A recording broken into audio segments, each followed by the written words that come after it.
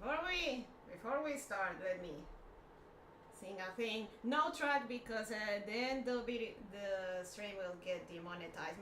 But I'll sing it with a track once.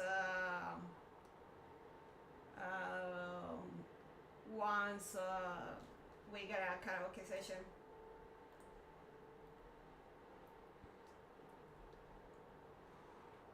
Mamá siempre me decía, ratón y queso, amigos son.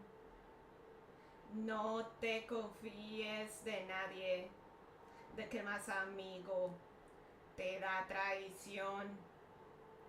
20 litros de acetona, los microondas y un garrafón. Y que mi socio en la USA no se me tuerza, salga faltón. Allá se compra, se vende y se mete la mercancía al por mayor. Mientras que aquí se dan bala, yo no sé nada, no soy soplón.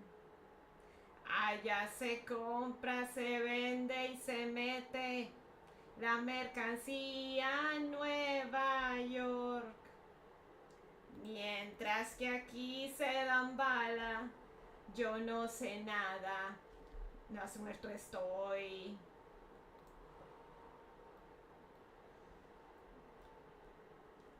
Yo le invertí una platica al submarino y no volvió. ¿Será que ese gringo marica es de la DEA y lo confisco? Pero la suerte sigue conmigo porque el otro coronó. Yo ya recibí la llamadita de la línea Nueva York. Falta que me manden los billetes para comprarme el otro avión. Pero la suerte sigue conmigo porque el otro coronó. Todo el mundo sabe en el negocio que en esto no hay perdón. Y si no, se pregunten a mis socios a ver quién es el patrón. Allá se compra, se vende y se mete la mercancía al por mayor. Mientras que aquí se dan bala, yo no sé nada, no soy soplón. Allá se compra, se vende y se mete la mercancía a Nueva York. Mientras que aquí se dan bala, yo no sé nada, ya muerto estoy.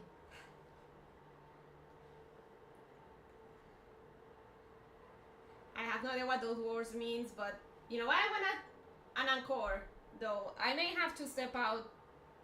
You know, my usual drink is break to get to stay hydrated and whatnot. You know what? Encore it, because I feel like that one didn't come out as well. It's basically an narco corrido.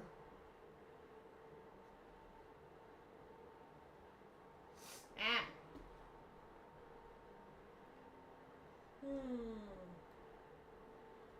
Let me try again. Encore it.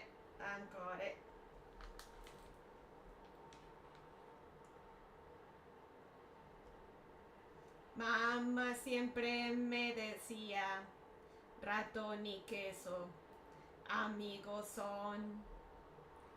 No te confíes de nadie, que el más amigo te da traición. 20 litros de acetona, los microondas y un garrafón. Y que mi socio en la USA no se me tuerza, salga faltón. Allá se compra, se vende y se mete la mercancía al por mayor. Mientras que aquí se dan bala, yo no sé nada, no soy soplón. Allá se compra, se vende y se mete la mercancía Nueva York. Mientras que aquí se dan bala, yo no sé nada, ya muerto estoy.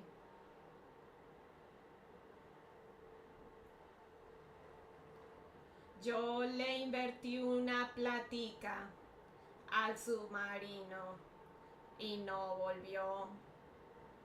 ¿Será que ese gringo marica es de la DEA y lo confiscó?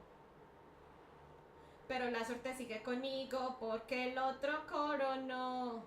Yo ya recibí la llamadita de la línea Nueva York. Falta que me manden los billetes para comprarme el otro avión. Pero la suerte sigue conmigo porque el otro coronó. Todo el mundo sabe en el negocio que en esto no hay perdón. Y si no, pregúntenle a mis socios a ver quién es el patrón. Allá se compra, se vende y se mete la mercancía al por mayor. Mientras que aquí se dan bala, yo no sé nada, no soy soplón. Allá se compra, se vende y se mete la mercancía a Nueva York. Mientras que aquí se dan bala, yo no sé nada, ya muerto estoy.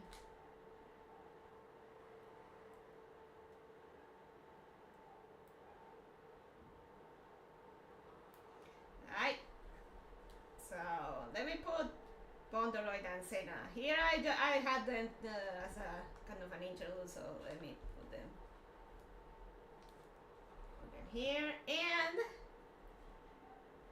so, why I wanted to, well, let's chat it a little bit while we wait for more people to arrive. Then I'll go grab my drink because it's gonna be a lot of talking, reading, you know.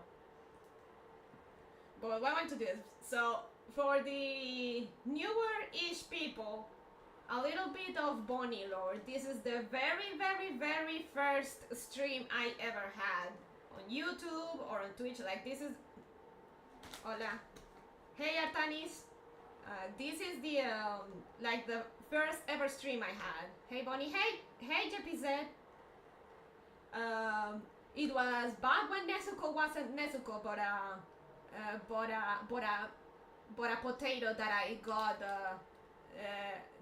after I got scammed. Tiene muñecos de conejos. Hey Bonnie, hey everyone, hey Lyrical Jesus. So this was my very first stream with the scuff, with all the scuff that comes with being starting, having your very first stream as a VTuber and with a scam potato PC. Back then I translated from a PDF, but I figured, like, I tried finding better quality PDF files to read the thing, and I couldn't find anything, so I resolved, like, looking for the book. But here's the thing: the first book has been out of print for a while now. So comprado artesanal, both, los dos.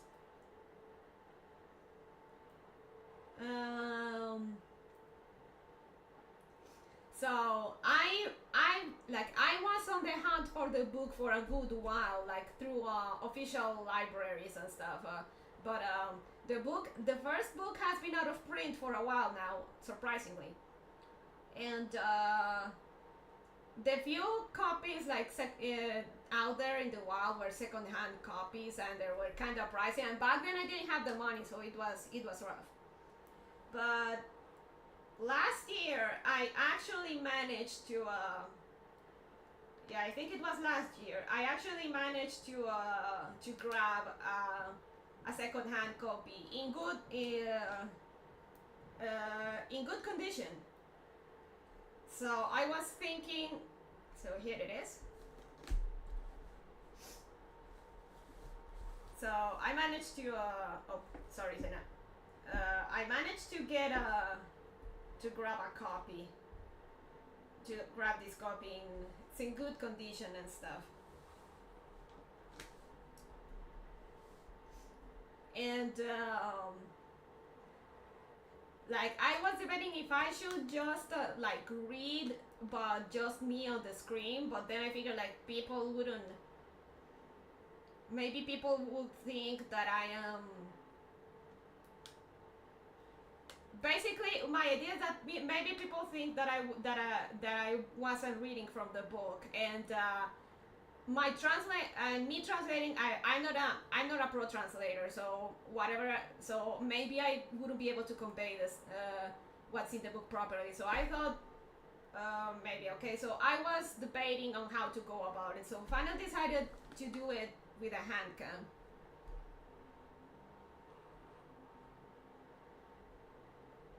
Acá sapo se puede utilizar para personas que se meten en asuntos que no es de su conveniencia.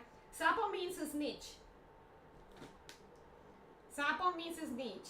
And el cartel de los sapos, if you want to translate it, it literally means the cartel of the snitches.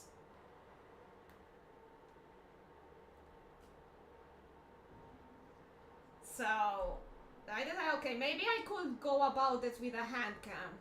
And I've been thinking how can I make that work, and here it is.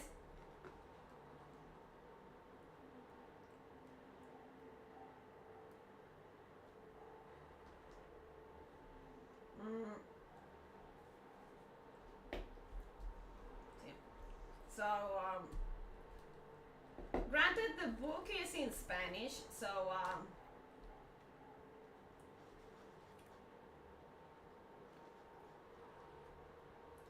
the book is in Spanish, so people that know Spanish or Spanish because will be able to read along with me. But I'll be translating for Anglos.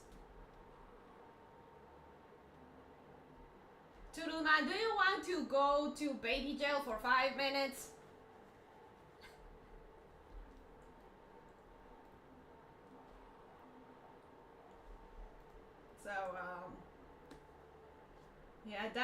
So yeah, that's the thing. So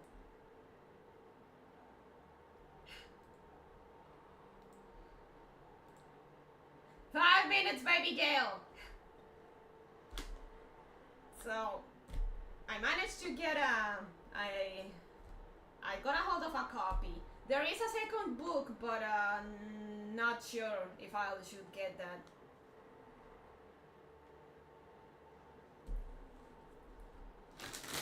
As usual, I have my breaks to grab something to drink. Oh boy, the full sentence. And I have potato chips because I like to eat while I'm reading. I'll have breaks to go and grab something to drink. And you know, the usual stuff.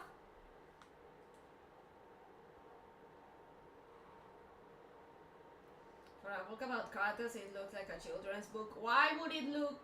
How does a cartel book look like? Actually, a cartel, I wonder. So, for a little bit of context,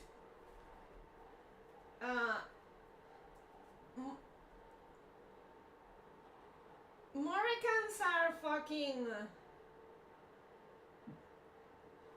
Moricans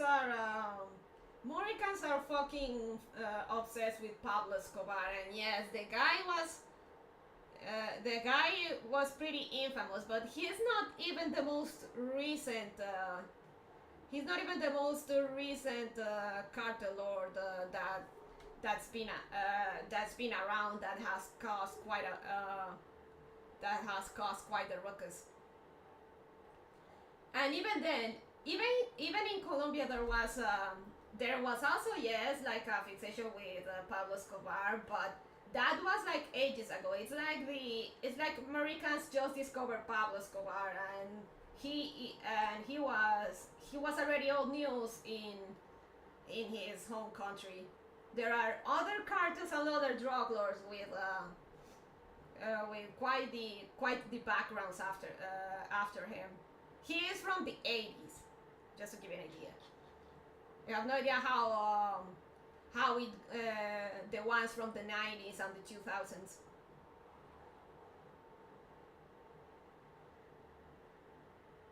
Are the farts still a thing? Yeah, they are still a thing.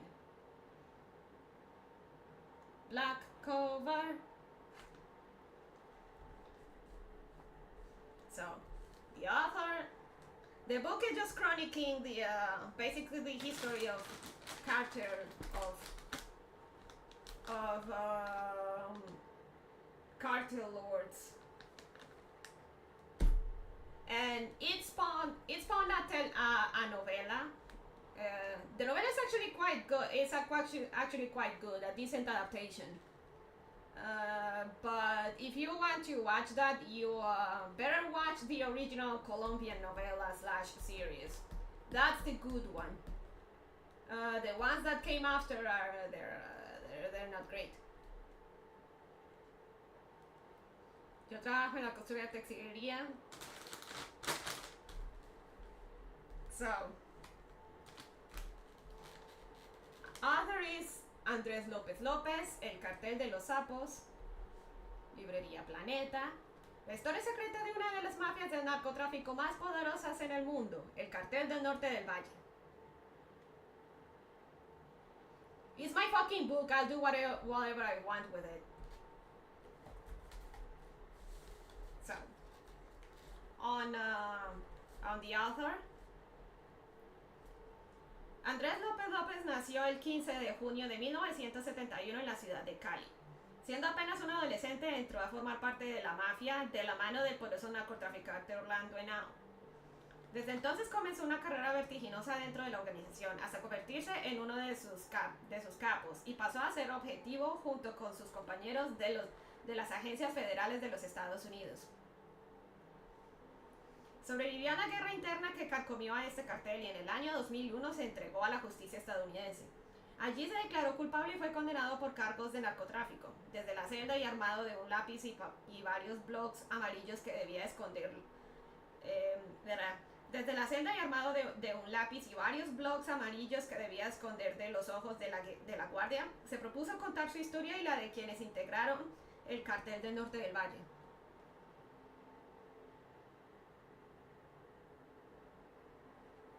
Al menos en el mundo de la textilería que trabajo es bastante negro. So, translation.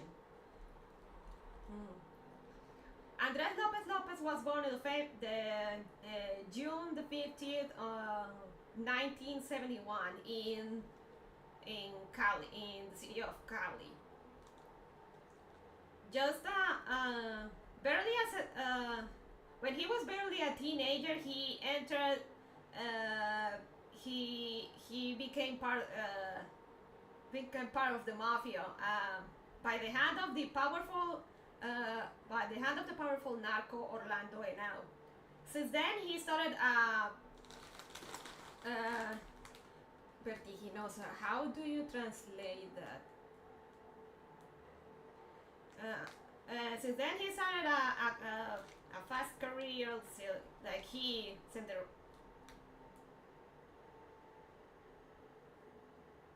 High life, bitch. Viendo extorsiones, desvivir, amenaza, etc. Yeah, right, we only hear about the Los Soles Cartel, never heard of the Valle before. Treacherous. Treacherous? No. Vertiginosa, as in, he quickly ascended. Since then, he started a career in the organization, and until he became one of the top, one of the big heads, big fish, one of the capos in the organization, until he became one of the top dogs, and he became a target along with his partners of the of United States federal agencies.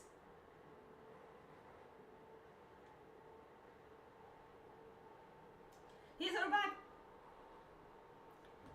survived the internal war that ate ate at this cartel, and in the year 2001, he turned himself into the American justice system. There he declared guilty and was sentenced for drug trafficking drug trafficking charges. From his cell and with a pencil and several yellow blocks that he had to hide from the eyes of the guards, he was determined to tell his story and the ones that integrated the Norte del Valle cartel. We just say the cartels. We don't know what goes on down there. We don't care until it reaches the border. There's more than one cartel, you know. And some are and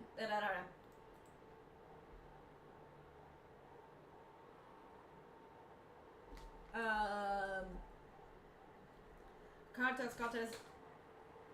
Yeah, there's different cartels, and basically they are they have alliances. They're sometimes enemies. So who's aligned with who and against who. Very much like being inside Niji.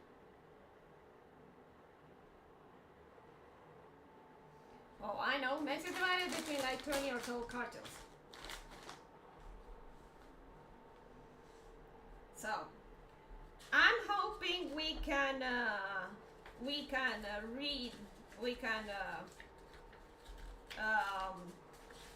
let's see, we can read till we can finish chapter 1 today. So gang wars, both with bigger guns and more cocaine, gotcha.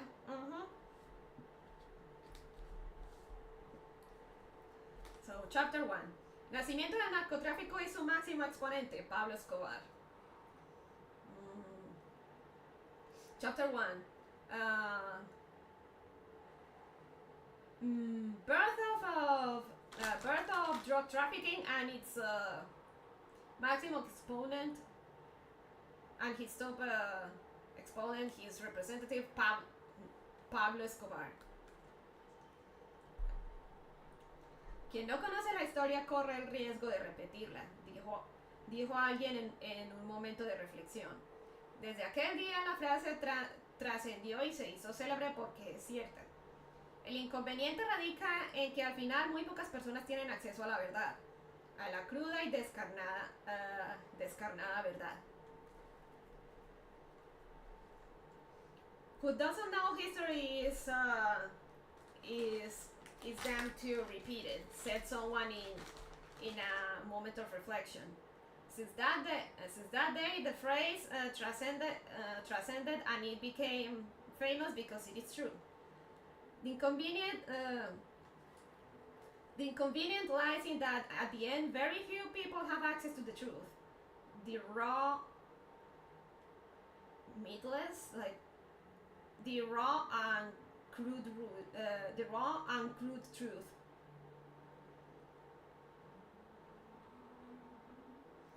No estoy hablando de la versión callejera, modificada, maquillada y acomodada en beneficio de alguien. No, estoy hablando de una verdad reconstruida con base en las diferentes versiones de los grupos involucrados en el conflicto. I'm not talking about the street version, modified, pre-deduced and accommodated in someone's benefit. No, I'm talking about a truth reconstructed based on the different versions of the groups involved in the conflict. Al final, ¿quién escribe la historia? Obvio, los vencedores, los sobrevivientes. In the end, who writes the story? Of course, the victors, the survivors.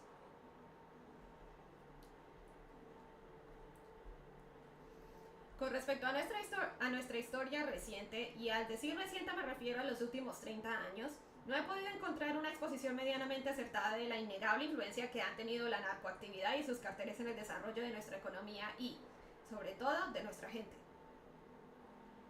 Regarding to our recent history, and when I say and by recent history, I mean at the last I mean by the last 30 years, I haven't been able to find one single exposition halfway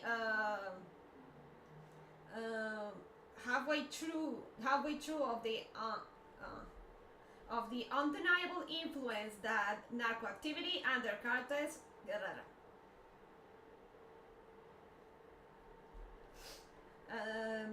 I haven't been able to find an exposition mildly accurate of the mildly halfway accurate of the undeniable influence that narco activity and their cartels influence have had in the development of our economy and above all of our people.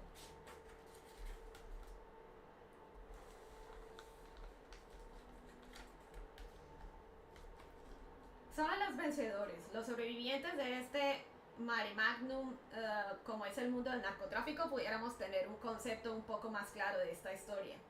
El hecho de estar vivo, de haber caminado por las brasas de ese infierno y estar sentado frente a este escrito y con la totalidad de mis capacidades físicas, aunque sigo privado de la libertad, me convierte en vencedor, en privilegiado. Only the victors, the survivors of this mare magnum that is drug trafficking, could have a concept a little bit more clear about that history. The fact of being alive, of having been walked through the flames of that hell, and sitting in front of this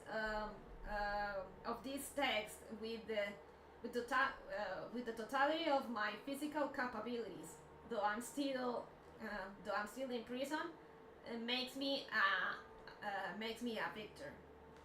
I'm privileged. So Anglo's understanding. How's the translation?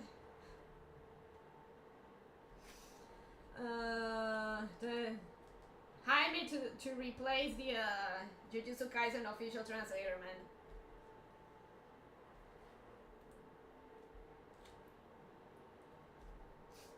Sorry, my nose itches. Makes sense to me. Again, I'm not a professional translator. I'm trying to give you the closest, like, to get the point across.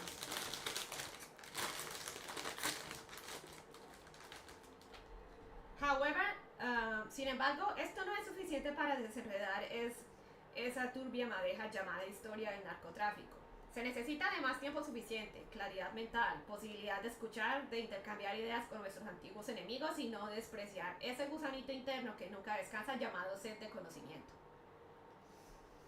However, this is not enough to unravel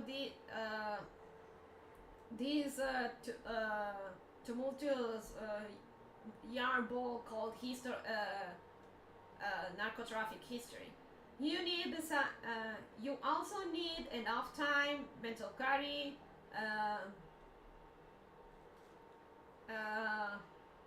possibility to listen and exchange ideas with our old enemies, and don't ignore or look down on that little worm that never rests, called thirst for knowledge.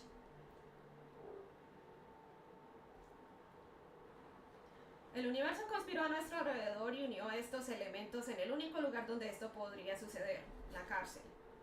Horas, días, semanas y meses de mascar, rumiar y digerir toda la información recogida en una prisión federal me permiten decir que ahora sí entiendo por qué, aunque esté vestido de verde, soy un ser afortunado y bendecido por Dios. The universe conspired around us and gathered these elements in the only place where this could happen, the prison. Hours, days, weeks, and months of chewing, ruminating, and digesting all the information copulated in a federal prison allow me to say that now I do understand why.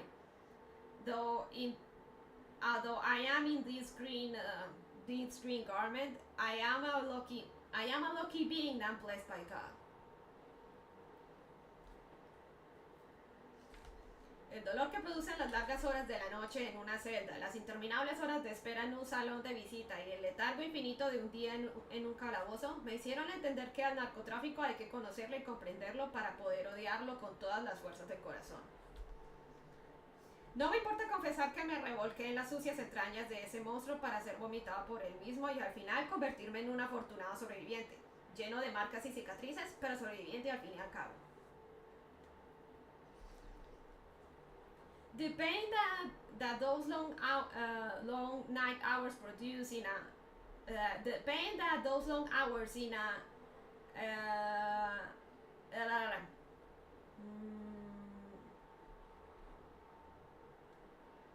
the pain that those long hours in a cell at night produce, the endless hours of waiting in a visit room, and the endless letarge of a day in a cell made me understand that drug traffic that you have to know and understand drug trafficking to be able to hate it with all the strength of your heart. I don't mind confessing that that I rolled in the filthy entrails of that monster to them being puked by it and in the end become a lucky survivor, filled with marks and scars, but survivor at the end of the day.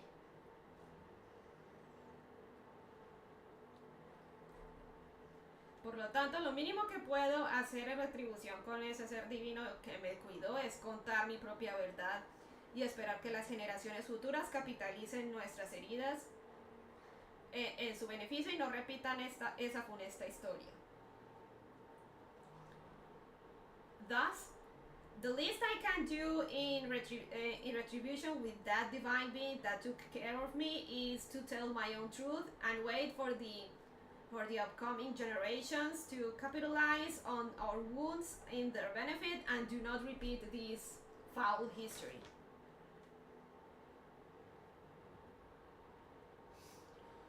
Okay, I may have to take the drinky break a little sooner. I'm already feeling parched. Another hot day. Oh,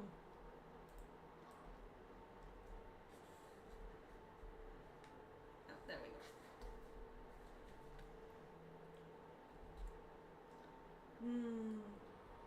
Hagamos un pequeño viaje en el túnel del tiempo y regresemos a comienzos de los 70, donde personajes de la talla de Ramón Cachaco, un reconocido contrabandista de cigarrillos y licor, enemigo número uno de las rentas departamentales, descubrió una sustancia química blancuzca llamada cocaína, que se producía en los vecinos países del sur y que era altamente apetecida por el vecino del norte. También sabía que el margen de rentabilidad era muchísimo mayor que el de la hierba, el tabaco y el alcohol.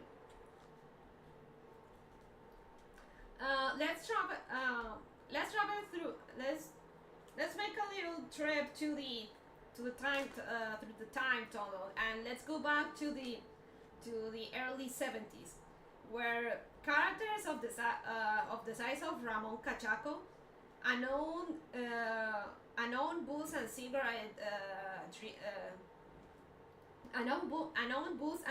dealer, enemy number one of the department income or earnings, discovered a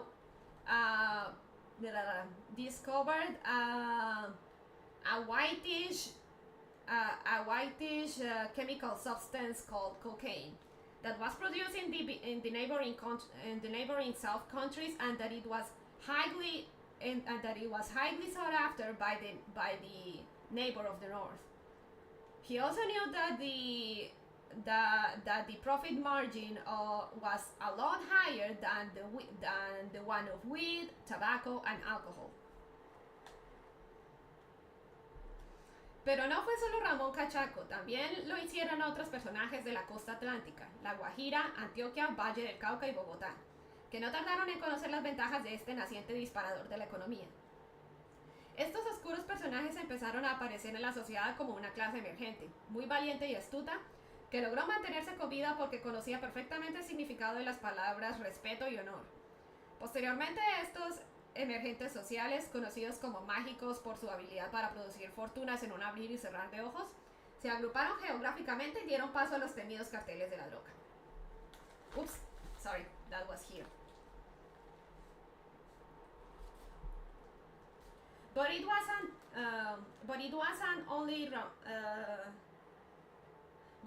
only Ramon Cachaco. Also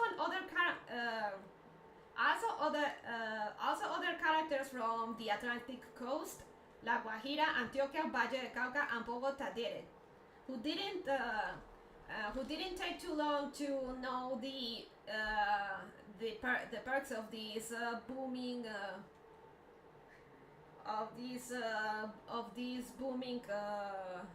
economy boost. Who didn't take long to know the perks of this booming economy booster. These dark characters started appearing in society as an emergent class, very brave and cunning, that managed to stay alive because they knew perfectly the meaning of the words respect and honor. Afterwards, this social emergence, known as magical for their ability to produce fortunes in the blink of an eye, grew geographically and gave way to the feared drug cartels.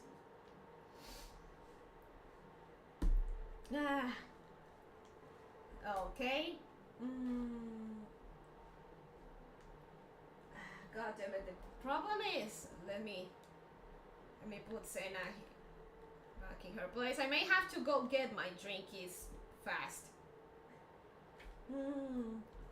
So, oh, god damn it, sorry. Sometimes the camera doesn't get my face. Come on, there we go.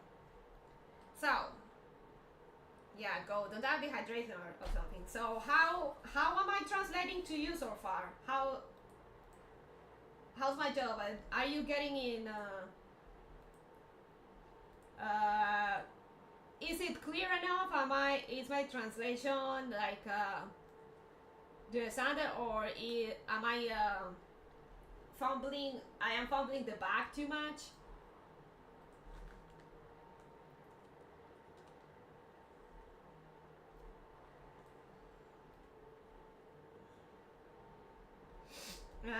My nose, it itches.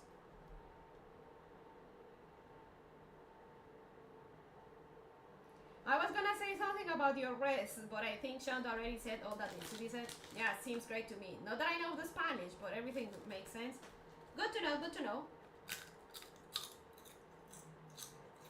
God damn it. Why is the camera doing that? Come on. Come on. Oh. God damn it. No.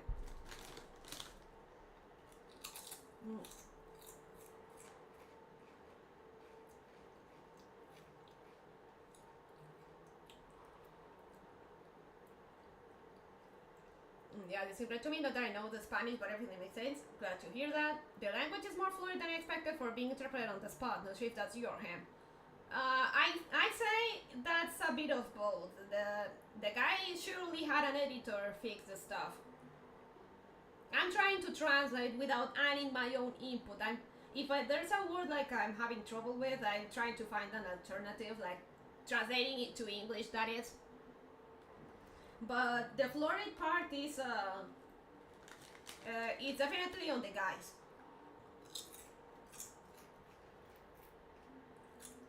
Oh.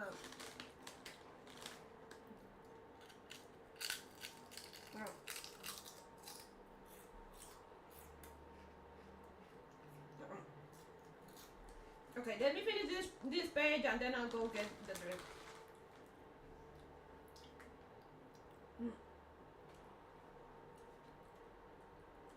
Este poder creciente se sintió capaz de desafiar a la oligarquía clásica, a la clase política y al propio Estado. El primer episodio de este desafío frontal al Estado fue el asesinato del ministro de Justicia Rodrigo Lara Bonilla, el 30 de abril de 1984, a manos del cartel de Medellín.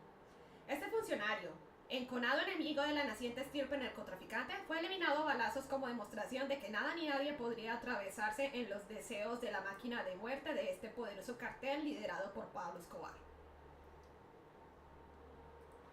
This booming power felt capable of facing the classic oligarchy, the political class, and the state itself. The first episode of this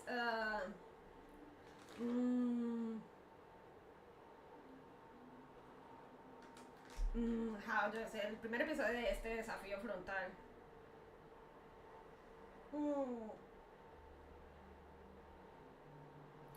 The first episode of this frontal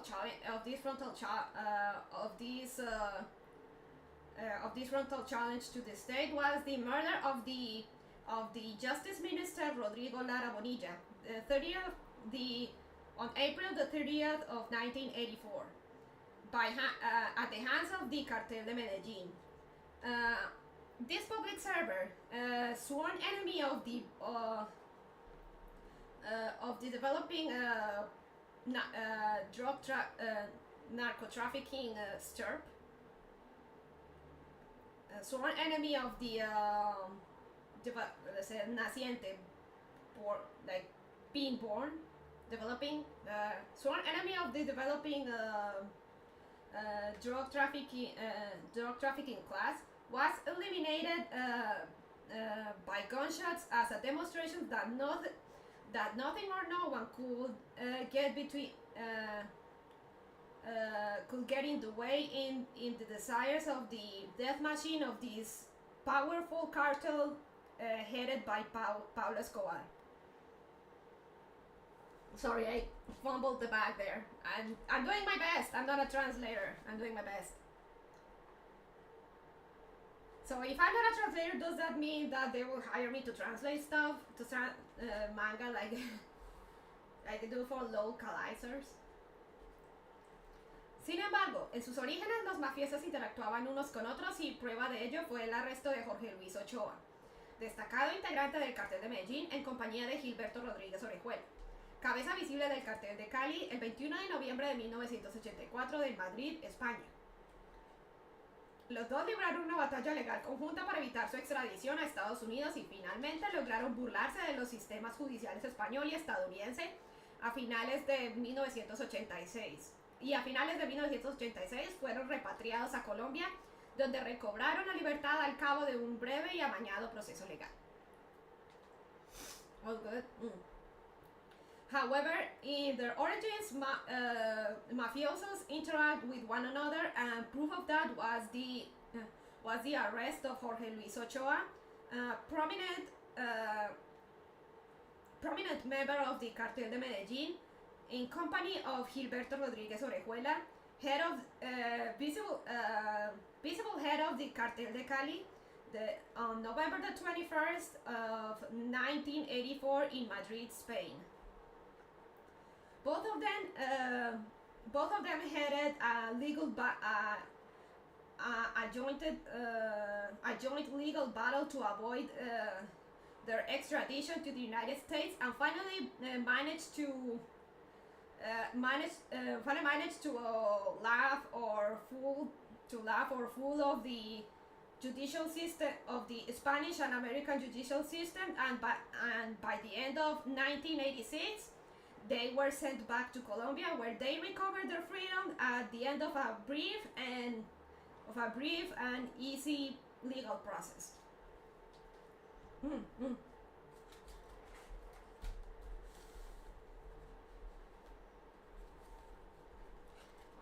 say something about my wrists.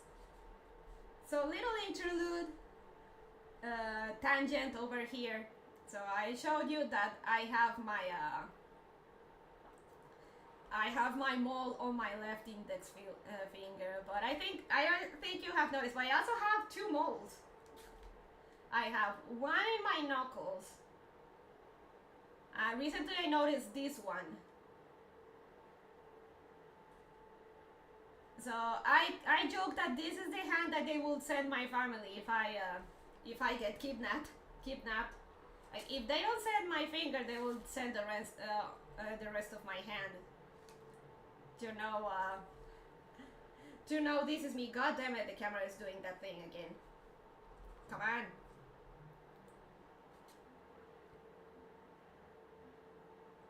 Okay, mole rabbit.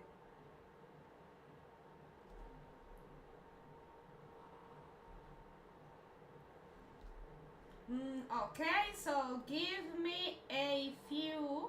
Gonna get my drink and we'll continue.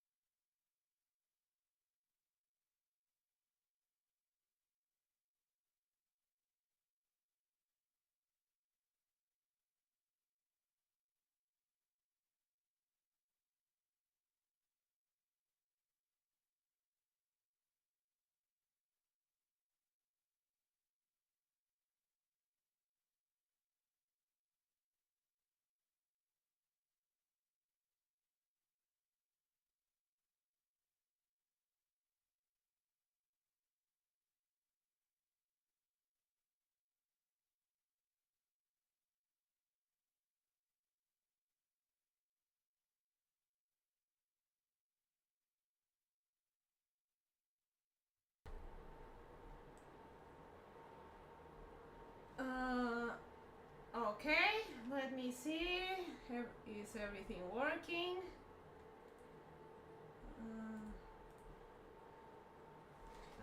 Okay. Okay, sorry about that. God, I need that mini fridge to keep in my room so bad. This thing of going up in and out of my room to get a cold drink is kind of annoying and disruptive.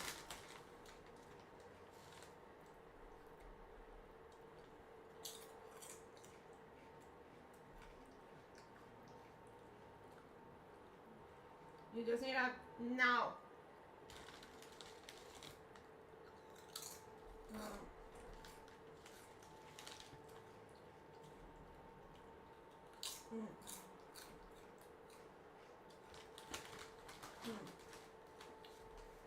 La ambición sin límite y la sed de poder desmedido comenzaron a causar estragos entre estos personajes.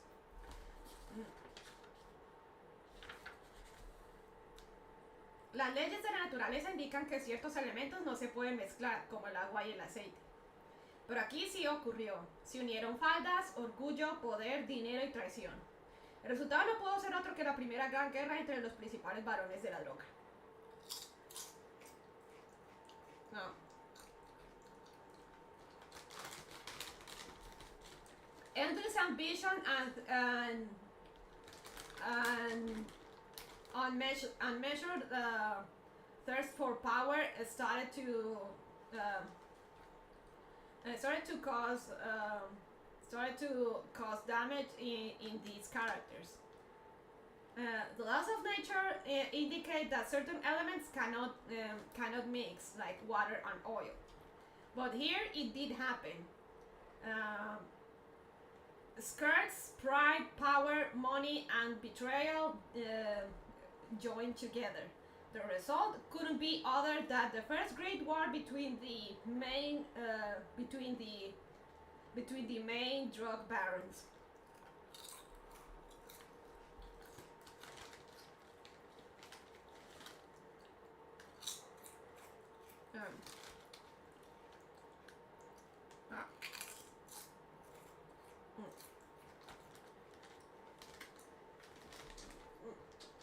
Sorry.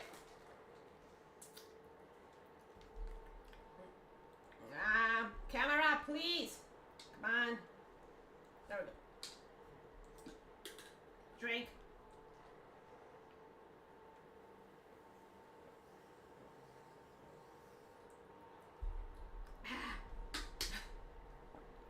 The faces I make, they're quite something, right? Come on. Come on! That's a good one, that's a good one. Okay.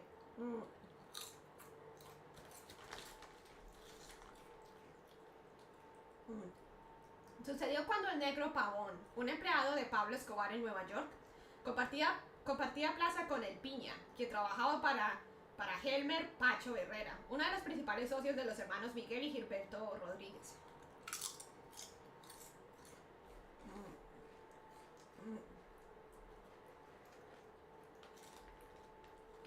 It happened when El Negro Pavón, a Pablo Escobar employee in New York, shared place with El Piña, who worked for Helmer Pacho Herrera, one of the main partners of Miguel and Gilberto Rodriguez brothers. God damn it. Camera. Come on. Camera, don't do this.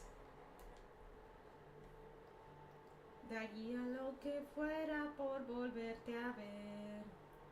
Está mi vida y mi fusil, mis botas y mi fe.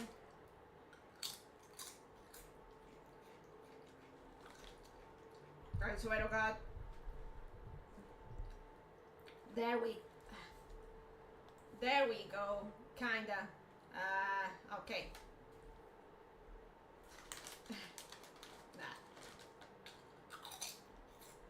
Come on.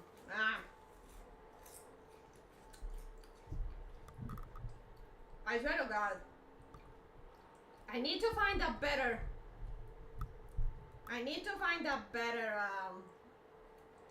a better setup. Yeah. By the way, if you're not wearing pants, you should be wearing pants. Just in case you pull a meal. I'm wearing pants.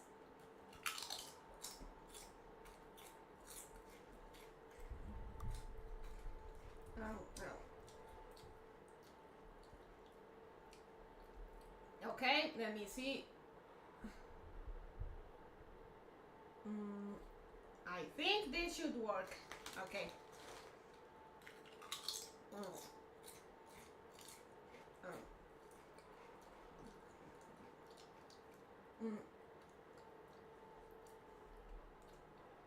The problem is that I'm using my mic's boom arm to hold my phone, and that blocks the view, and that's why face capture is kinda busted.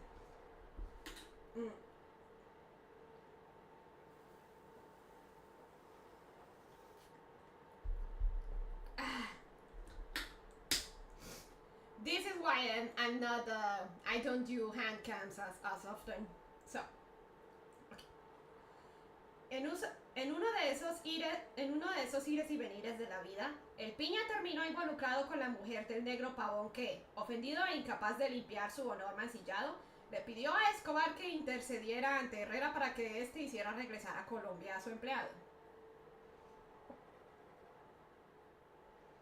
I know people who switch to PNG mode when they're not looking down, just because tracking doesn't work great when they're looking down. In one of those goings and comings of life, El Piña ended up involved with the Negro Pavon's woman who, offended and incapable of cleaning his stained honor, asked Escobar to intercede to Herrera so he will make let me reread this. En uno de esos ires y venires de la vida, el Piña terminó involucrado con la mujer del negro pavón que, ofendido e incapaz de limpiar su honor mancillado, le pidió a Escobar que intercediera ante Herrera para que éste hiciera regresar a Colombia a su empleado. In one of those goings and comings of life, El Piña ended up involved with the Negro Pavon's woman who, offended and incapable of cleaning his stained honor, asked Escobar to intercede to Herrera so he would make his employee go back to Colombia. En su conocido tono autoritario, Escobar hizo la petición, pero Herrera le dio una respuesta inesperada. Pablo, olvídate, yo no entrego a mi gente. El que no está conmigo está en contra mía y por lo tanto es mi enemigo, respondió Escobar, furioso. Pablo, te repito, yo no entrego a mi gente. In his known authoritarian tone, Escobar made the request, but Herrera gave him an unexpected response. Pablo, forget it. I don't turn my people in. Anyone who's not with me is against me, and thus is my enemy, replied Escobar, furious. Pablo, I repeat, I do not turn my people in. So what you're saying is Pavón got cooked? Yeah.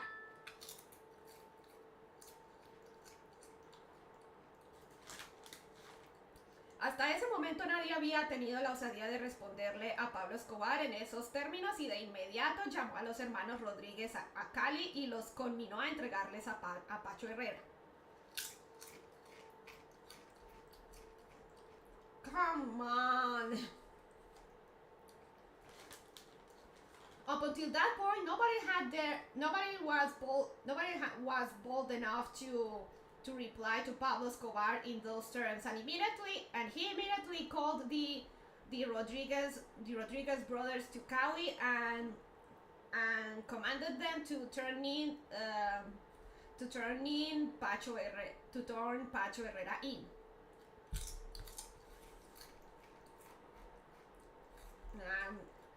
Come on.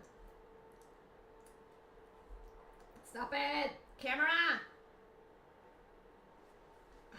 For fuck's sake.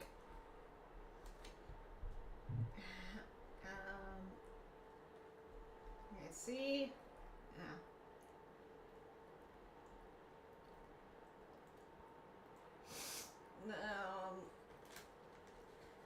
No hay problema, Pablo. Déjanos tomar medidas al respecto y en menos de una semana te haremos saber nuestra respuesta, dijeron los hermanos Rodríguez, diplomáticos.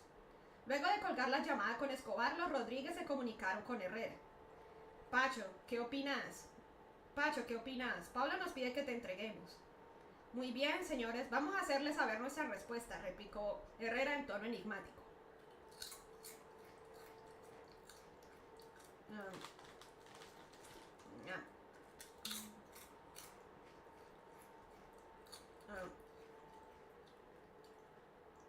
No problem, Pablo. Let us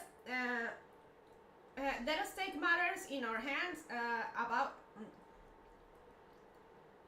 No problem, Pablo. Let us do something. Let us do something about it, and in less than a week, we'll let you know our response," said the Rodriguez brothers, diplomatic. After ending the call with Escobar, the Rodriguez communicated with Herrera. Pacho, what do you think? Pablo is telling us to turn you in. All right, gentlemen. Let's let him know our response, replied Herrera in an enigmatic tone. Esta sería llevada a domicilio.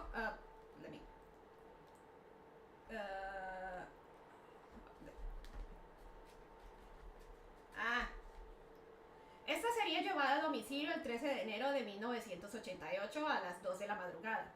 El objetivo fue el edificio Mónaco en Medellín, donde Escobar vivía suntuosamente con su familia. Los encargados de la misión fueron hombres de esa ciudad al servicio de Pacho Herrera. Gaby, Chapola y el Pecoso encabezaron el grupo que dejó un carro bomba con 150 kilogramos de dinamita. La guerra estaba casada.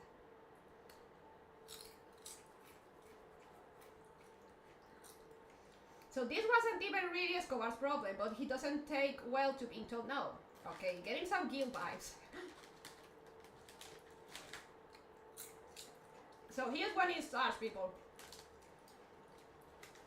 This will be. Okay, let's let him know our response. This will be taking it. It will be taken into action in. The response will be taken to the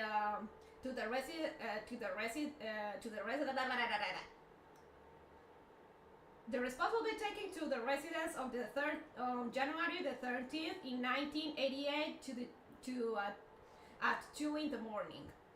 The objective was the Monaco building in Medellin, where Escobar lived. Where Escobar lived luxuriously with his family. The ones in charge of the mission were men from that city in service of Pacho Herrera. Gaby, Chapola, and El Pecoso headed the group that left a car bomb with 150 kilograms of dynamite. The girl was. The war was on. Las heridas causadas al oído de Manuela, su hija menor, y el honor mancillado, más que la destrucción y las pérdidas materiales, desatarían la furia sin límites de Escobar. The wounds caused to Manuela's ear, his youngest daughter, and his stained honor, more than the destruction and the material loss, would unleash the endless rage of Pablo Escobar.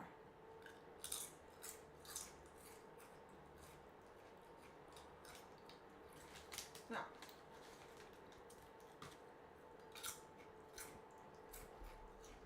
Come on. Vamos. Come on. Camera, please.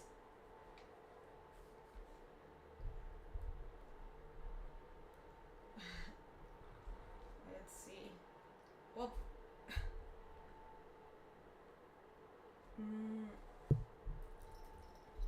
what?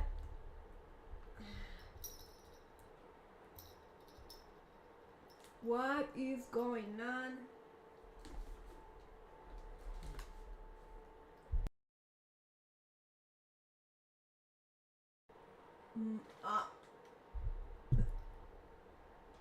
Okay, there is a issue here,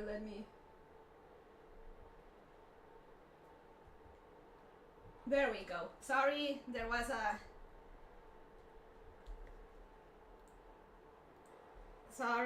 a tech issue. Let me check something real quick. Okay. Sorry about that.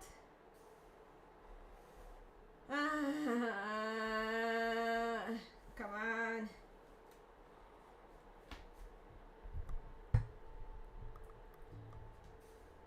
Daría lo que fuera por volverte a ver.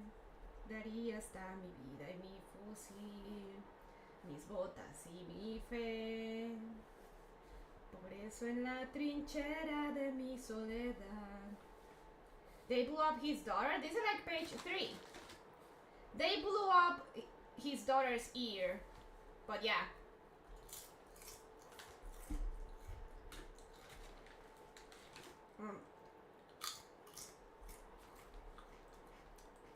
God damn it. Face capture is bothering me a fucking lot. I don't want to go back to PNG days. Oh, interlude, let me eat.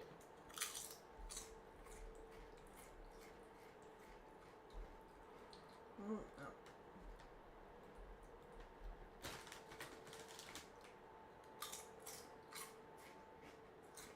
Yeah. Oh.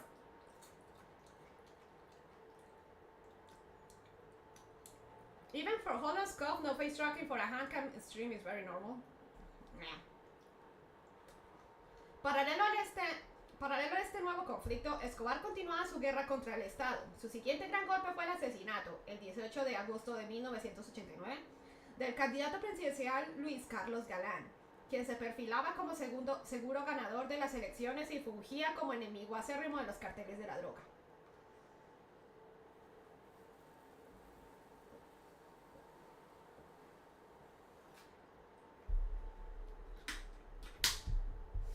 Y si no fuera por... Oh, god damn it. Give me a second.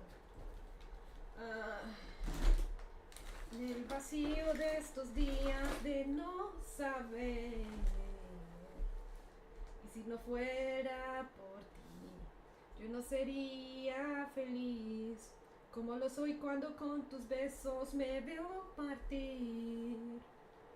Y es que solo con saber.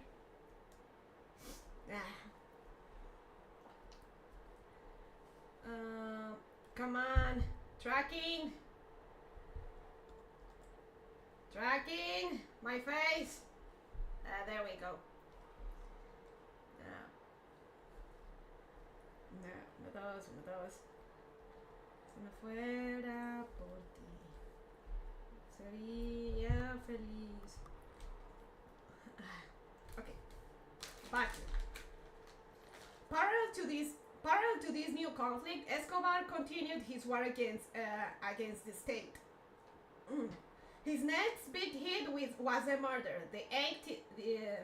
His next big hit was the murder, on August the 18th of 1989, of the presidential candidate Luis Carlos Galán, who looked as the sure winner of the elections and worked as an arch enemy of the drug cartels.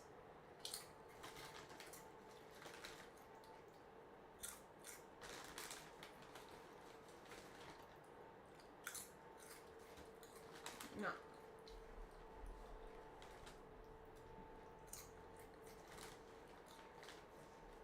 Escobar no olvidó el atentado de Pacho Herrera y muy pronto se vengó. La tarea fue ordenada a Francés Muñoz Mosquera, Tyson y a Carlos Alzate Urquillo El Arete, quienes organizaron un ataque sorpresa en Candelaria Valle en una finca de Pacho Herrera durante un partido de fútbol. Era el 25 de septiembre de 1990. La operación hacía necesaria la complicidad de alguien en Cali y para ello engañaron a un hombre identificado como Leonel, quien en forma inocente les prestó una finca donde guardaron las armas y escondieron a los sicarios.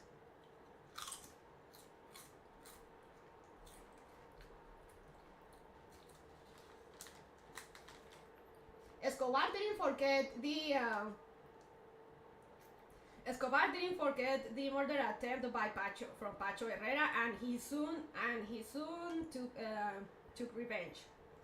The task was ordered to Francés Muñoz Mosquera, aka Tyson, and to Carlos Alzate Urquillo, aka El Arete,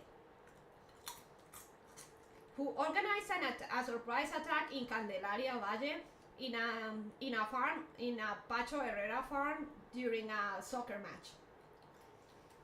It was September the 25th in 1990. The operation needed the complicity of someone from Cali, and for that they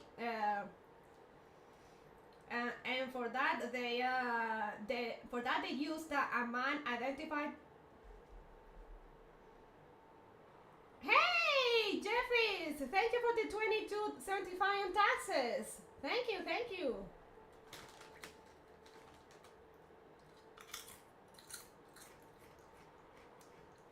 The operation made it necessary the complicity of someone from Cali, and for that they fooled a man identified as Leonel, who innocently lent them a farm where they stashed the weapons and hid the hitmen.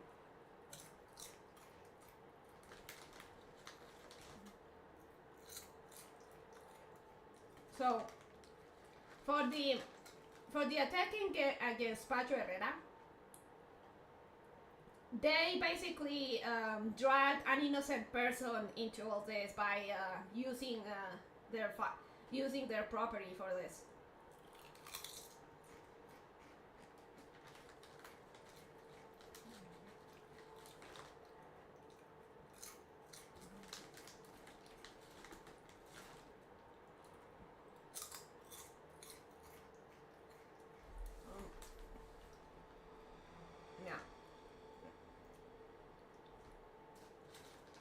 La incursión empezó de manera sorpresiva una vez confirmaron la información del partido de fútbol, pero los atacantes no tenían identificado plenamente a Herrera, quien estaba sentado en las graderías y no en el campo de juego, donde debería estar.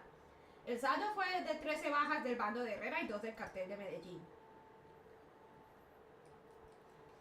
The incursion started in a surprising way once the soccer match information was confirmed, but the attackers didn't have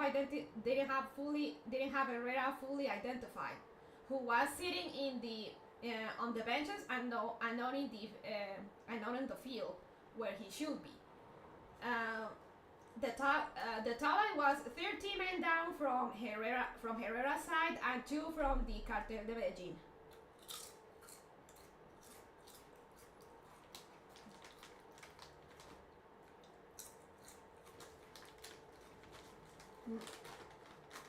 Una vez ejecutado el golpe, los sicarios se refugiaron en la finca de Leonel. Mientras tanto, la policía local sacó encapuchado a Herrera y lo subió a un campero trooper blanco para que los medios de comunicación no pudieran identificarlo. Solo entonces Leonel comprendió la magnitud de su error, pero ya era muy tarde. Solo le quedó guardar silencio y fingir demencia, pero su suerte estaba echada porque la boca de los sicarios es más rápida y ágil que sus gatillos. No.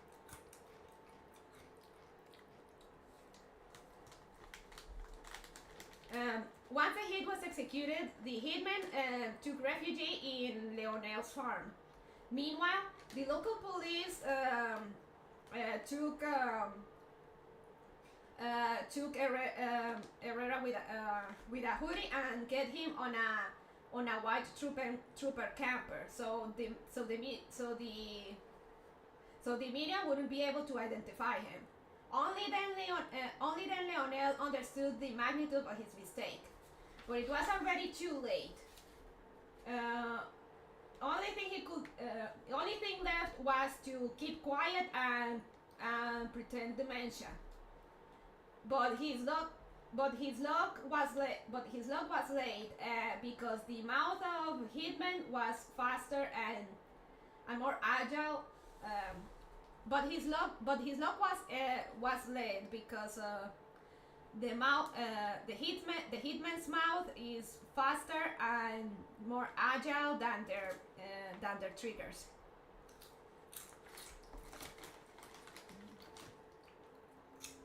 Questions so far, people? Yeah, come on.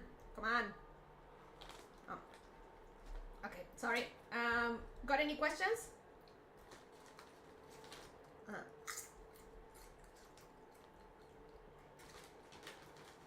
If you didn't understand anything, I can give you a rundown on explain the thing to you.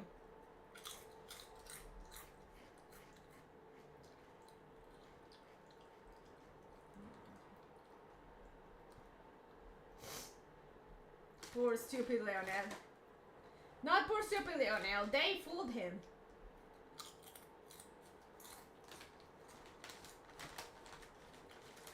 Back then it was not unusual to use innocent, clueless people that were just trying to help and drag them into all of that.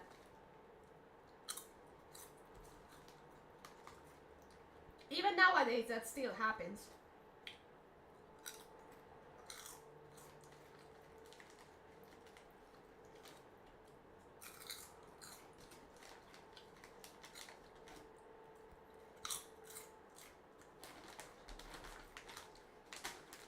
It's unusual that people completely outside of those messes got dragged into it.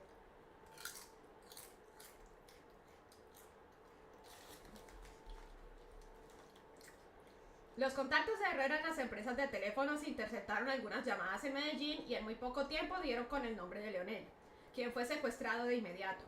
El hombre sobrevivió a las torturas y no solo confesó lo que sabía, sino que entregó las armas utilizadas en el ataque. Con esa información, Herrera desarticuló la célula infiltrada por Escobar y dio la orden de asesinar a Leonel y arrojarlo al río Cauca.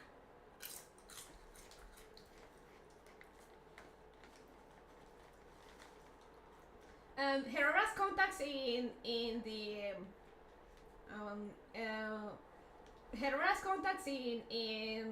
phone companies intercepted a few calls in Medellin, and in very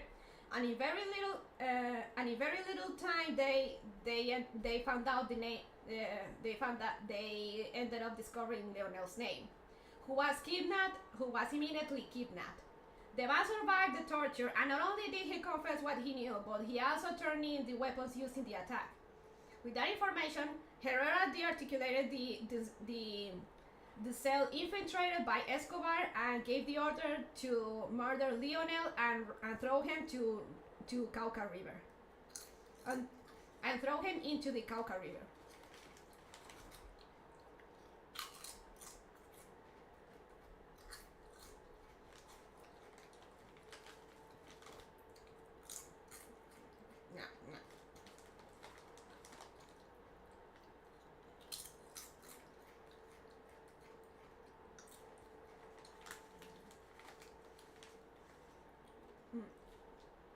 La historia demuestra que la degradación de un conflicto es directamente proporcional a su duración.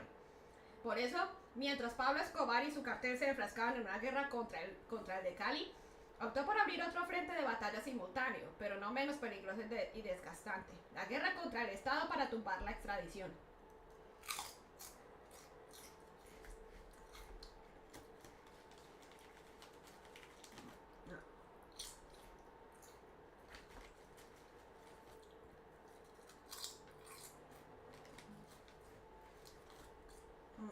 Come on, camera. damn it.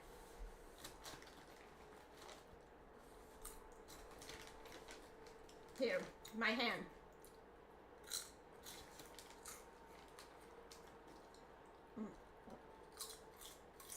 God, I love potatoes so much.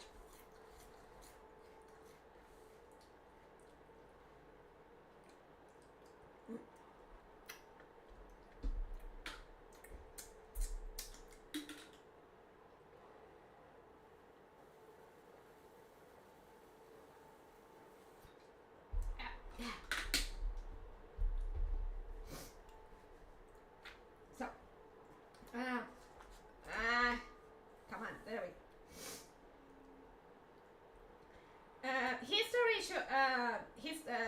History shows that a conflict's degradation is directly proportional to its duration. That's why, while Pablo Escobar and his cartel engaged in a war against Cali's cartel, he opted to open another simultaneous battlefront, but no less dangerous and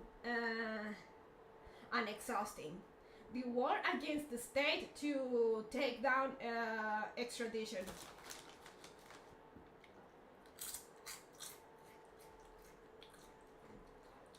So Escobar was moving influences to basically have the country not give people to the states.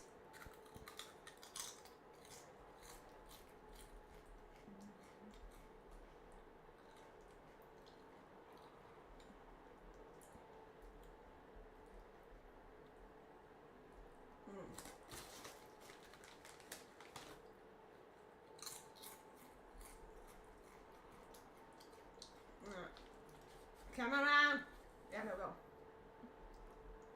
Camera, come on. God damn it. Yeah.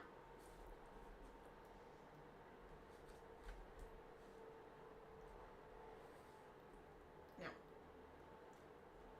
Bombas contra civiles indefensos, asesinato masivo de policías, secuestro de miembros de la clase política y dirigente, en fin. Entre 1989 y 1993, la población tuvo que soportar las peores barbaridades porque Escobar desató una época tristemente recordada como el narcoterrorismo. Con sus atentados, secuestros y asesinatos, Escobar contribuyó a estigmatizar y satanizar el narcotráfico alrededor del mundo. Pero, de todas maneras, no se puede desconocer que logró arrodillar al gobierno colombiano y posicionó a los narcotraficantes colombianos como asesinos desalmados y monstruos sin principios.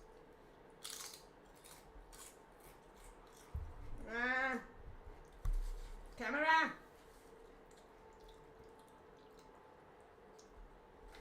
Trying to so you can get what it says here is bombs against defenseless civilians, massive mass murder of police officers, kidnappings of members of the political and like the server, kidnapping of the political and ruling class members. Anyway, between 1989 and 1993, the population had to endure the worst atrocities because Escobar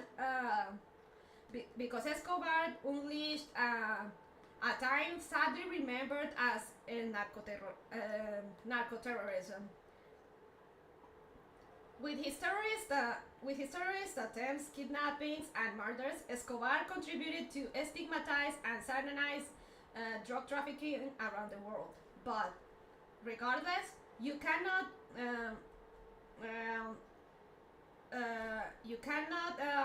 ignore that he managed to make the Colombian government. He managed to put the Colombian government on its knees and position Colombian drug dealers as cruel murderers and monsters without principles.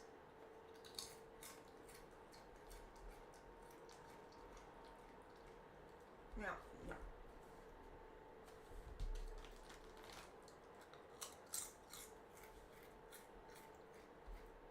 Camera! Ah.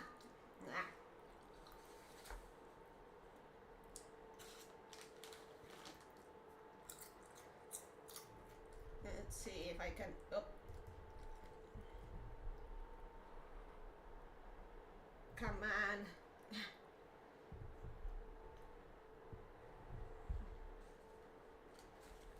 Camera. Ah.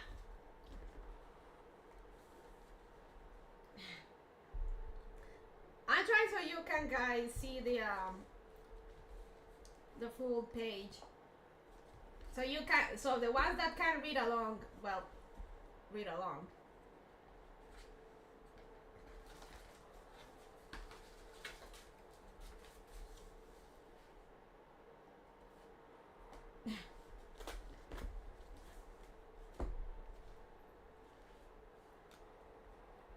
There we go. So sorry, you're gonna have to you're gonna have to deal with PNG Bonnie. Come on. Oh shit.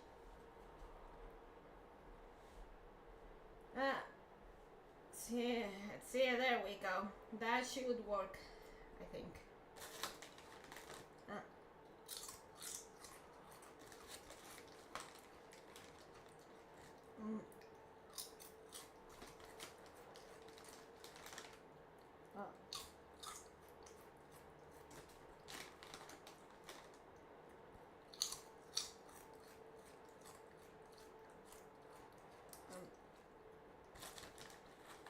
Yeah, sorry. I like my chips, okay. Finalmente, tras un año de negociaciones secretas, la expedición y posterior modificación de decretos presidenciales como el 2047, el 3030 o el 2372, que tenían como único objetivo adaptar las leyes a los caprichos de Escobar, el gobierno expidió el decreto final, el 303, que cumplía todas las exigencias del cabo para su reclusión en una finca de recreo en total impunidad. Así, el 29 de junio de 1991, Escobar logró el triunfo total cuando la Asamblea Constituyente convocada por Gaviria modificó la Constitución y abolió en forma definitiva la extradición de nacionales.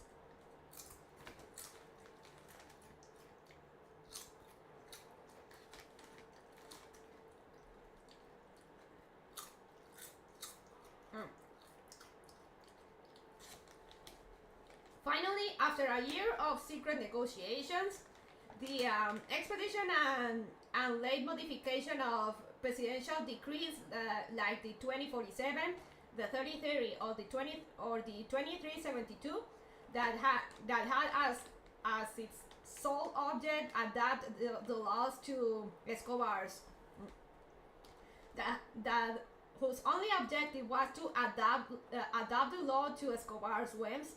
The government expedited the final decree, the 303, that met all of the capo's demands for his reclusion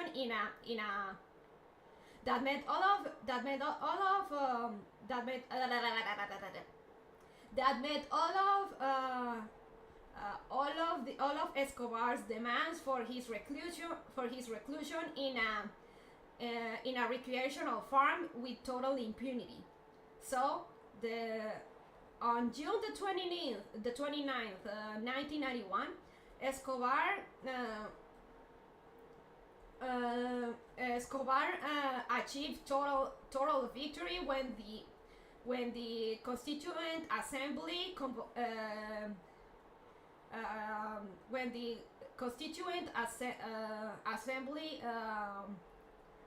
summoned by Gaviria modified the constitution and abolished definitely the extradition of nationals. Any questions? Sorry, this one was a bit hard to translate because it has a bit of legalese. So any questions?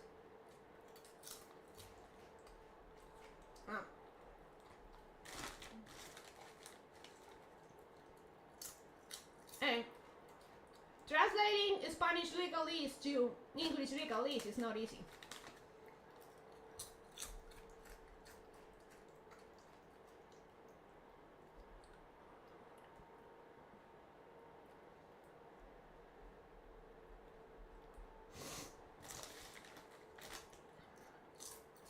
I mean, sounds like he kidnapped and killed people until the government went over, yes? That's the gist of it. But I mean the last paragraph, because that one is important. Did you guys understand or did not understood anything, so I can explain it to you?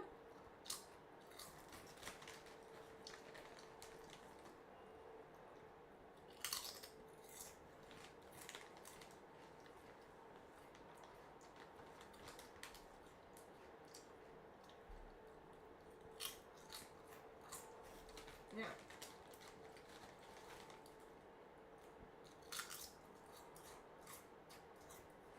Yeah. So he can basically do whatever because lawmakers basically serve him, right? Yes and no.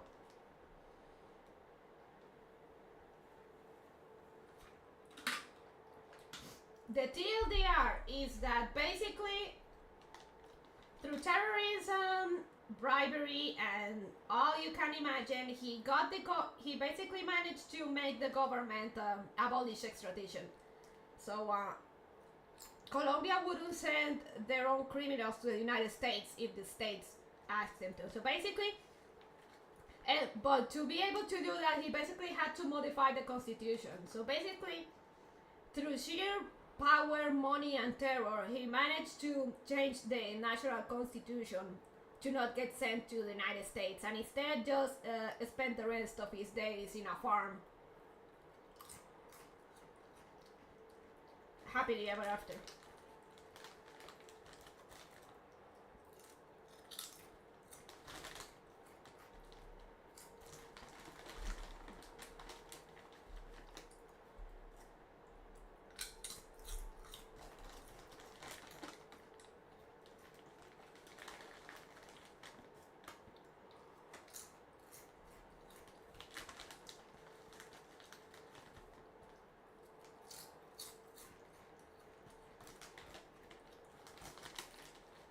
So get an idea that basically he managed to get his country's government to modify the constitution, the very groundwork of his country's laws, so he wouldn't be sent to the States.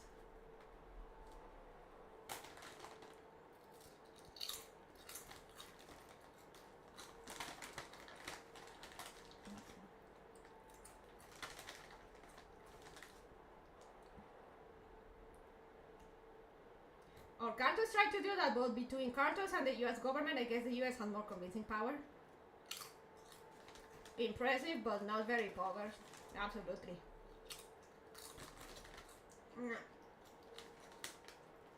Mi nariz me pica. 2 días después, el 1 de julio, Escobar llegó en un helicóptero de la gobernación de Antioquia a su club campestre, la mal llamada prisión de máxima seguridad de la catedral, en las montañas de Envigado, en compañía de su séquito de lugartenientes. Ahora, desde allí, podía dirigir tranquilamente y con la protección del Estado las rutas del narcotráfico y la guerra contra el cartel de Cali.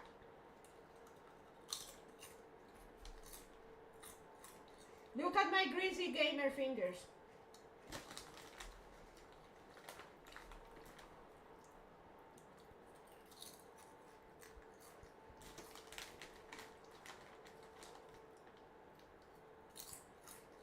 No. As you. Oh, look at that. We're actually close to chapter 2. 2 days. 2 days after on July the 1st, Escobar arrived in a helicopter on a Gobernación de Antioquia. 2 days after, on July the 1st, Escobar arrived in a helicopter belonging to the Gobernación de Antioquia to his country club.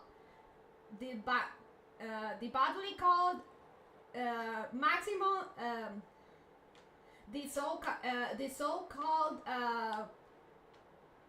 maximum security prison of La Catedral. in Envigado's mountains in company of his lieutenants. In company of his lieutenants. Now from there he could he could easily direct and with now from there he could easily direct and with protection of the state. Let me rephrase.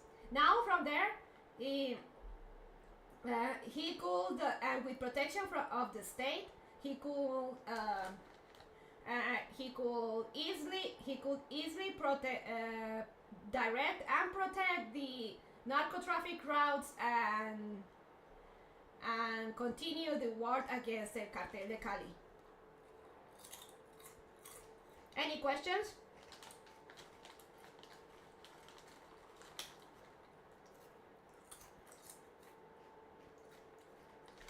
Ah.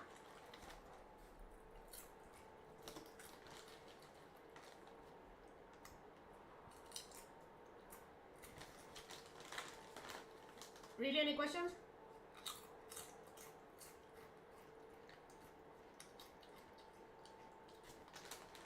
So basically, 2 days after extradition was abolished, he arrived to a country club,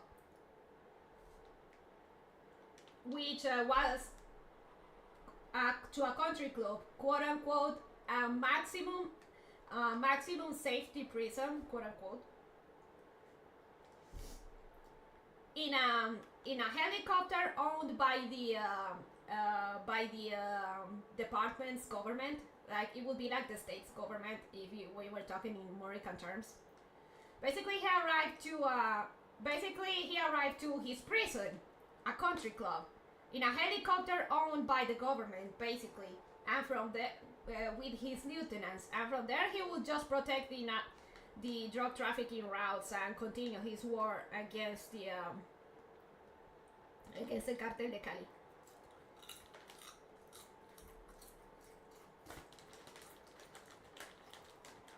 Yep, gotta love those maximum security country clubs.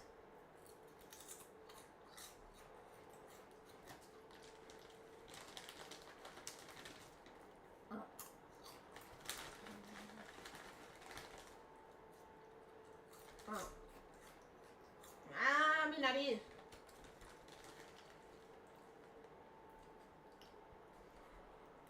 Sin embargo, los hermanos Rodríguez, José Santa Cruz sin embargo, los hermanos Rodríguez, José Santa Cruz y Helmer Pacho Herrera continuaron elaborando planes para volar por los aires a Escobar y sus secuaces, incluido su club privado de la catedral.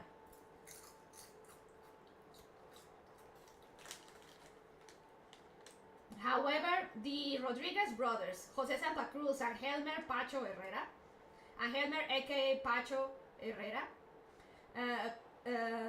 continued elaborating plans to blow up Escobar through the air, to blow up Escobar and his allies through the air, including his private club of La Catedral. Hello, Bonnie Chan. Hello, Jeff.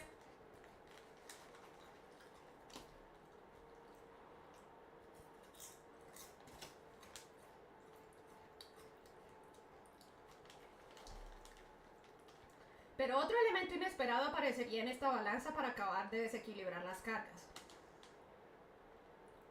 Mientras la cúpula de Cali se concentraba en la guerra, muchos de sus antiguos servidores se habían dedicado a poner en práctica lo que habían aprendido al lado de sus expatrones: construir rutas de tráfico de cocaína hacia México y Estados Unidos.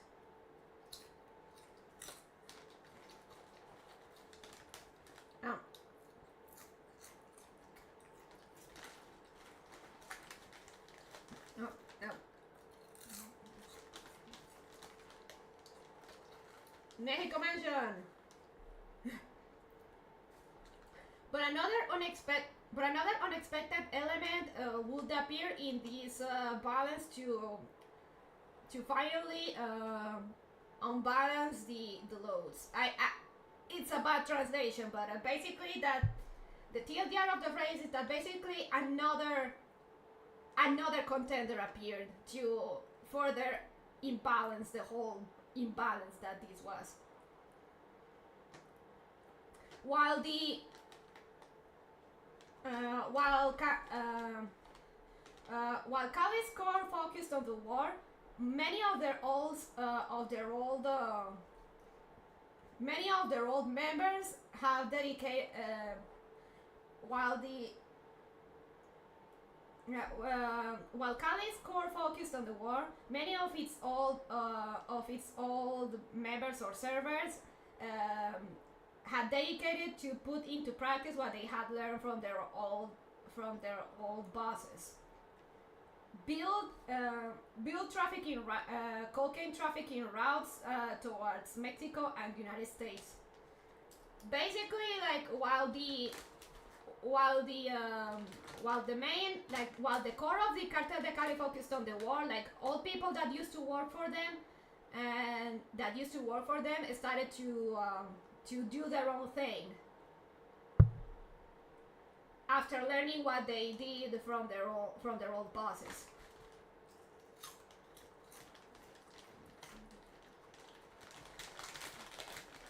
Basically, it's like the Mafia City meme. The level 1 crook started leveling up to become a level 3 mafia boss.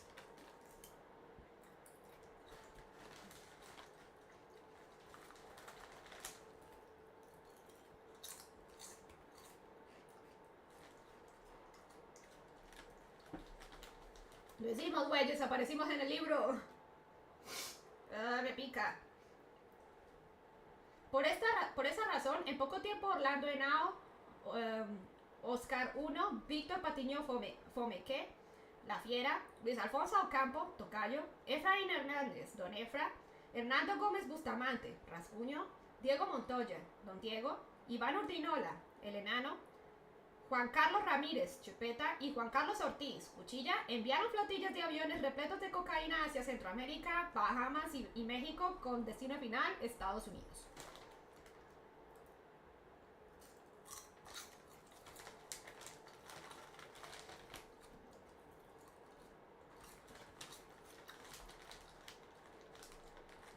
So this is mostly names. For this reason, in little time, Orlando Henao, aka Oscar 1, Víctor Patiño Fomeque, aka La Fiera, Luis Alfonso Ocampo, aka Tocayo, Efraín Hernández, aka Don Efra, Hernando Gómez Bustamante, aka Rasguño, Diego Montoya, aka Don Diego, Iván Urdinola, aka El Enano, Juan Carlos Ramírez, a.k.a. Chupeta, y Juan Carlos Ortiz, a.k.a. Cuchilla, sent fleets of planes filled to the brim with cocaine to Central America, Bahamas, and Mexico, with the final destination, United States.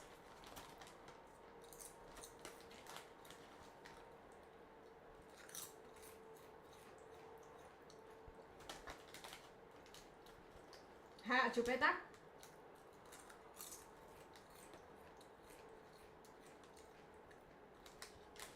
That's all you want, Carlos. The guy was a big player, and if I remember correctly, the guy was actually quite attractive.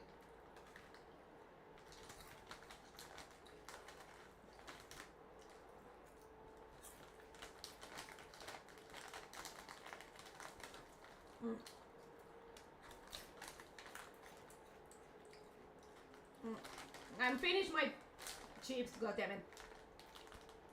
I should have bought another bag.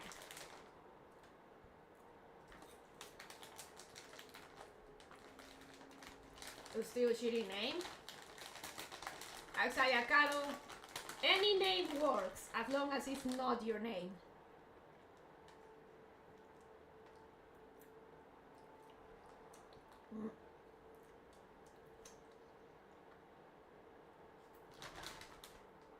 Well, that's that.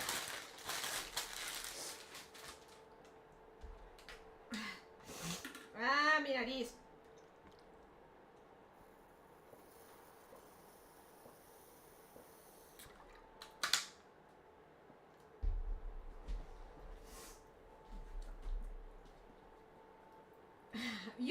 you didn't get it at Saya Cartel.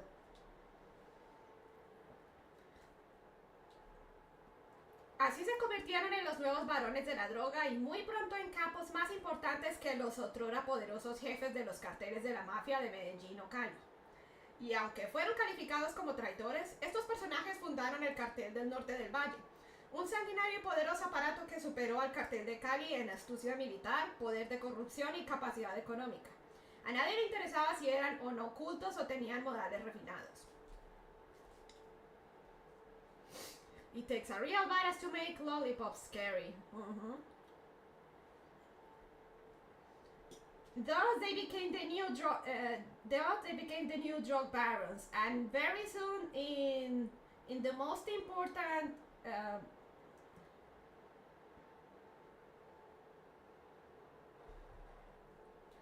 that Turuman knows what it's up.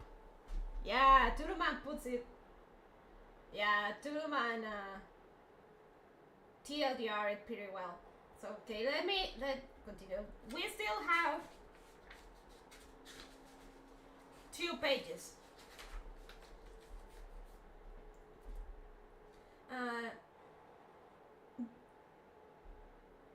And thus they became the new drug barons, and very soon in bosses more important, and very soon in bosses more important than the once powerful bosses from the mafia cartels of Medellin or Cali. And even though they were labeled as traitors, these characters founded the Norte del Valle cartel. A bloody and powerful apparatus that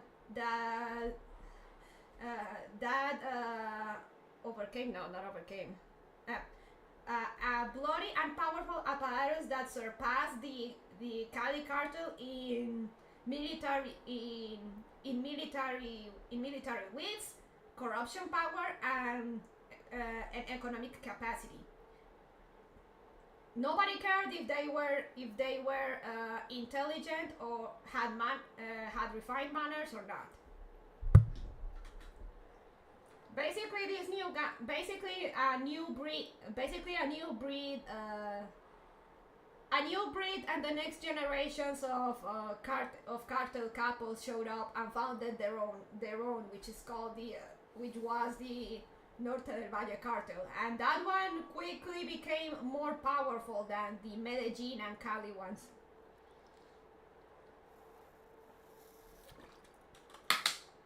Make way for the new guys.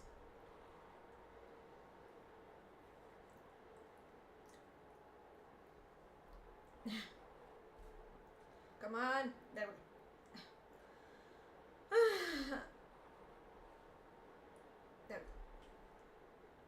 Esta nueva organización criminal pasaría a la historia no solo por su poder destructor, sino por haber permanecido en el anonimato durante muchos años gracias al ingenio y sagacidad de su jefe máximo, Orlando Henao Montoya, quien utilizó todos los medios a su alcance para comprar el silencio de un sector de la policía, la fiscalía, la clase política y los medios de comunicación. This new criminal organization will pass to history not only because of their destructive power, but also for having remained in anonymity during many years, thanks to the wits and shrewdness of its maximum boss, Orlando Henao Montoya, who used all means available to him to buy the silence of a section of the police, the fiscalía, the district attorneys, the political class, and the media. Basically, they remained in anonymity, and they went under the radar for quite a long time because their boss was bribing everyone to keep quiet about them, including the police, media, and politicians.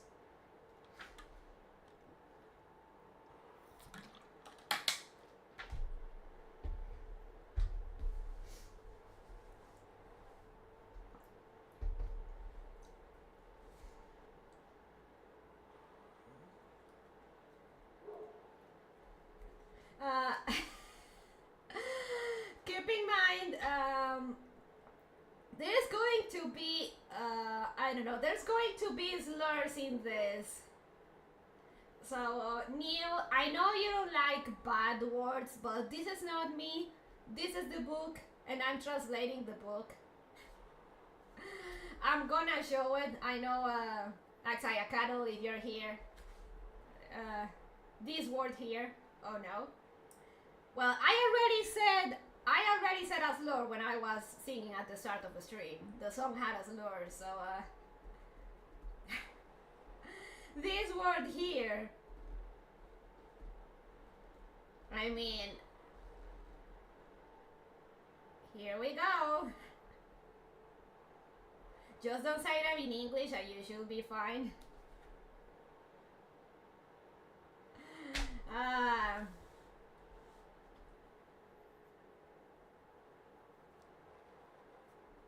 Mi espalda me pica. This is merely for entertainment, and I am not condemning anything. I am simply translating to my audience what the book says, and it is not on me. It is on the author and the events that it talks about. I am merely an academic.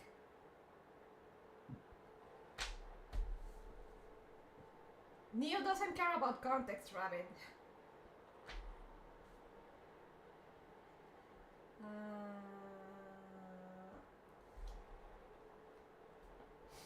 No obstante, el naciente Cartel sufrió la primera gran baja el 26 de abril de 1992 en la hacienda La Porcelana, en la Uribe Valle, donde fue arrestado Iván Urtinola Grajales, socio, cuñado y amigo del alma de Henao Montoya. Allí también cayeron sus lugartenientes Oscar Uribe, Octavio Pavón y Nelson Urrego.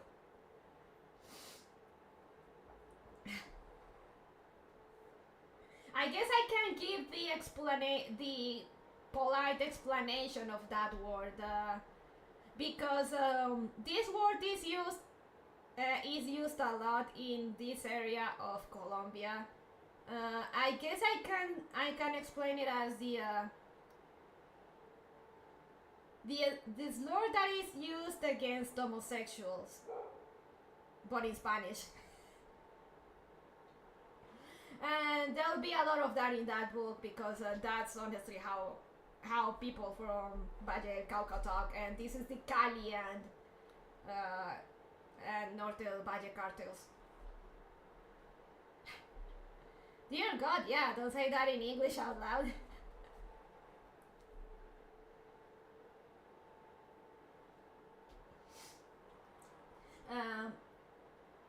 However, the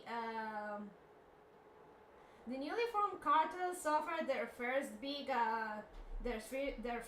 loss on April the 26th, 1992, in La Porcelana farm in La Uribe Valle, where Iván Urtinola Grajales was arrested. Partnered in-law and close friend of Henao Montoya. Okay, let me rephrase that. La Porcelana in La Uribe Valle, where Iván Urtinola Grajales, partner, brother-in-law, and close friend of Henao Montoya, was arrested. There also went down his lieutenants Oscar Uribe, Octavio Pavón y Nelson Urrego. La operación fue encabezada por Cruz Elena Aguilar, una mujer conocida como la fiscal de hierro. En realidad, a Urtinola le avisaron con media hora de anticipación a la llegada de las tropas y los helicópteros de combate, pero él decidió enfrentar lo que se venía. 10 años después, la muerte lo visitó en su lugar de reclusión en Bogotá, sin darle la oportunidad de cumplir su viejo sueño de correr libremente por las calles de El Dobio Valle, su amado pueblo natal.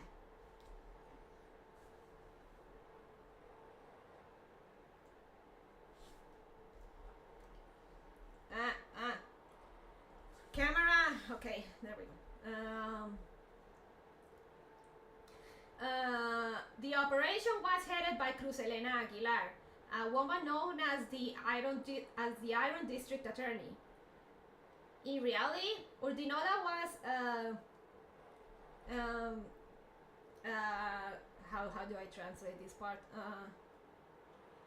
In reality, Urdinolo was told half an hour beforehand of the had been told half an hour beforehand of the arrival of the troops and combat helicopters. But he decided to confront what was coming. 10 years later, Death visited him in his jail cell in Bogota, without giving him the opportunity to meet or without giving him the opportunity to make his old dream come true of running freely through the streets of El Dobio Valle, his beloved hometown. Keep in mind this name.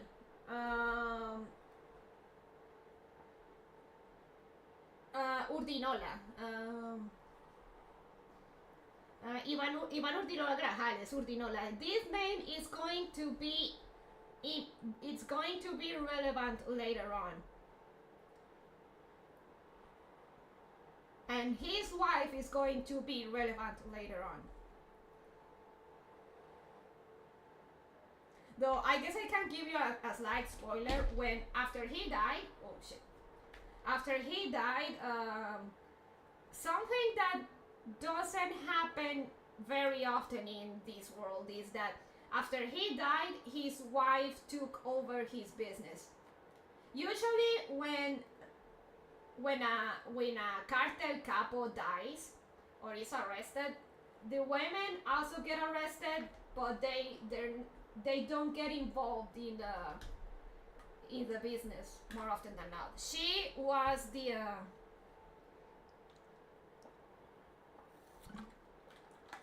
hey Aaron Kelly. She was the exception in that when her husband died, she took over his business, all of his businesses. The quote-unquote legal ones and the not so legal ones.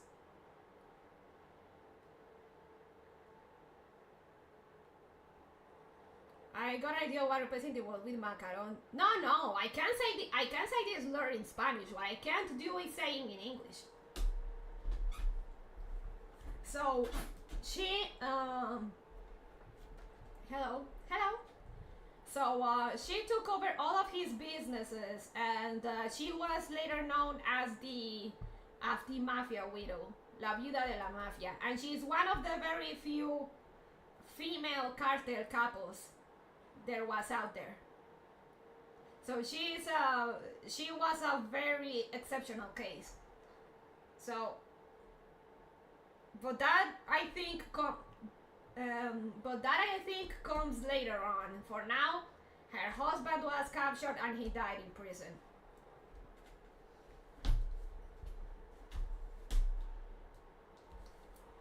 So, also to TLDR the paragraph, he died in jail, and he couldn't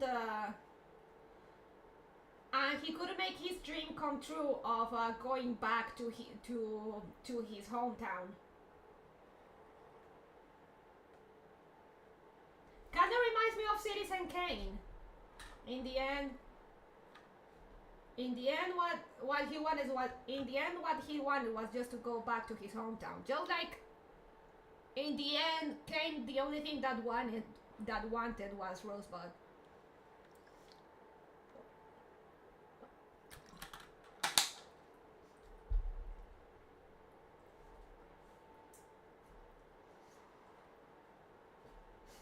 Okay, continue. Simultáneamente, en Medellín la situación se hacía insostenible porque Escobar les daba demasiadas libertades a los miembros de su círculo cercano para no perder el control de las calles. Al mismo tiempo, su ambición era tan desmedida que desde la catedral siguió traficando, extorsionando, robando, secuestrando y matando a diestra y siniestra a propios y extraños, a amigos y enemigos. Rosebud. Yeah, Don Kelly. Simultaneously, in Medellin, the situation was becoming unsustainable because Escobar gave too many liberties to the members of his close circle to not lose control of the streets. At the same time, his ambition was so big that from from La Catedral. He kept trafficking, extorting, stealing, kidnapping, and killing left and right to his own and strangers, friends, and enemies.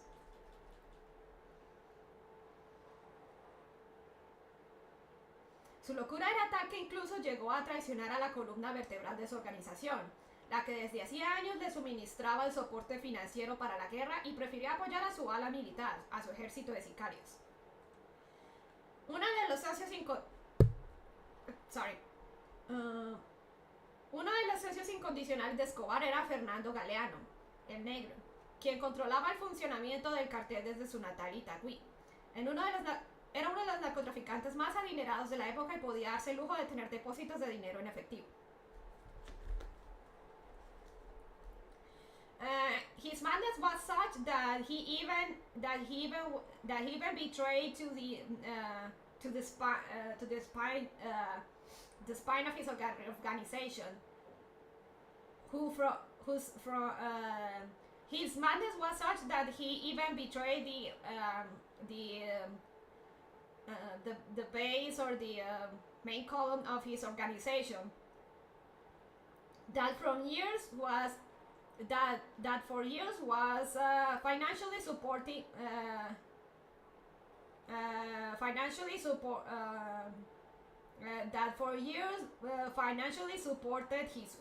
supported him for war, and he preferred to support his military wing, his hitman army.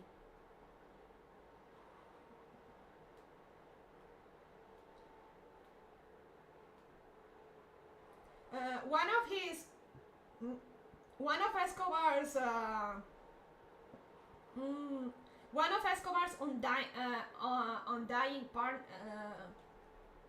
undyingly loyal partners was Fernando Galeano, aka El Negro,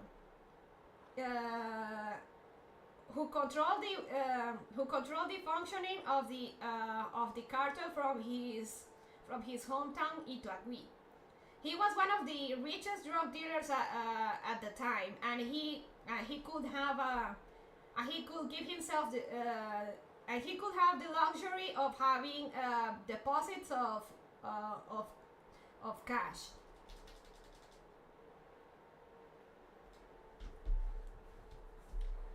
Have huge deposits, cash deposits, or rather, more like. Right, he could give himself the treat or the luxury of having huge cash stashes.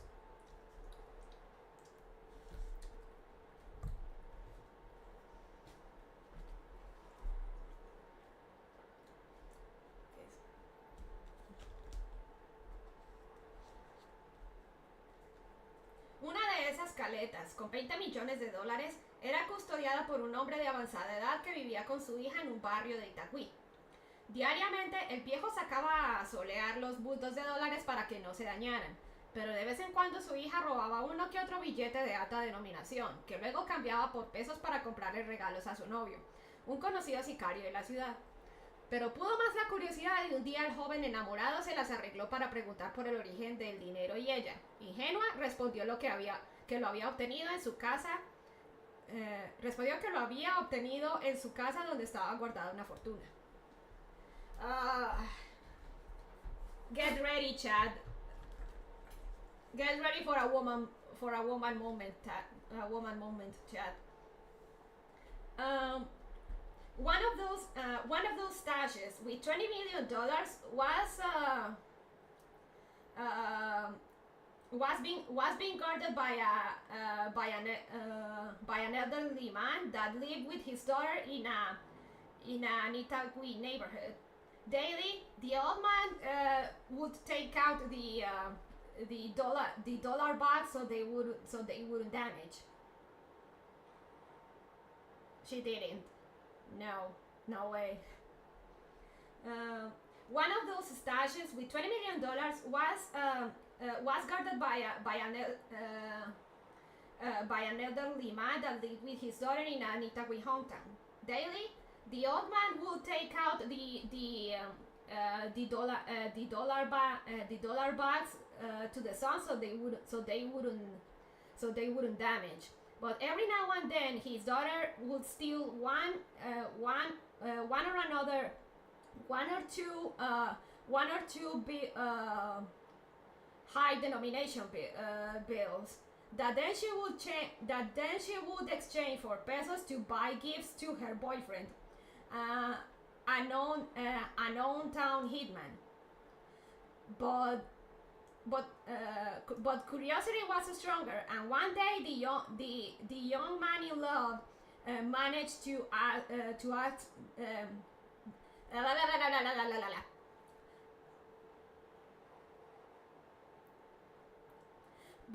But curiosity was stronger, and one day the young man in love managed to ask for the origin of the money, and she, clueless, replied that she had gotten it from her house, where a fortune was being guarded.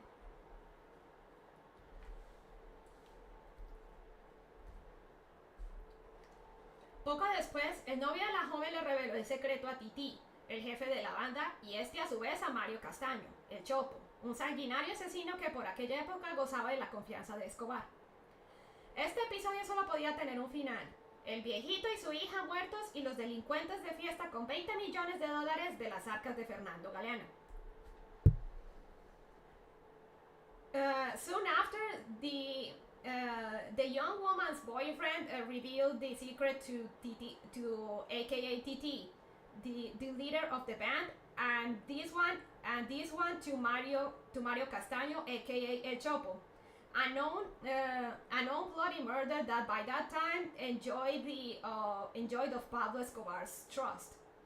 That episode could only have one ending: the old man and his daughter dead, and the delinquents party with $20 million from Fernando Galeano's stash.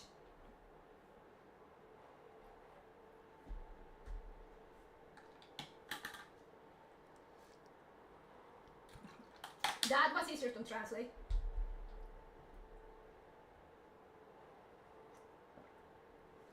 Con el botín en las manos, el Chopo visitó a su jefe en la cárcel de la catedral y le entregó la mitad del dinero. Entonces todos se prepararon para enfrentar el inevitable reclamo del dueño de la caleta. Galeano tardó muy poco en descifrar la identidad de los autores de la afrenta y de inmediato se dirigió a la catedral, acompañado por Francisco Kiko Moncada, otro adinerado narcotraficante que hacía parte del cartel de Medellín, a quejarse ante Escobar por lo que habían hecho sus hombres.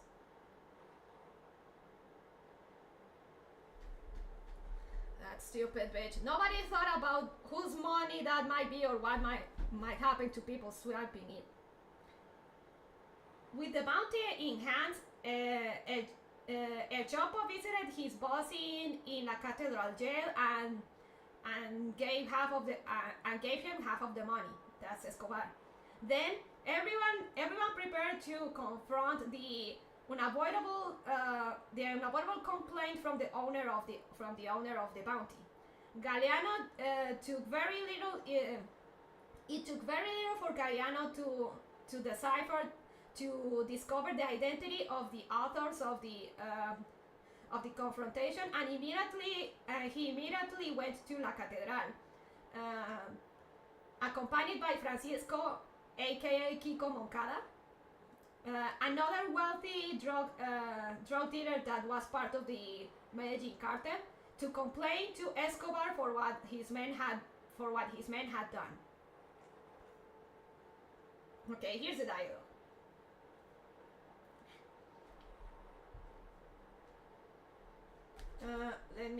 Okay, there we go. Pablo, esa rata me robó $20 millones y necesito que le exijas que me los devuelva, dijo Galeano señalando al Chopo. Señor, a este maricón no tengo que devolverle nada. Además, hace un mes usted le pidió un aporte para la guerra contra la extradición y contra la gente de Cali, y ese mentiroso le mandó infelices $200,000 con el cuento de que no tenía más, que las cosas estaban duras. Y mire, usted poniendo el pecho para que ellos vivan bueno con toda la plata guardada pudriéndose. ¿Quién sabe cuántas caletas más de esas tendrán guardadas este par de maricones que dicen llamarse sus amigos? Respondió Chopo. En eso tienes razón, Chopo, intervino Escobar. Estos se me están torciendo y yo aquí frenteando a todas las broncas a nombre del cartel. So, prepare for lots of stores. Pablo, this rat stole $20 million from me, and I need you to demand him to give them back," said Galeano, pointing to El Chopo.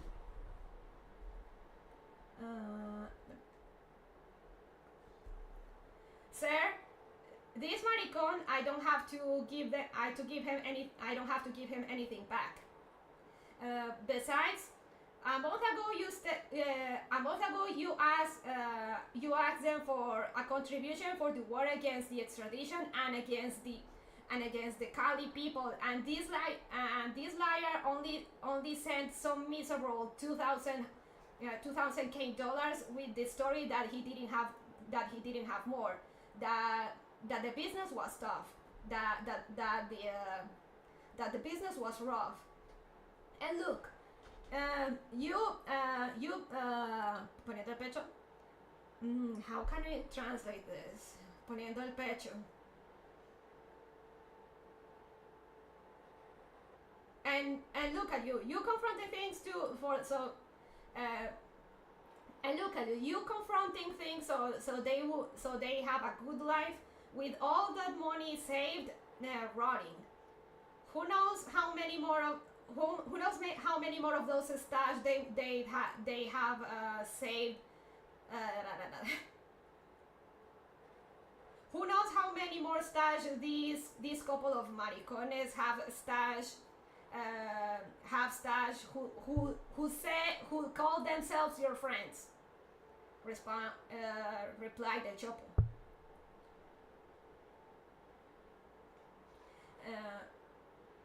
You're right on that, Chopo. Escobar intervened. These guys are crooking on me, and I'm here, confronting everything, confronting all kerfuffles in the name of the cartel. Okay, that was a bit more difficult to translate. So, anything else do you want to ask something? Anything not clear enough?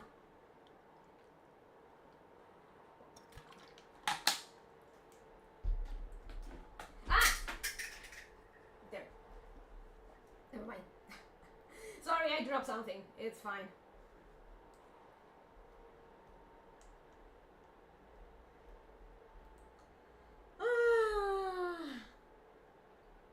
So, any questions? Something you didn't understand?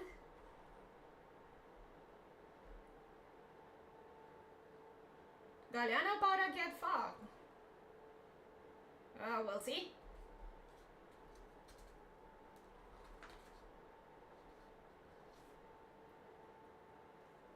So basically how it went was Galeano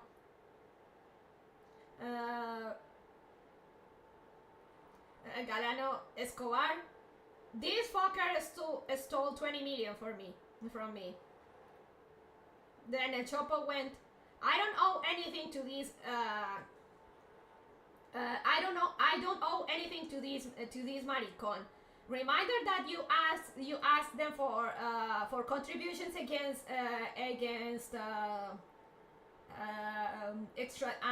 extradition, and they only sent $200,000, saying that the business was rough these days and they didn't have anything more. Like you're basically confronting all troubles that come around, and these guys just sit back and relax. Who knows how many more who knows how many more money stashes these bastards have that are rotting in some dark place, that are rotting. Basically, that he implied that the guy probably had more money stashes, and that money was just running away. That money was just a stash and it's running away.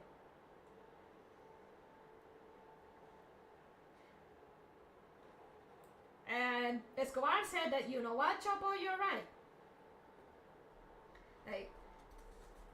Like these guys are going torciendo, like the best I could translate is they're crooking on me. Basically, they're betraying me. They're not being as loyal. Like they're betraying me. Like they're not being as loyal. They're being disloyal. They're crooking on me, and I'm here dealing with everything as the cartels face. Galeano, desconcertado, se descompuso y comenzó a insultar y vociferar. Pero la suerte ya estaba echada, y el Chopo, que se sintió respaldado por su jefe, no tuvo inconveniente alguno en sacar su arma y descargar el proveedor contra los dos visitantes, que recibieron una docena de disparos.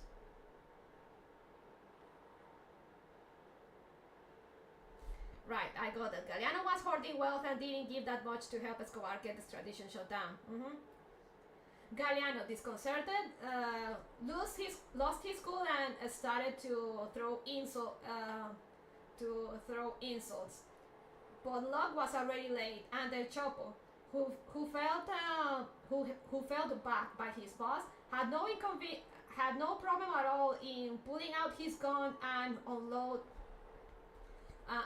the barrel against the two visitors, who received a dozen shots.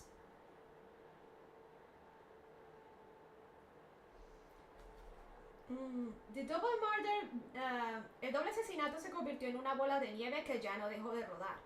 Luego, los otros hermanos de Galeano y Moncada, así como sus contadores, fueron citados amigablemente a la catedral con el único fin de hacer inventario del botín de guerra y eliminar a los posibles dolientes.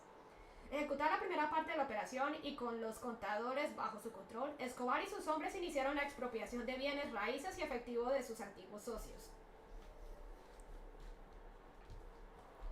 The double murder became a snowballed. The double murder snowballed into something that the double murder became a snowball that couldn't stop rolling. Afterwards, the other two brothers of Galeano and Moncada, as well as their accountants, were summoned amicably. Were summoned amicably to la catedral with the only purpose to make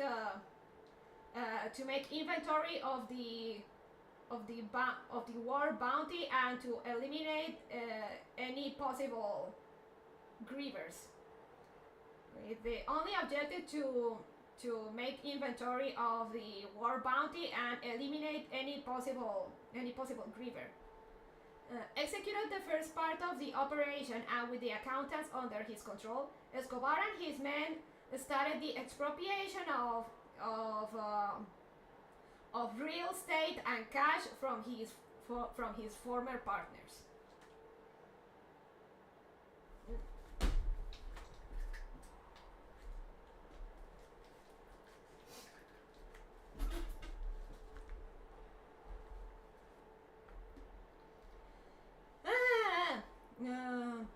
Pero no todo sería tan fácil. Algunos de los hermanos Galeano que no cayeron en la trampa de la catedral y luego sobrevivieron a varios ataques, como Rafael y Mireya y su jefe de escoltas, Diego Murillo Bejarano, Don Berna, hoy conocido como Adolfo Paz, uno de los jefes de las Autodefensas Unidas de Colombia, AUC, tuvieron el valor de enfrentar a los sicarios enviados por el jefe del cartel. Por otro lado, Marta y Dolly, hermanas de Kiko Moncada, prefirieron ir a la fiscalía a entregar sus bienes antes de que Escobar se los expropiara. But not everything will be as easy. Some of the Galeano siblings that didn't fall in the La Catedral trap and then survived several assassination attempts, like Rafael and Mireya and their bodyguard boss, Diego Murillo Bejarano, aka Don Berna, today known as Adolfo Paz, one of the bosses from the Autodefensas Unidas de Colombia, AUC, had the courage to face the hitmen sent by the cartel boss. On the other hand, Martha and Dolly, sisters of Kiko Moncada, decided to go to the district fiscalia. How is this translated? Let me.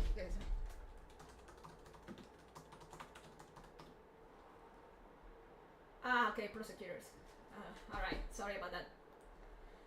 Marta and Dolly, sisters, Kiko Moncada's sisters, prefer to go to the prosecutor's office to turn in their assets before Escobar would expropriate them.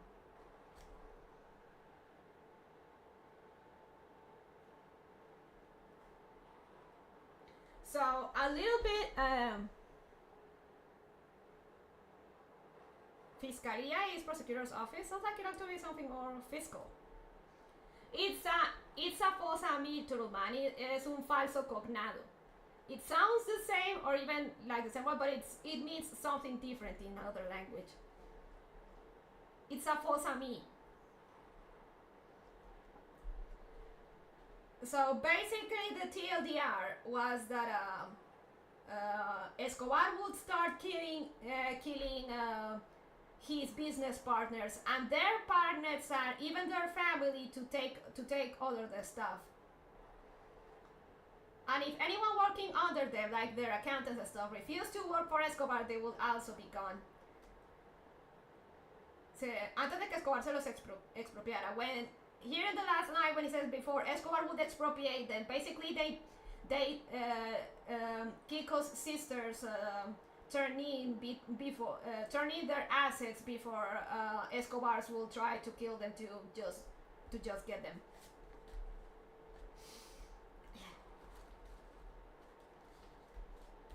And okay, I know I said that no politics talk, but this is a parenthesis that I have to make because for context about Autodefensas Unidas de Colombia, the AUC, las AUC or AUC. So for the longest time, Colombia had a commie problem, and what happened is that at first the government, the state, failed to protect people from the commie terrorists. So people started like forming their own militias to fight the commie terrorists, and those are Autodefensas Unidas de Colombia, the AUC. Basically, the commie terrorists gave origin to not another commie terrorist. That would actually get me killed. The commie terrorists actually made the whole right-wing militia a reason to exist.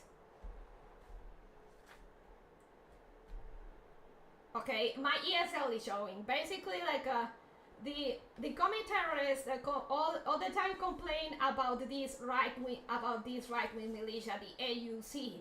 But the thing is that the AUC wouldn't exist in the first place if it wasn't for the commie terrorists. So they made their own fucking enemy. And Don Berna, who was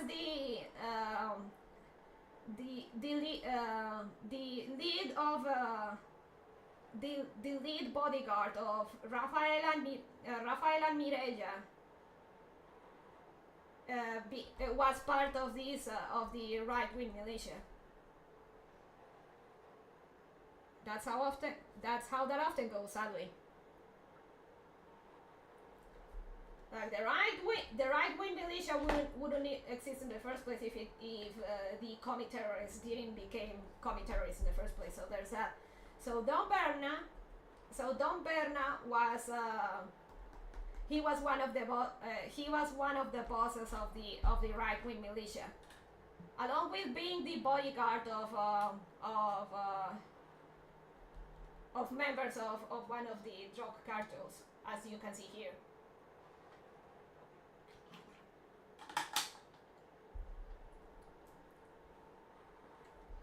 But don't tell them that. Don't tell them that it's their fault in the first place, because they'll start bitching and say that it's not fair. It's always that they'll start bitching and say that it's not their fault, even though it is.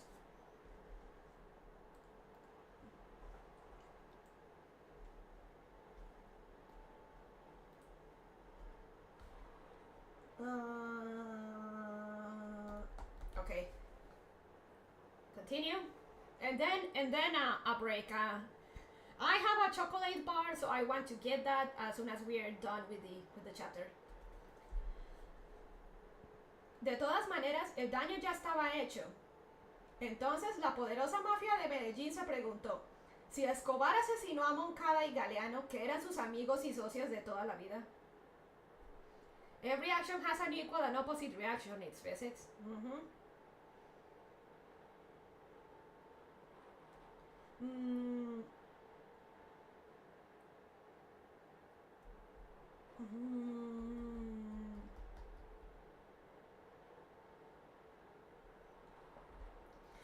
Okay, let me start again.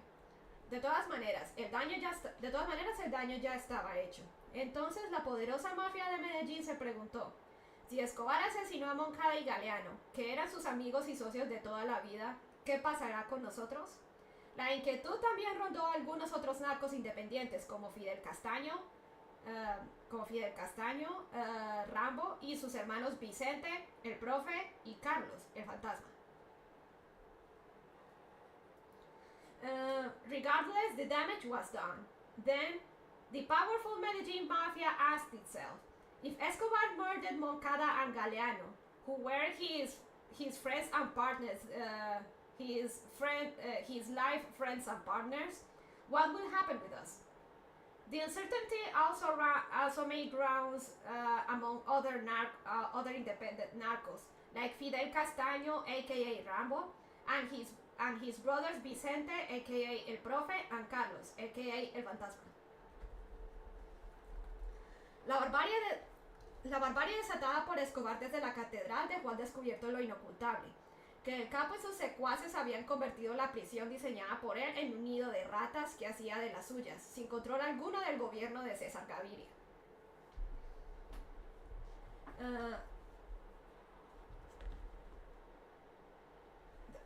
There we go.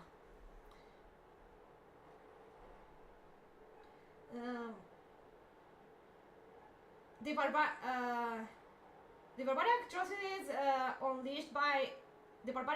unleashed by Escobar from La Catedral left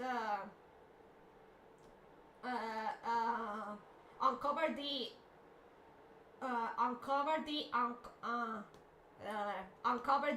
unhideable.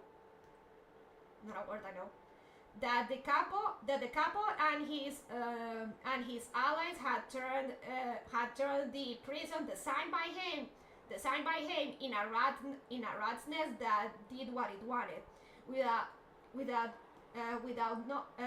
control at all by the César Gaviria government.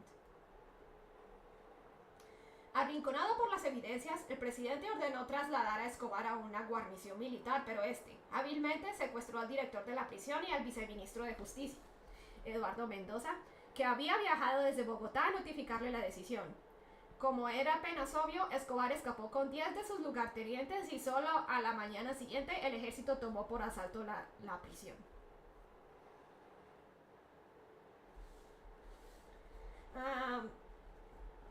Cornered by the evidence, the president ordered to move Escobar to a military.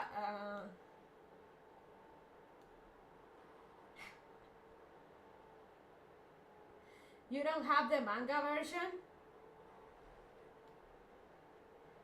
You mean those quote unquote manga versions that are actually drawn by Westerners? No. Cornered by the evidences, the president ordered to move Escobar to a guarnición militar. How do I translate that?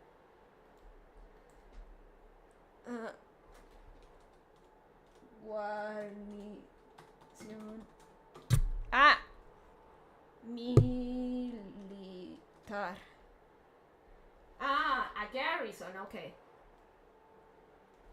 Uh, cornered by the evidence, the president ordered to move Escobar to a military garrison, but he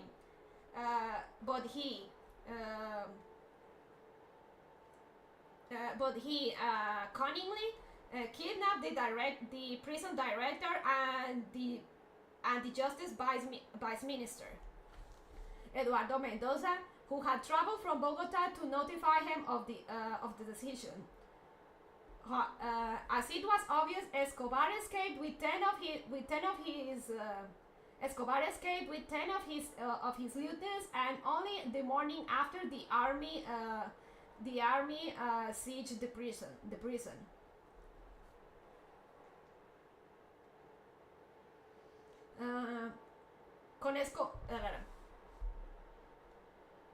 So let me reread that.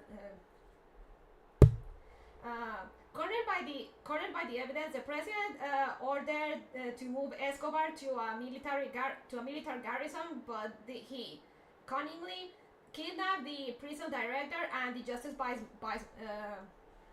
vice minister, Eduardo Mendoza, who had traveled from Bogota to notify him of the decision. As it was obvious, Escobar escaped with 10 of his lieutenants, and only the morning after the army sieged the prison.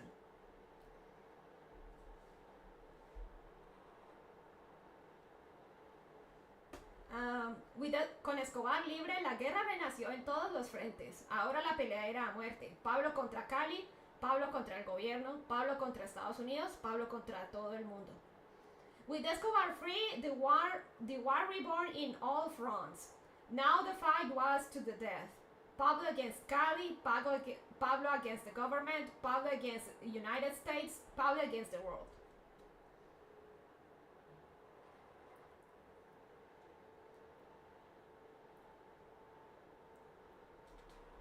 I hope they had fun with that siege. So, end of chapter 1. How many pages?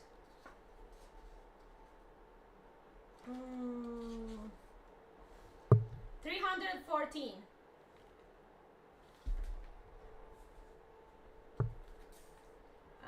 Come on. Face tracking. Come on. There we go. There. That was only chapter 1? Yeah. I love these ridiculous mafia novels. Must be the Latino one. This is not a novel. This is basically the narco story.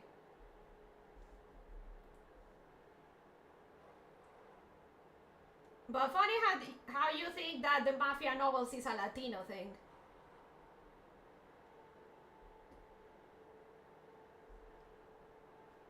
That's saying like that you love cocaine just because you're Colombian.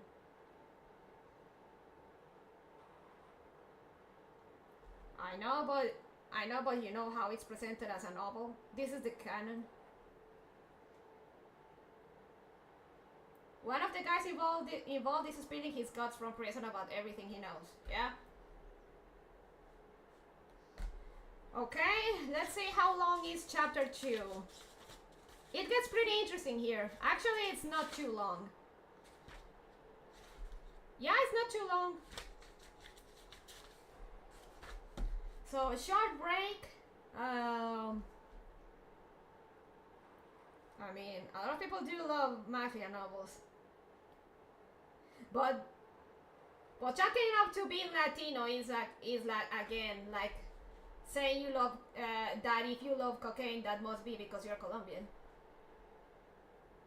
Or that you love if you love burgers, you must be American.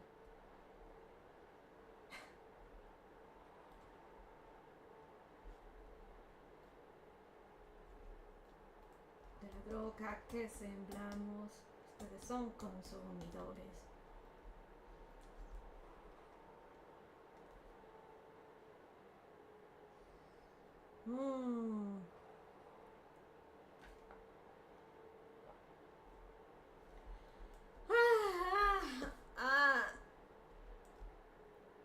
Where are you from? Your mom.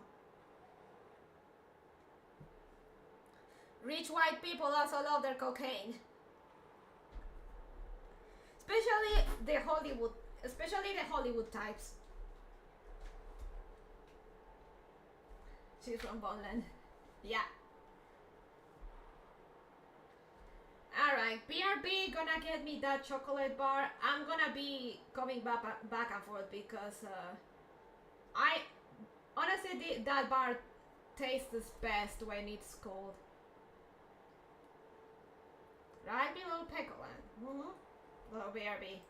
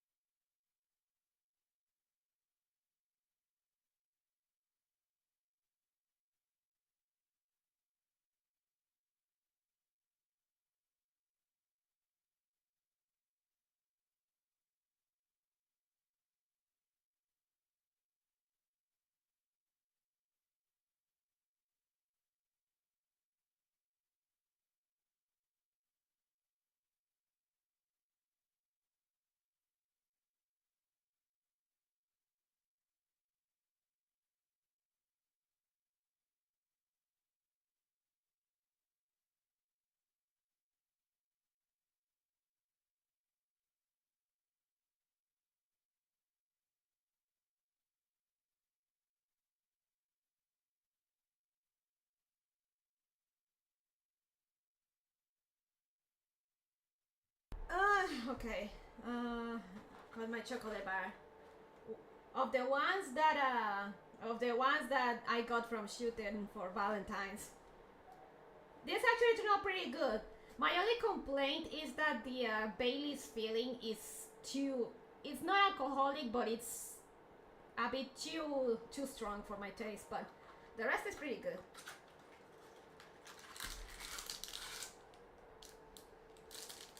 Oh, but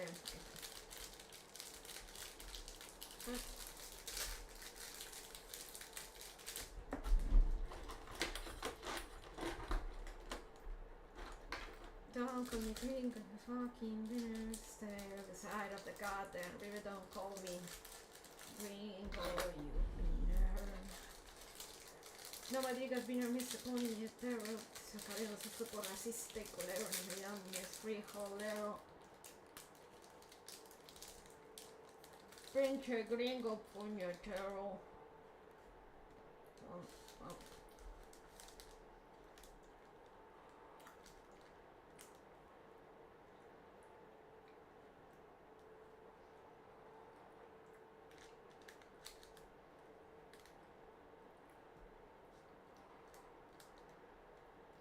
I have never seen this chocolate. It's a local delicacy.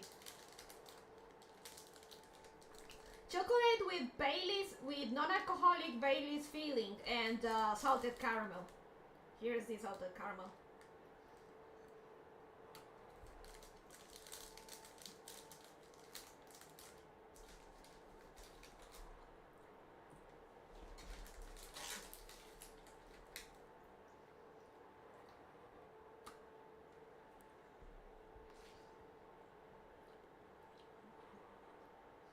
I love me some chocolate, but I'm not a big fan of caramel.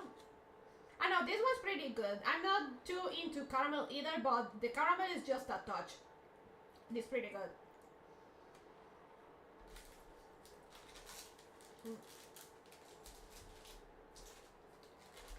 Okay. Dos Pepes, the frogs. What's your opinion about chocolate plus alcohol combo? It's good. Por cuenta de su desbordada capacidad de hacer daño, Pablo Escobar se convirtió en enemigo público número 1 y fue catalogado como un asunto de seguridad nacional. Para enfrentarlo, el gobierno creó el bloque de búsqueda y recibió asistencia estratégica y tecnológica de la DEA, el FBI y la CIA.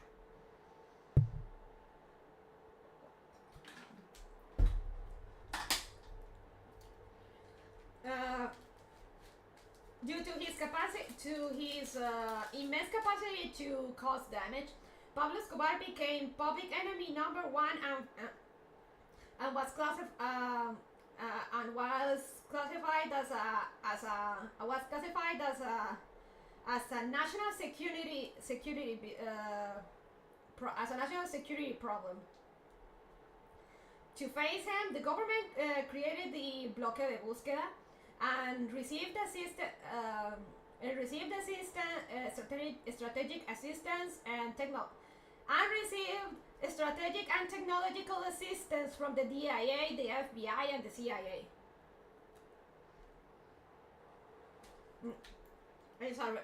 Chocolate is already melting, goddammit.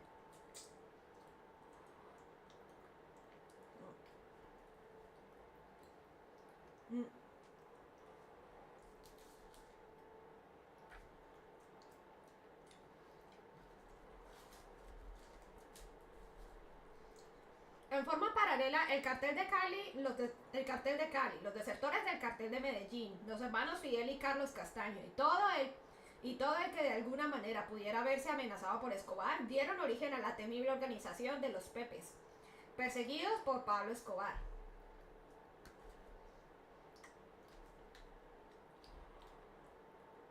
That's pretty genius, apparently. Yeah.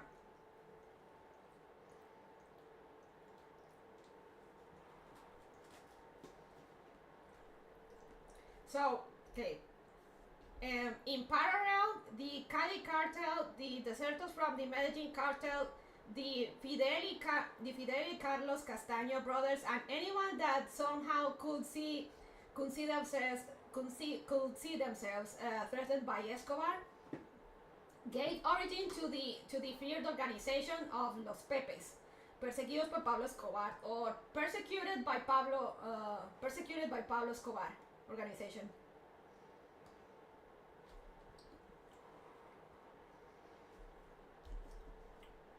Let me put it in chat.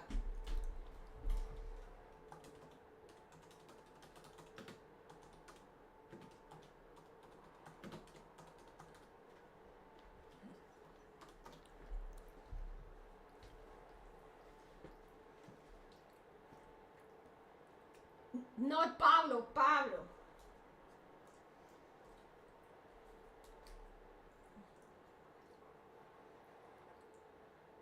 I put an extra unit for some reason. Yeah, I noticed.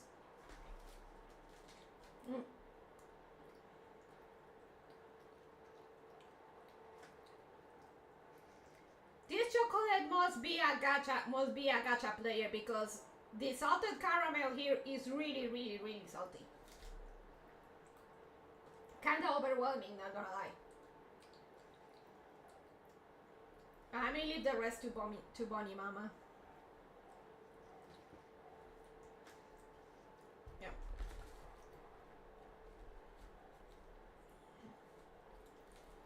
A estas alturas del partido, a casi nadie le importaban las minucias. El objetivo de recapturar vivo o muerto a Escobar hizo que surgieran alianzas entre Dios y el diablo.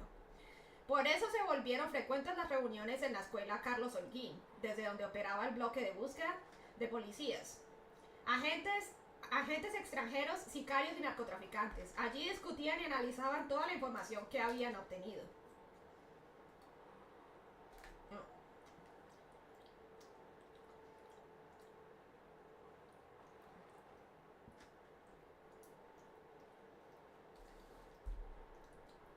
I think I should have gone with the white chocolate with eophilicized strawberry chunks. I'm not liking this one bar as much as I liked the first one, admittedly.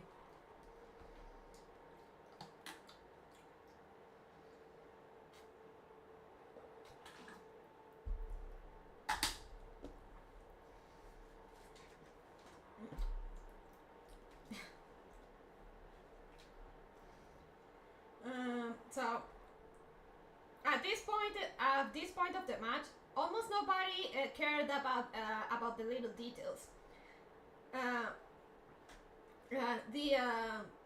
The objective to recapture dead or alive, to capture Escobar dead or alive, made alliances between God and the devil to surface. That is why reunions at the escuela at the Carlos Holguin school for police officers, from where the bloque de búsqueda operated. Um, foreign agents, hitmen, and drug dealer reunions at the school. There they discussed and analyzed and all the information that they had obtained. So basically, the police officer, la escuela Carlos Holguín, se volvieron frecuentes las reuniones en la escuela Cartel. That's why that's why reunions became frequent of at the Carlos Holguin School of Police Officers, foreign agents, hitmen, and drug dealers.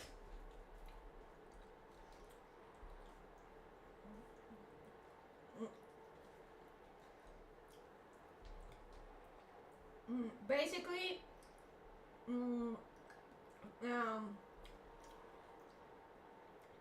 CIA, FBI, DEA, police officers, hitmen, and other drug dealers just gathered to plan out how they were gonna take on Pablo.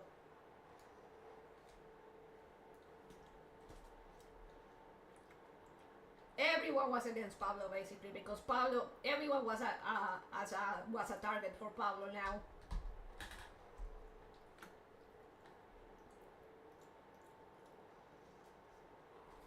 This is too much salt. I can't with this. I'm actually starting to feel sick. The first bites were good, but now I feel just completely overwhelmed. I can't with this. Well, stop eating it then. Just one more.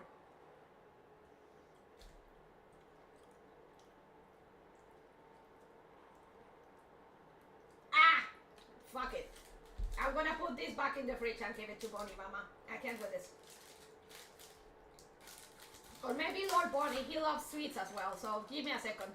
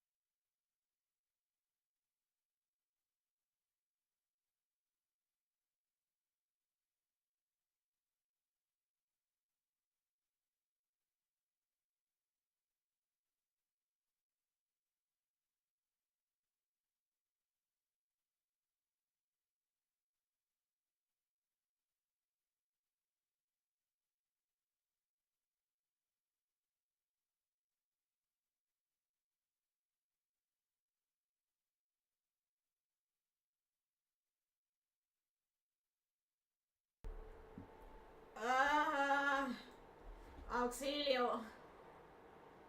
If the sweets are too salty, then it becomes salt. I think it's a bit. I think the salted caramel is too salty, or there's too much salted caramel, and it became overwhelming. Not gonna. I wasn't lying when I said that I wasn't that it was making me feel sick. It was a bit too much. God damn it! And that bar was kind of expensive too. I can give it to Bonnie Mama, but not sure she'll even like it. I could also give it to my neighbors, but that seems also kind of rude. I don't want to throw it away. That's kind of a waste.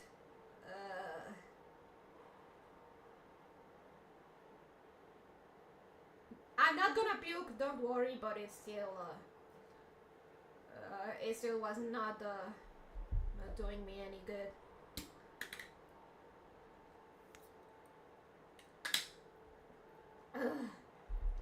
I prefer my chocolate to be chocolate and nothing else. I knew I should have gone for the white chocolate bar with eophilicized strawberries. That one is not overwhelming at all. It's actually pretty good. I should have gone with my gut feeling and went with the white chocolate with strawberry bits.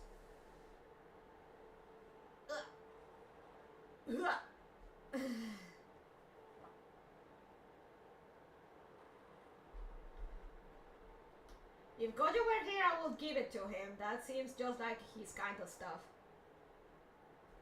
What's the towel for? Oh no, it's because there's a lot of condensation in my bottle, so I just cleaning stuff so it doesn't ruin my book.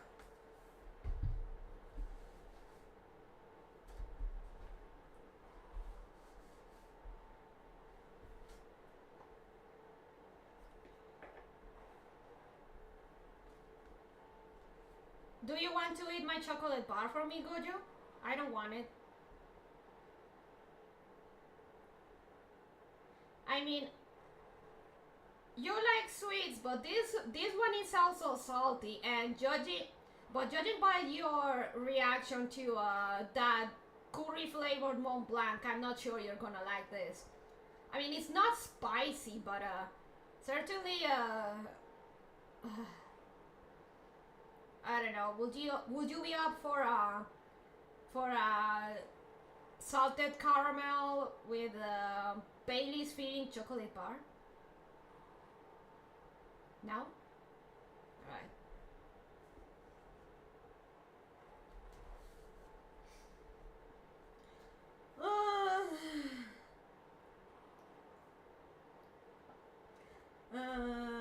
Okay, continue. Other page.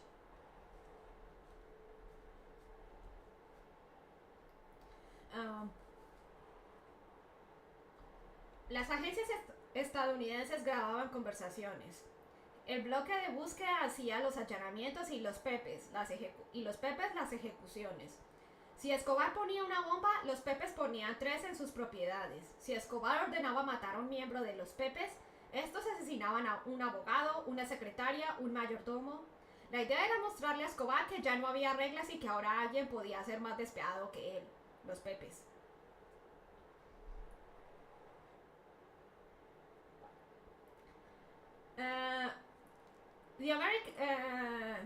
The American agencies recorded conversations. The bloque de búsqueda performed the sieges, and the pepes the executions. If Escobar planted a bomb, los pepes planted 3 in his properties. If Escobar ordained killing a member of the pepes, this murdered a lawyer, a secretary, a butler. The idea was to show Escobar that there was no rules and that now anyone could be more ruthless than him. Los pepes. Puta barra de chocolate. I'm actually kind of feeling sick.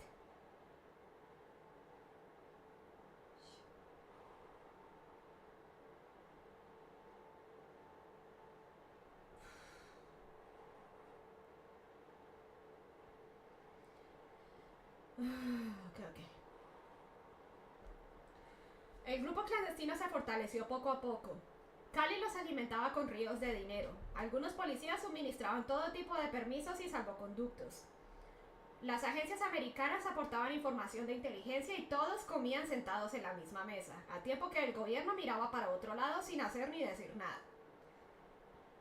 La moral, los principios, los derechos humanos y cualquier rasgo de conciencia fueron archivados durante 16 intensos meses de persecución sin tregua.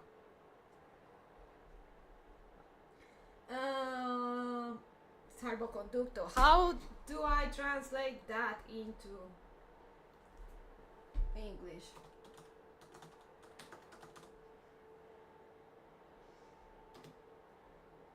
Safe passage? Oh, okay.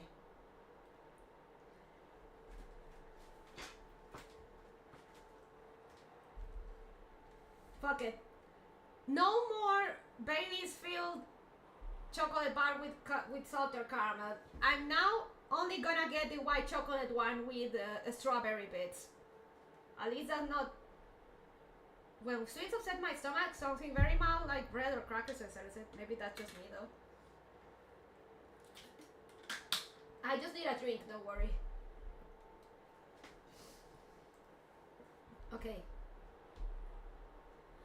The underground group grew stronger little by little. Cali fed them with rivers of money. Some police officers provided all kinds of permits and safe passes. The American agencies provided intelligence information, and everyone ate sitting at the same table. At the same time that the government looked the other way without doing or saying anything. The moral principles, human rights, and any semblance of conscience were archived during 16 intense months of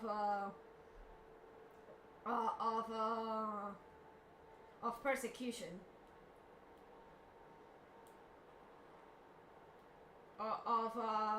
unstoppable persecution. Finalmente, el 2 de diciembre de 1993, a las 2 de la tarde, el bloque de búsqueda dirigido por los coroneles Danilo González y Hugo Aguilar, acompañados por algunos miembros de los Pepes, abatieron en el techo de una casa del barrio Los Olivos de Medellín a un arrinconado, disminuido y desdibujado Pablo Escobar. La pesadilla había terminado. Finally, December the 2nd of 1993, at 2 p.m., the bloque de búsqueda, commanded by the colonels Danilo González and Hugo Aguilar, accompanied by some members from Los Pepes, took down at the roof of a house in the Los Olivos neighborhood of Medellin to a corner diminished and disheveled Pablo Escobar. The nightmare was over. Este personaje que se había convertido en leyenda terminó con 3 tiros en su cuerpo y sin zapatos, con la barba mal cuidada, un sobrepeso notable y un solo escota apodado El Limón. A su lado, sin disparar, quedó la pistola Sig Sauer que tanto daño hizo. This character that became a legend ended up with three shots in his body and shoeless, with his beard unkempt, notable overweight, and only a bodyguard called El Limón.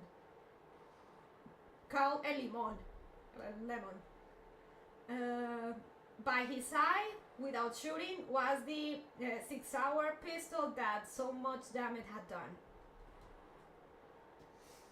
Una vez logrado el objetivo, los Pepes desaparecieron.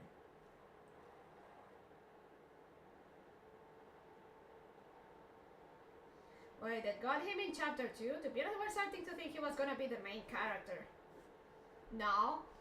This is the chronicled history of Narcos. Pablo is the last. Pablo is the last. It's just the beginning. There's way more in this.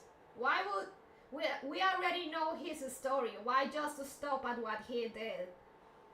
You know, the world existed after Pablo was dead, you know, and she certainly didn't finish when he died. That's the point of the book. It's not, it wasn't just him. Not before, not during, and definitely not after. Una vez logrado el objetivo, los Pepes desaparecieron.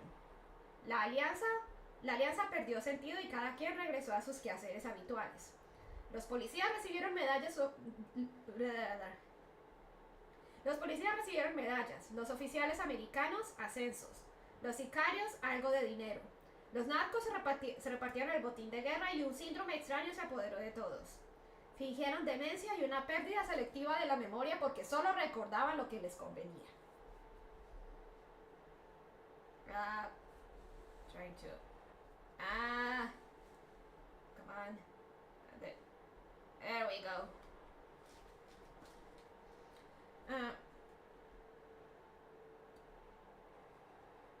With the goal achieved, Los Pepes disappeared. The alliance lost its meaning, and everyone went back to their own. And everyone went their own ways. The police officers received medals. The American officers ascension. The American officers raises. The hitmen some money. The narcos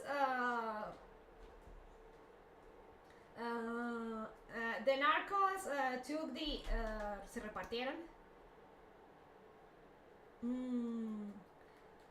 The narcos distributed among themselves the war bounty, and a weird syndrome took over everyone. Pretended dementia and a selective memory loss because they only remembered what was convenient for them. End of chapter 2.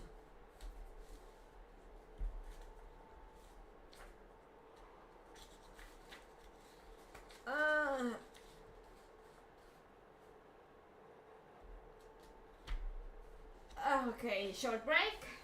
Any questions? Okay, come on, camera. Come on. There we go. Oof. That chocolate did emotional damage. Emotional damage.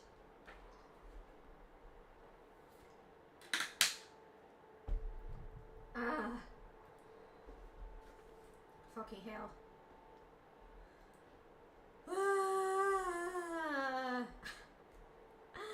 For somehow I'm still in the category of gaming. Let me people on blogs. Actually no, I could swear I put it on literature when I created the entertainment, education, comedy. This is education.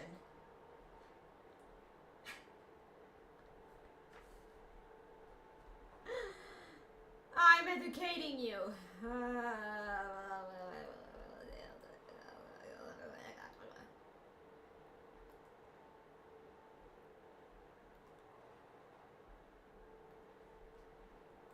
So, preguntas, questions.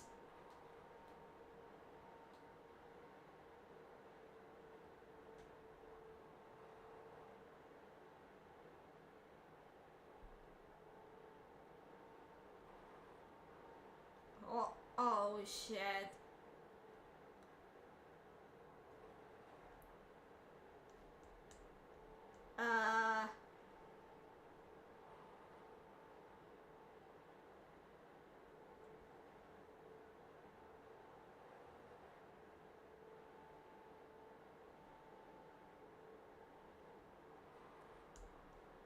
Oh, I just checked Twitter and man.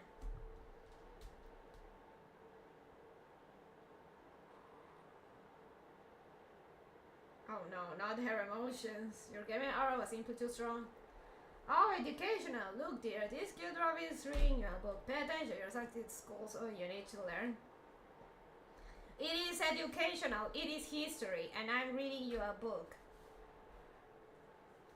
Oh, guys, I just checked Twitter and Prison Project. Well, that's rough.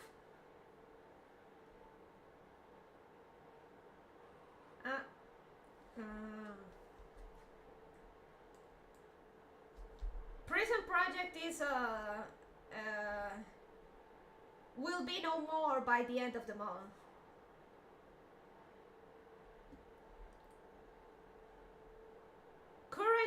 Current talents will keep their personas and their stuff, but Prism as it is will cease to exist, and the talents will become indies. Shit. It's just March, man. March the 1st. What a year. I didn't hear drama from them. They just financially fail. You can check the announcement, but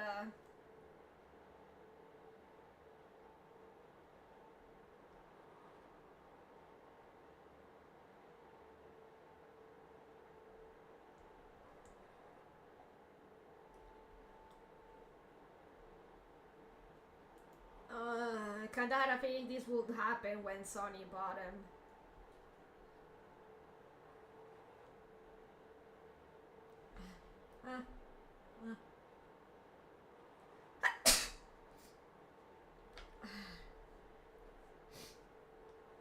Letting a kid is a definite good guy move, but some bad guy comparisons have done that.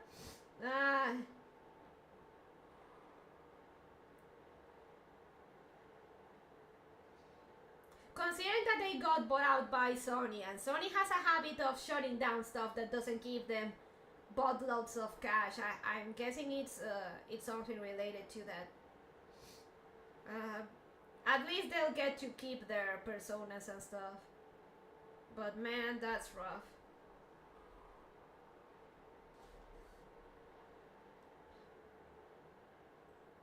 All the love to Prism Girls, no Nanon, one of my favorites. So, ganbatte.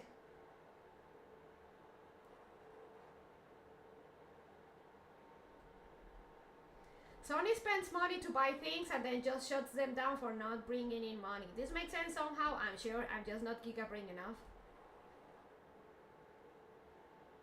Reminder that they shut down Magia Record because it wasn't making FGO cash, and they did the same thing with the Chinese server for Magia Record.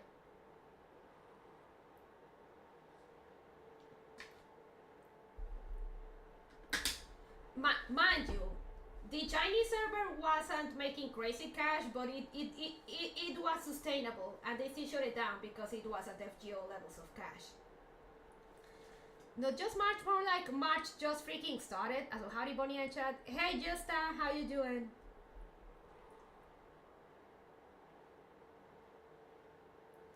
Glad the girls are keeping their IPs, yeah?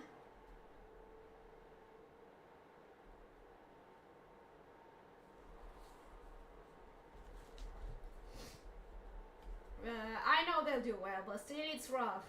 It's been a pretty wild trimester, this one.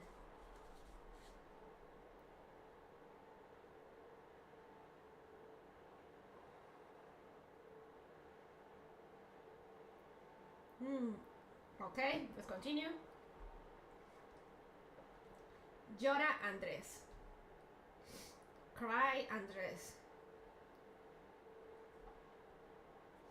Terminada la cruenta guerra, los capos de Cali se preguntaron, sin Escobar en el panorama nacional, ¿quién sería el centro de atención de las páginas judiciales y el próximo objetivo de Estados Unidos? La respuesta era aterradora. Ellos mismos, los jefes del cartel de Cali. En- entonces decidieron aprovechar la relativa cercanía que tenían con el fiscal general Gustavo de Grief, el hombre de la pipa como era conocido en el mundo de la mafia, para ofrecer un sometimiento voluntario y general de los narcotraficantes que sobrevivieron a la guerra y el desmonte total de la narcoactividad en Colombia. A cambio, estaban dispuestos a recibir sentencias de 5 años de cárcel que pagarían en sus casas. I stuck with Menu Ibukis and she debuted. Nice. I mean, at least they're keeping their IPs, so they can keep growing. So good for them. But man, it's still rough. Finish the cruel war. The Cali Capos asked themselves, without Escobar in the national panorama, who will be the center of attention of the judicial pages and the next objective for the United States? The response was terrifying. Themselves, the heads of the Cali cartel.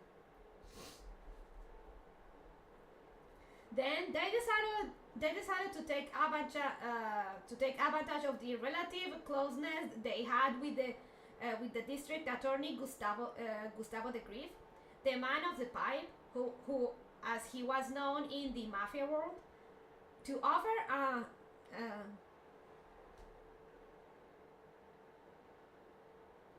oops, stream bus today. Sorry if my comment seemed off. Was commented, but it's okay, just a canon. The man of the Pacmans, as he was known in the mafia world, to offer a voluntary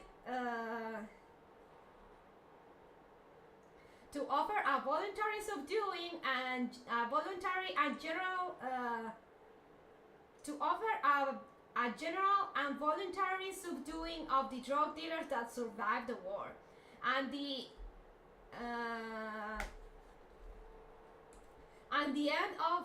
total end of the narcoactivity.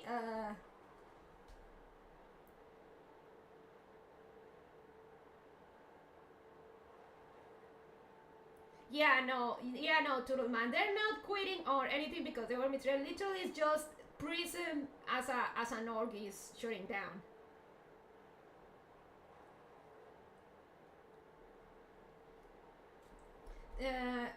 They offered a general and voluntary subduing of the drug dealers that survived the war, and the total stop of narco activity in Colombia. In exchange, they were willing to receive sentences of 5 years in prison that they would pay at their homes.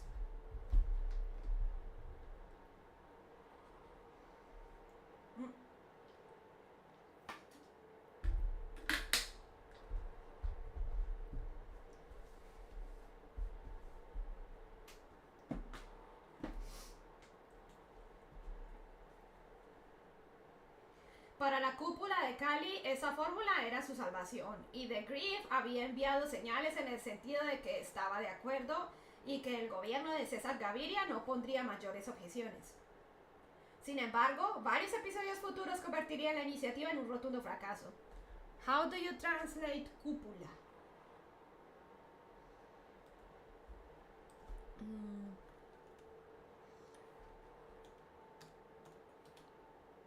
Dome?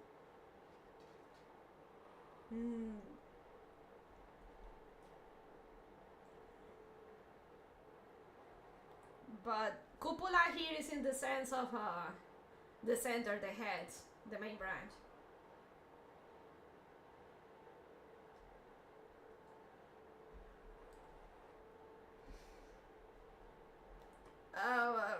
Hey Bonnie, hey, hola Rica. Ay, puto chocolate.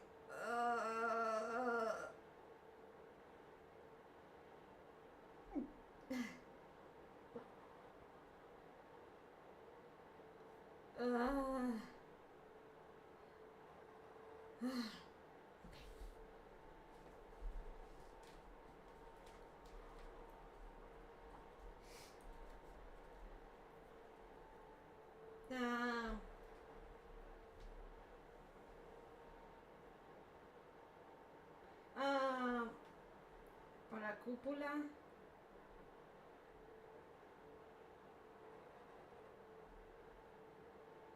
For Cali's heads, this formula was their salvation, and the grief had set signals in the sense that he was in agreement with them, and that the Cesar Gaviria government wouldn't object too much.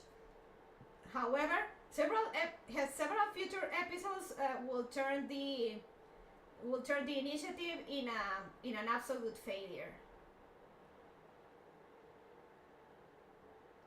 Hey Rika, hey gentlemen. The bunny ate some chocolate with salted caramel, and it was so heavily salted she feels sick now.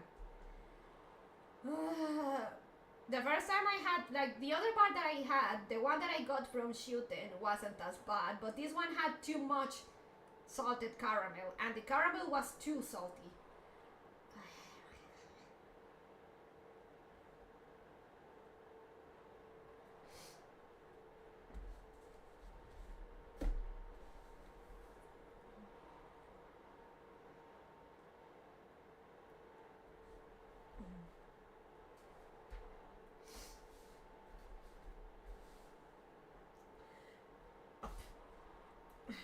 El presidente Gaviria estaba dedicado a hacer lobby para obtener la Secretaría General de la OEA después de terminar su mandato en agosto de 1994.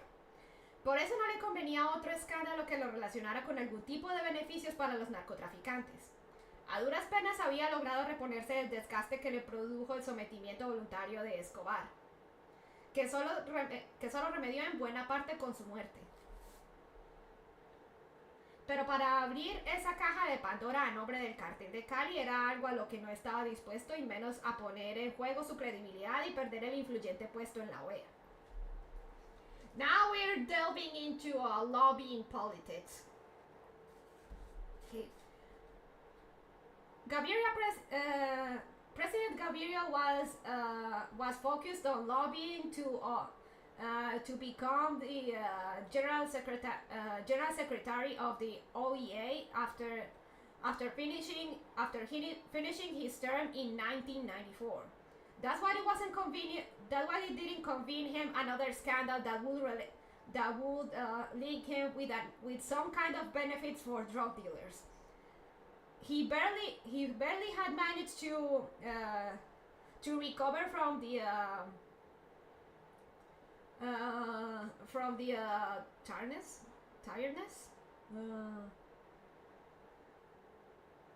He barely had managed to recover from the exhaustion that was produced by Escobar's voluntary subduing. That was only remedied in good part due to his death. Exhaustion, yeah. That was only remedied in good part with his death.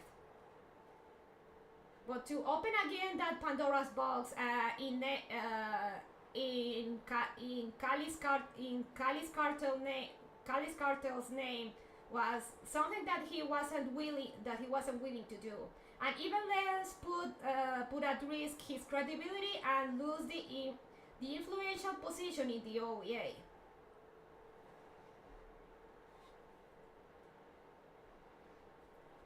Basically, the president wanted to have a job at the OEA, and he wasn't willing to risk that by giving a free pass to drug dealers. After everything was said and done with Pablo.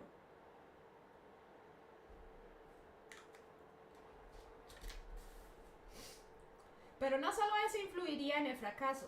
La cúpula del Cartel de Cali citó a una reunión general y extraordinaria en una mansión de Helmer Pacho Herrera en el barrio Ciudad Jardín de Cali.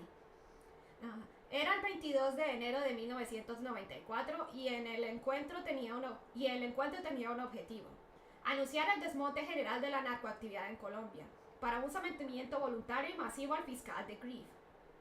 La reunión era encabezada, además de Herrera, por los hermanos Miguel y Gilberto Rodríguez, José Chepe Santa Cruz y Fidel Castaño, entre otros.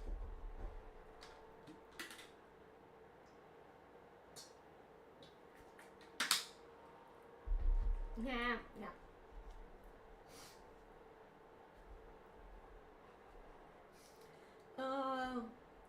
Not only this would play part in the failure. The heads of the Cartel de Cali decided to a general reunion, extraordinary reunion in a mansion belonging to Helmer Herrera, aka El Pacho, en el barrio Ciudad Jardín, in the Ciudad Jardín neighborhood in Cali. It was January 22nd of 1994, and the meeting had one objective: announce the general dismantling of narco activity in Colombia for a voluntary and massive subduing to District Attorney de Grief. The reunion was headed by, besides Herrera, by the Miguel and Gilberto Rodriguez brothers, José Santa Cruz, aka Chepe, and Fidel Castaño, entre otros, among others. Pero la sorpresa de los capos de Cali fue grande cuando comprobaron que el 80% de los asistentes pertenecían al Valle del Cauca y solo había unos pocos miembros de los carteles de la costa, Medellín y Bogotá. Aún así, Gilberto, Miguel, Helmer y Fidel hablaron por largo rato y luego les cedieron la palabra a algunos jóvenes y antiguos trabajadores del cartel de Cali. Sorry.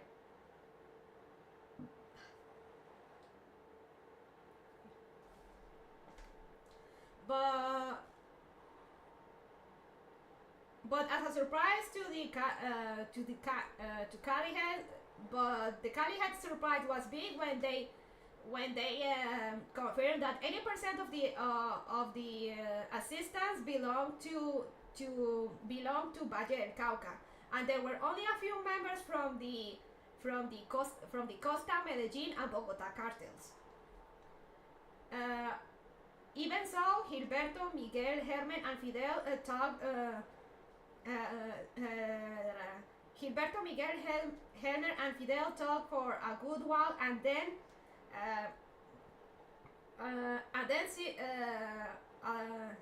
ceded the word to some young and old workers from the Cali cartel. Don Gilberto, los mexicanos me deben 18 millones de dólares. Si vamos a parar, ¿usted me los paga?, dijo uno de ellos. Don Pacho, yo le debo a los cocineros casi 8 millones de dólares. ¿Entonces quedamos en paz o qué?, preguntó un jovencito que no pasaba de los 25 años. Señores, acabo de comprar 6 aviones para trabajar. ¿Qué se supone que hago con ellos?, preguntó un ex empleado de Miguel Rodríguez. Don Gilberto, the Mexicans owe me $18 million. If we're going to stop, are you going to pay them for me?, asked one of them. Don Pacho, I owed my chefs almost $8 million. So are we even or what? Asked a young man that didn't pass 25. That wasn't asked a young man that wasn't 25. That wasn't even 25 years old. Sirs, I just bought 6 planes. Sirs, I just bought six planes to work. What am I supposed to do with them?, asked a former employee of Miguel Rodríguez.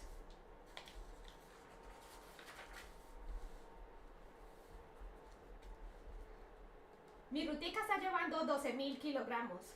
¿Ustedes me dicen que tengo que pararla?, preguntó inquieto un morenito de Buenaventura. En la cumbre reinaron el caos y la confusión y los asistentes comenzaron a retirarse. Al final, lo único que obtuvieron los jefes del cartel de Cali fue el compromiso de que los laboratorios, las pistas y las bodegas de almacenaje de drogas serían sacadas de los límites del Valle del Cauca. My route is taking 12k kilograms. Are you telling me that I have to stop it?, asked uncertain morenito. Asked uncertain a black man from Buenaventura, or a dark man from Buenaventura.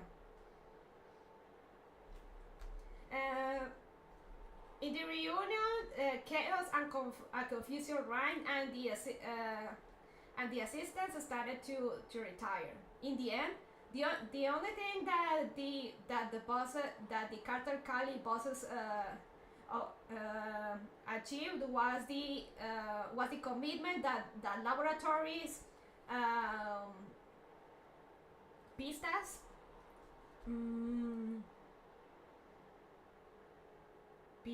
pistas de avión.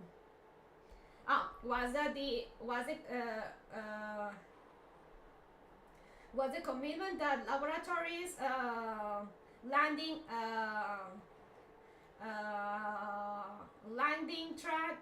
tracks and storage containers and storage contain and drug storages will be taken out of the Valle del Cauca limits. So any questions? Oh, shoot.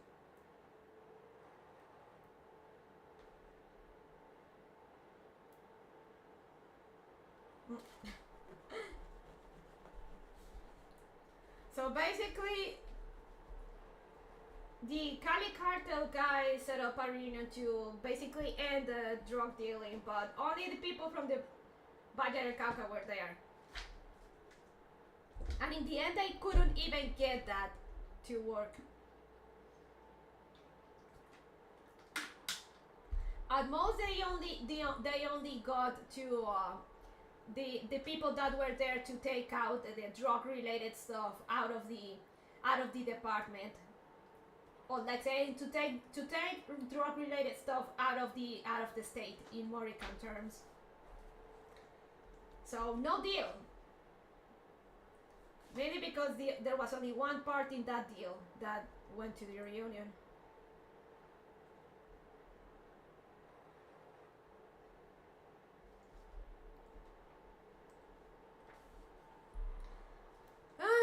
So, any questions? Anything you might want to add?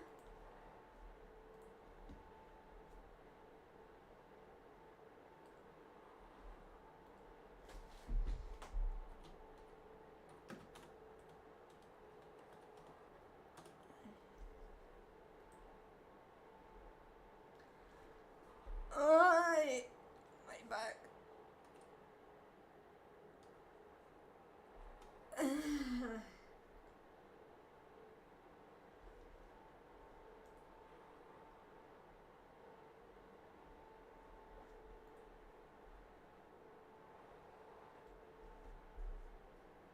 Yeah, we got Escobar, so we're all done with drugs now, right? Right, guys? We're getting lots of action in this stream.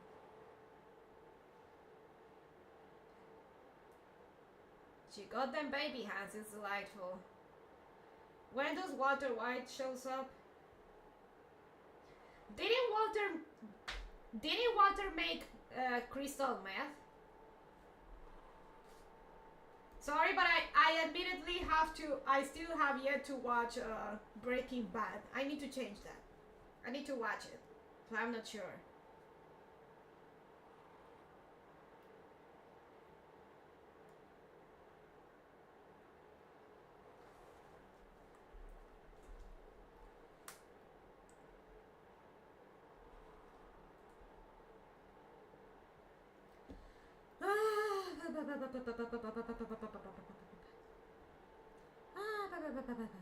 Let's see if we can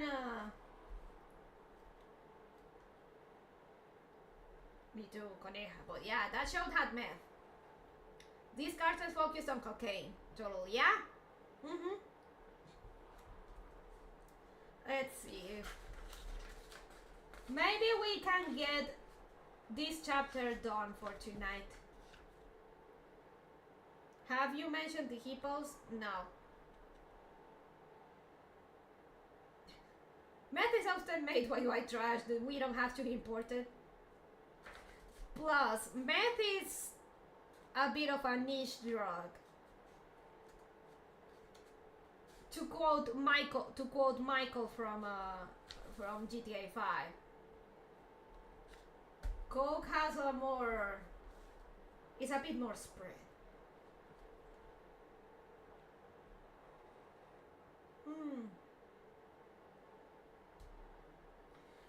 Okay.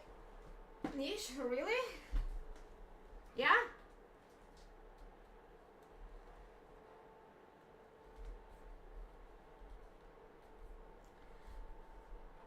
Relatively speaking, yeah.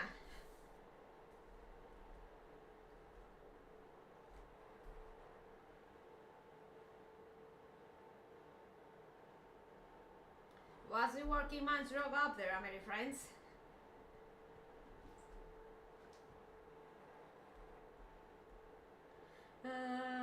Ok, continúo.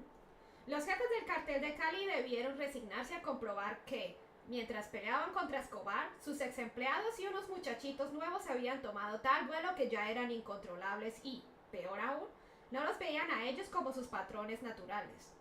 El cartel de Cali empieza a sentir pasos de animal grande y es claro que el naciente cartel del norte del valle desconoce el poder absoluto de la llamada vieja guardia de la mafia. Other than pot, of course. Acid, lean, stuff like that.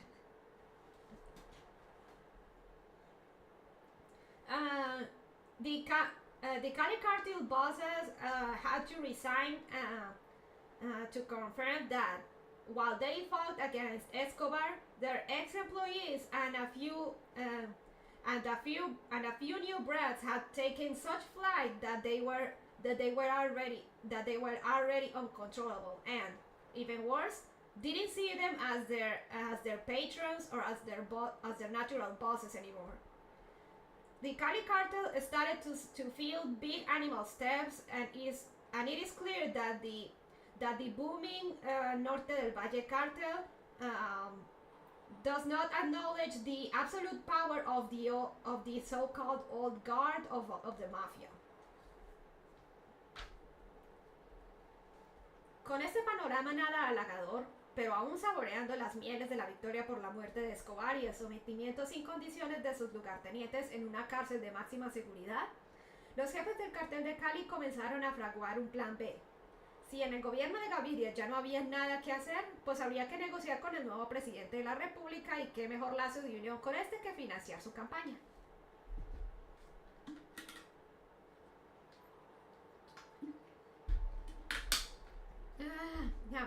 No.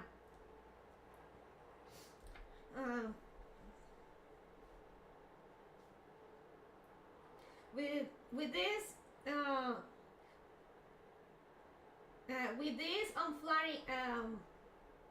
this unflattering situation, and even worse, but still tasting the honey of victory for Escobar's death, for Escobar's death, and the subduing without conditions of his lieutenants in a maximum security prison. The Cali cartel bosses started to come up with their plan B. If there was nothing to do with the Gaviria government, they will have to negotiate with the new president.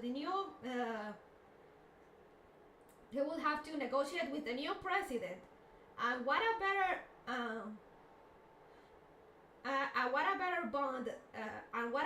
bond that to finance his campaign.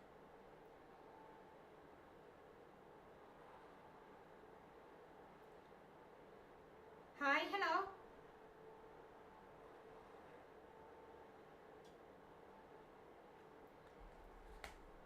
So basically, the Cali cartels, okay, the Gaviria is not going to.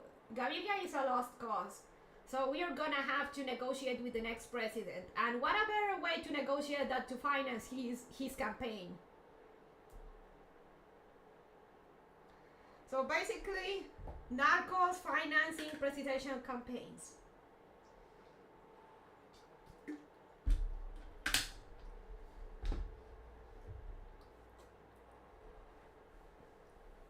Dorime.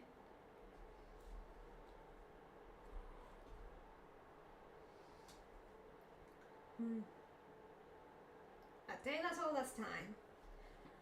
La oportunidad se presentó en bandeja de plata. La primera vuelta electoral entre Ernesto Samper y Andrés Pastrana había arrojado un escaso margen de diferencia y se requería ir a una segunda votación. Como había que moverse con rapidez, los Rodríguez aceitaron la maquinaria y activaron sus contactos con la clase política. Por eso buscaron a Ignacio Londoño Nacho, a Alberto Giraldo el Loco, Elizabeth Montoya de Sarria, la monita retrechera, y Guillermo Villa Alzate, super ratón. The opportunity presented itself in Silver Prater. The first electoral round between Ernesto Samper and Andrés Pastrana had revealed a very difference margin, and it needed to go to a second round. So as they have to move quickly, the Rodriguez oiled their machinery and activated their contacts with the political class. That's why they looked for Ignacio Londoño, aka Nacho, Alberto Giraldo, aka El Loco, Elizabeth Montoya de Sarria, aka La Monita Retrechera, and Guillermo Villa Alzate, aka Super Ratón. A través de ellos, los Rodríguez le hicieron saber a Santiago Medina, tesorero de la campaña del candidato liberal Ernesto Samper, que podían dar un empujoncito para que lograran el objetivo de llegar a la presidencia. Así, entre varios carteles de la mafia, los Rodríguez recogieron más de 6 millones de dólares y contribuyeron a la elección de Samper como presidente. Otra vez los jefes del cartel levantaban los brazos, jubilosos. Okay, I think I can keep going. Through them, the Rodriguez let Santiago Medina know, the treasurer of the liberal candidate, Ernesto Samper, that they could give a little push so they could achieve their objective of get to the presidency. Thus, between several cartels, mafia cartels, the Rodriguez gathered more than $6 million and contributed to the election of Samper as president. Again, the cartel bosses raised their arms, yes, like happy.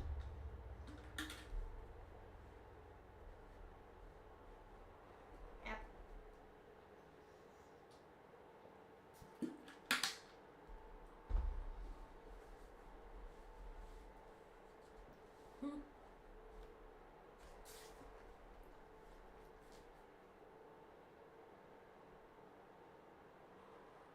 Taking over the government to make it easier to move cocaine. No, so things are still a little out of hand. No. Getting contacts in the government so they get a lighter sentence if they manage to move. To get a lighter sentence if they turn me in willingly.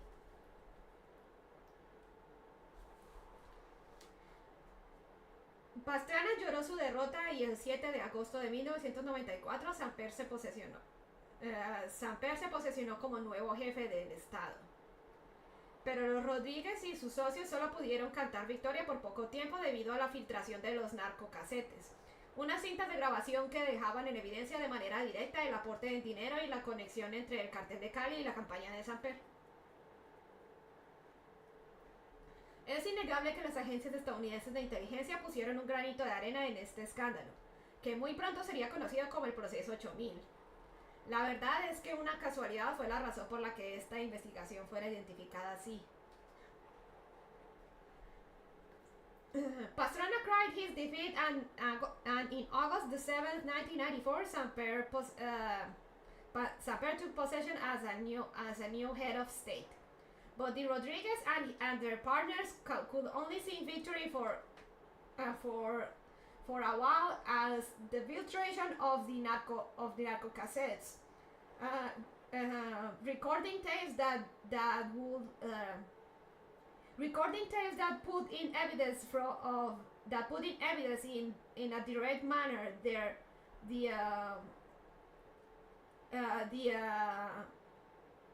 aporte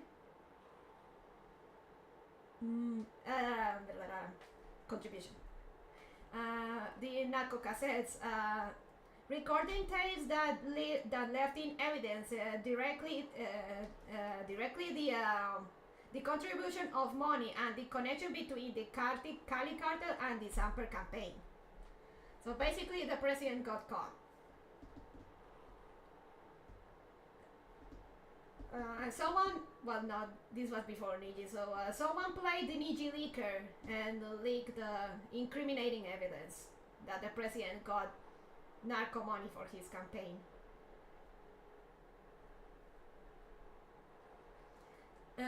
It's undeniable that the American agency, that the American intelligence agencies contributed their little speck of sand to this scandal. That soon would be known as the 8,000 process. The truth is that a coincidence was the reason for why this investigation will be identified as such. Proceso 8000 is often associated with elephants because when talking about it, like Samper, the guy, he would swear that he had no idea where that money came from, and he still swore over it to this and he still swears over it. And someone pointed out, like, not knowing where that money came from is like not seeing the elephant in the room. So elephants are often associated with the proceso 8000.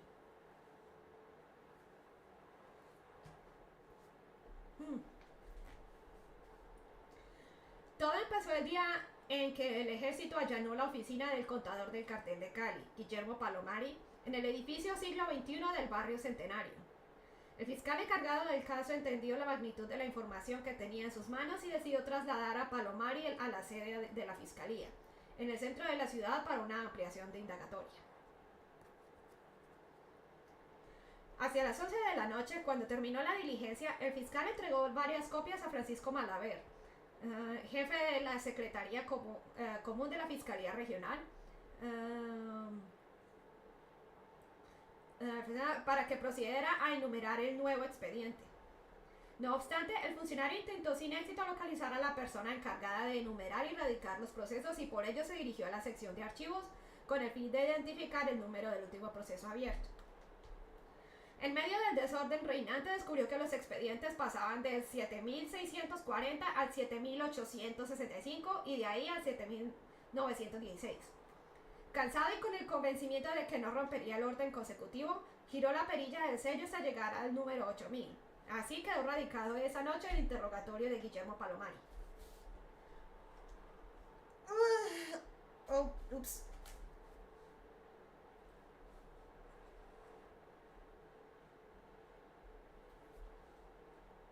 There we go. Sorry that I wasn't showing you the stuff. So give me a second. Stretch a little bit. And I'll translate.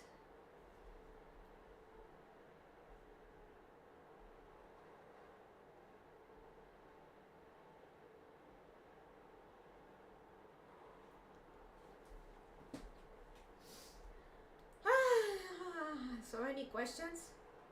So this is why it was called the process 8000. Everything started in the day that the army sieged the office of the Cali Cartel's accountant Guillermo Palomari in the 21st and the siglo XXI building of the. And I have a headache for no reason. I took Advil and got enough caffeine and still, sorry to hear that, Turtle Man. Everything started the day the army sieged the office of Cali Cartel's accountant Guillermo Palomari in the siglo XXI building in the Centenario neighborhood, in Cali.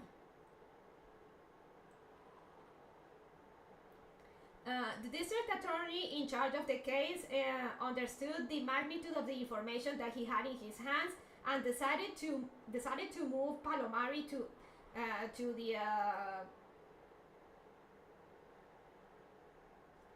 how is the fiscalía? I always keep forgetting.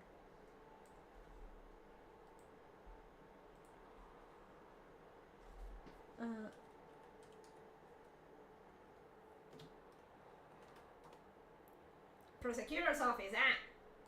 Prosecutor's office. Thank you, Turuman. He understood the deputy office, prosecutor's office, deputy offices, office. Oh, the district attorney understood, in charge of the case, understood the magnitude of the information he had in his hands, and decided to move Palomari to the prosecutor's office at the center at the city's downtown or city center at the city's downtown for further indagatory, for further questioning. By 11 p.m. when he finished the task, the district attorney delivered several copies to Francisco Malaver, boss of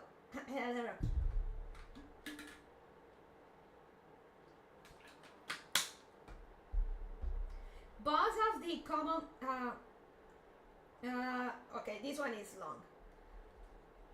Secretaría Común de la Fiscalía Regional, boss of the Commons Deputy Office of the regional's prosecutor's office, so he could proceed to assign a number to the new file. However, the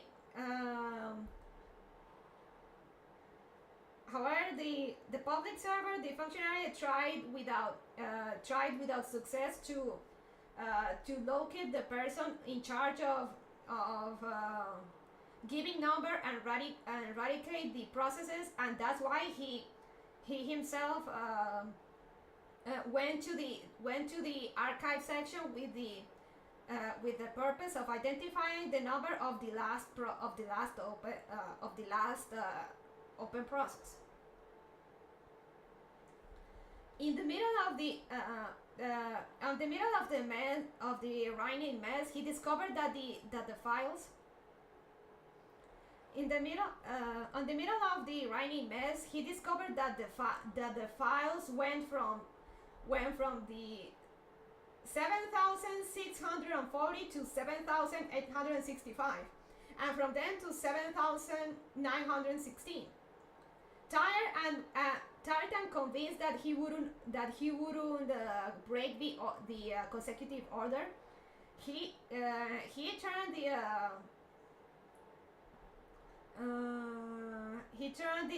the seal until he got to the process 8,000.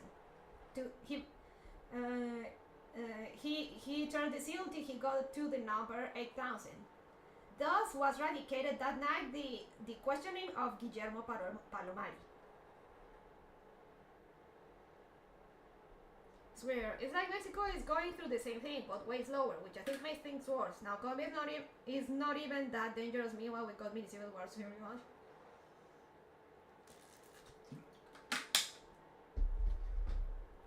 Enjoy Axaya Carol. It's gonna be at least another 10 to 20 years of that if you don't get things under control, maybe, or maybe even more.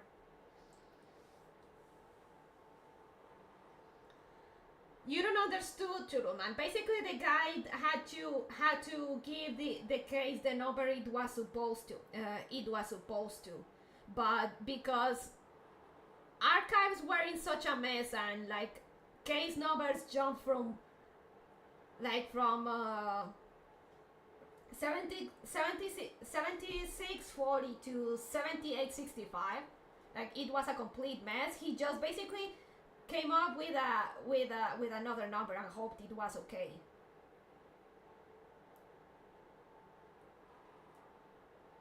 Basically, like I can't even be bothered to put this in the order it's supposed to when this shit is not even in the order it's supposed to be. So I'll just put whatever number and call it a day.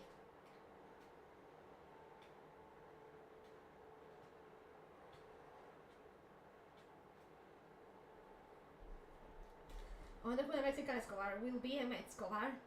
That was El Chapo Guzman. That was El Chapo. We've been at this for 20 years now. Sit tight then.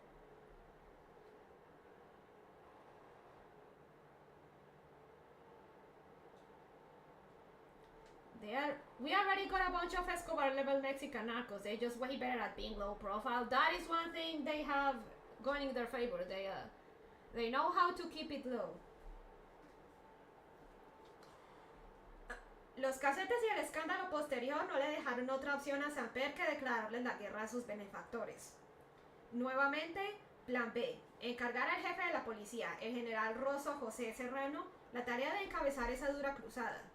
Lo único que podría lavar el nombre del presidente era la obtención a corto plazo de resultados positivos y contundentes. Había que disipar las dudas. Luego la ropa sucia se podría lavar en casa.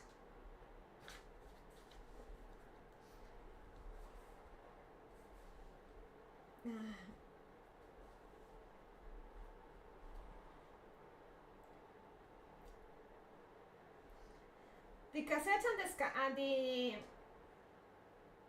the following scandal didn't give Samper any other option than declare war to his benefactors. Again, plan B. To request to the police request to the police command to the police boss, Commander Rosso Jose Serrano, the task of leading this tough crusade. The only thing that could clean the president's day was to obtain positive and decisive results in short term. Doubts had to be cleared. Then, dirty laundry could be washed at home.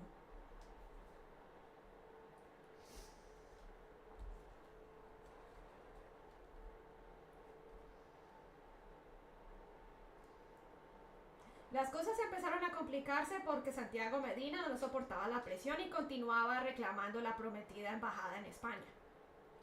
En 3 ocasiones, Nacho Londoño, el emisario de los Rodríguez, visitó a Fernando Botero, ministro de Defensa, y le dijo que era urgente cumplir el compromiso con el tesorero de campaña.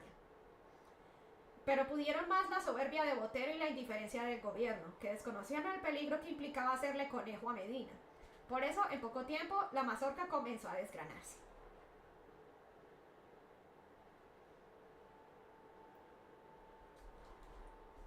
Things decided to complicate because Santiago Medina couldn't take the pressure anymore, and he kept asking the promised Spain embassy. He kept asking for the promised embassy in Spain. In 3 occasions, Nacho Londoño, the Rodriguez emissary, visited Fernando Botero, defense minister, and told him that it was urgent to fulfill the commitment with the campaign's treasurer. With the campaign's treasurer, but Botero's stubbornness, pudieron más la soberbia de Botero. But Botero's stubbornness and the government's indifference were stronger.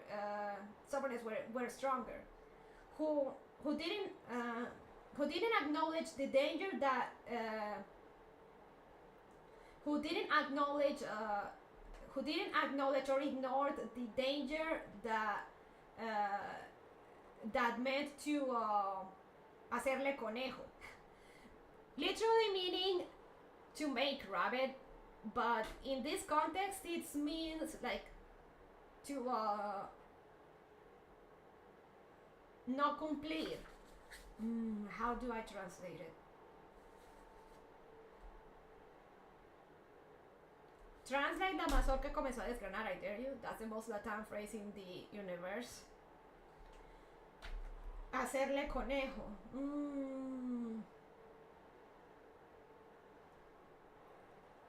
Botero and the government, they really weren't grasping what it meant to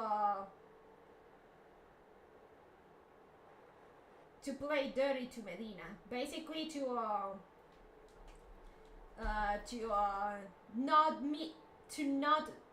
keep their end of their deal, his end of the deal to Medina, to make rabbit, huh?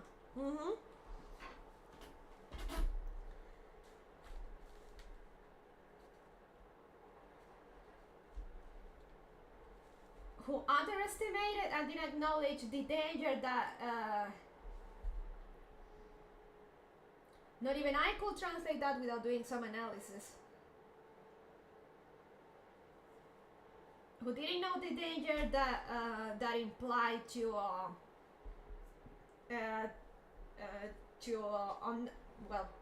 hacerle conejo to betray Medina. We can't just leave it at betray Medina. That's why in little time the corn cob started to degrade. That is a literal translation, pero la mazorca comenzó a desgranarse. We could make it like the everything started to fall apart. Basically, the corn cob started to fall apart.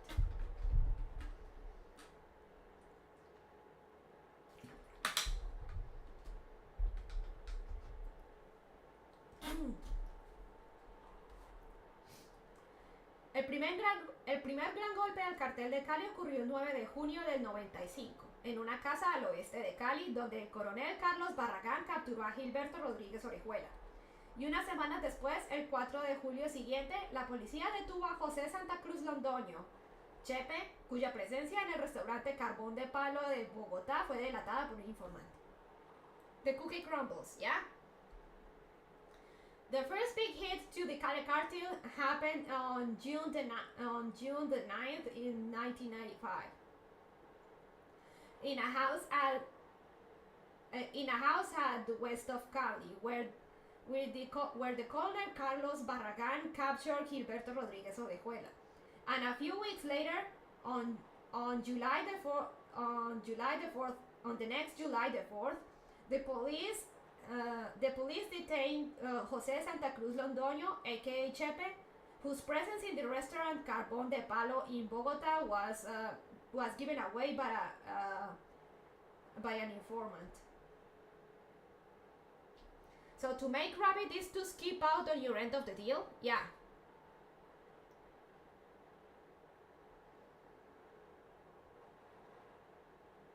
Yeah, basically to make rabbit is, or hacerle conejo is to skip out on your end of the deal, or an end of the deal, or to trick someone too. Basically, it's just yeah, it's like to skip on a deal on the end of a deal, or to trick someone. Then miss opportunity. Pese a estas aparentes victorias contra el narcotráfico, el 20 de julio empeoró la situación del gobierno luego de que Santiago Medina, que había sido abandonado y se sentía traicionado y utilizado, decidió contar toda la verdad en la fiscalía y aceptar que los millones enviados por el cartel de Cali entraron a la campaña de Saber. Pero solo 15 días después, el 6 de agosto del 95, en el edificio Normandía al oeste de Cali, fue capturado Miguel Rodríguez Orejuela. En ese momento, cuando el general Serrano empieza a perfilarse como el mejor policía del mundo, porque ninguna autoridad en el globo terráqueo había podido dar tantos golpes y tan contundentes en muy poco tiempo. El cartel de Cali agoniza. Ya están tras las rejas Fanor, Arizabaleta Arzayuz, Víctor Patiño y Henry Loaiza, quienes se entregaron después de la captura a cuentagotas de sus antiguos socios. You hope around it. Kinda, that's a good one too. You hope around it.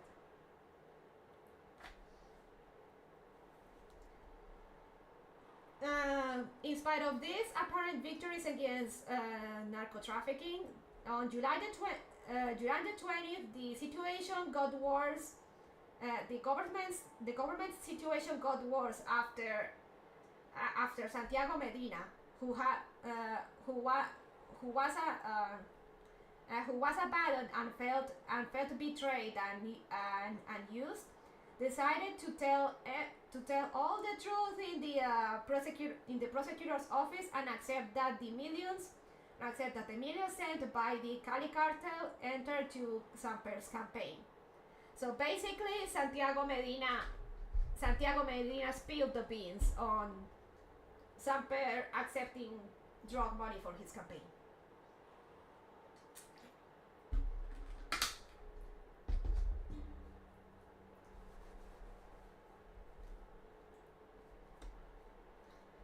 Pero solo 15 días después, but only 15 days after, on August the 6th of 1995, in the Normandia building in the west of Cali, Miguel Rodriguez Orejuela was captured. In that moment, when the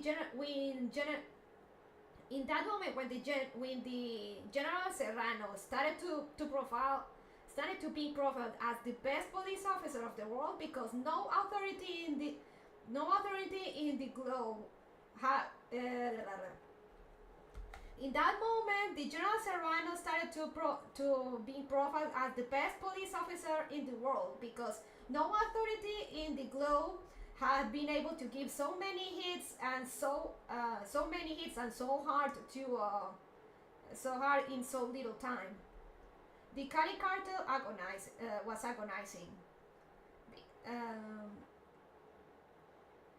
Behind the bars were already Fanor, Arizabaleta Arzayuz, Víctor Patiño y Henry Loaiza, who turned themselves in after the capture one by one of their old partners.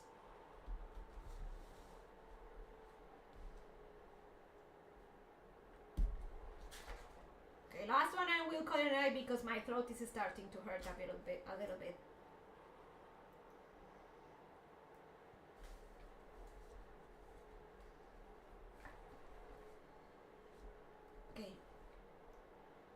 Mientras Samper sacaba pecho con la vertiginosa destrucción del cartel de Cali, el mundo de la narcoactividad fue sacudido por dos episodios que de alguna manera le ayudaron al gobierno.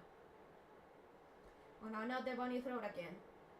While Samper puffed his chest with the vertiginous destruction of the Cali cartel, the narco world was shaken by two episodes that for some reason helped the government. En enero de 1996, la muerte en extrañas circunstancias de Elizabeth Montoya de Sarria, esposa de Jesús Amado Sarria, el brujo, integrante de primera línea del cartel de Cali, además de amiga personal y patrocinadora de la campaña de Samper. Ocurrió cuando Helmer Pacho Herrera, entonces único fugitivo de la cúpula del cartel de Cali, organizó un encuentro con la monita en la casa de una pitonisa en Bogotá. La ingenua mujer esperaba a un emisario de Herrera que la conduciría hasta el lugar donde el capo estaba oculto, pero no contaba con que él le reportaría su localización al mayor de la policía, Germán Osorio, edecán de Samper en la campaña presidencial. El resultado fue la muerte a tiros de la célebre monita retrechera. Luego, el 5 de marzo del 96, se produjo la muerte del fugitivo José Chepe Santa Cruz, quien se había fugado espectacularmente de la cárcel La Picota en enero anterior. El capo se desplazaba hacia Medellín para reunirse con su socio y amigo Helmer Pacho Herrera, pero de repente recibió una llamada del coronel Danilo González, quien le dijo que Carlos Castaño lo esperaba junto con Herrera. Sin embargo, cuando salía a cumplir la cita, Herrera recibió una llamada de Castaño, quien le dijo que por razones de seguridad no era conveniente asistir juntos a la reunión. Pacho Herrera aceptó la recomendación y envió en su representación para el encuentro con Santa Cruz a Gaby, su secretario y compañero, quien años atrás hizo parte del grupo que activó la bomba en el edificio Mónaco contra Pablo Escobar. Now that's a name that came back. Gaby y Chepe se encontraron a las 10 de la mañana y a las 7 de la noche sus cadáveres fueron presentados en los noticieros de televisión como el nuevo gran golpe contra la mafia. Fueron abatidos en un enfrentamiento con la policía cuando se desplazaban en un campero rojo en las vías a Las Palmas.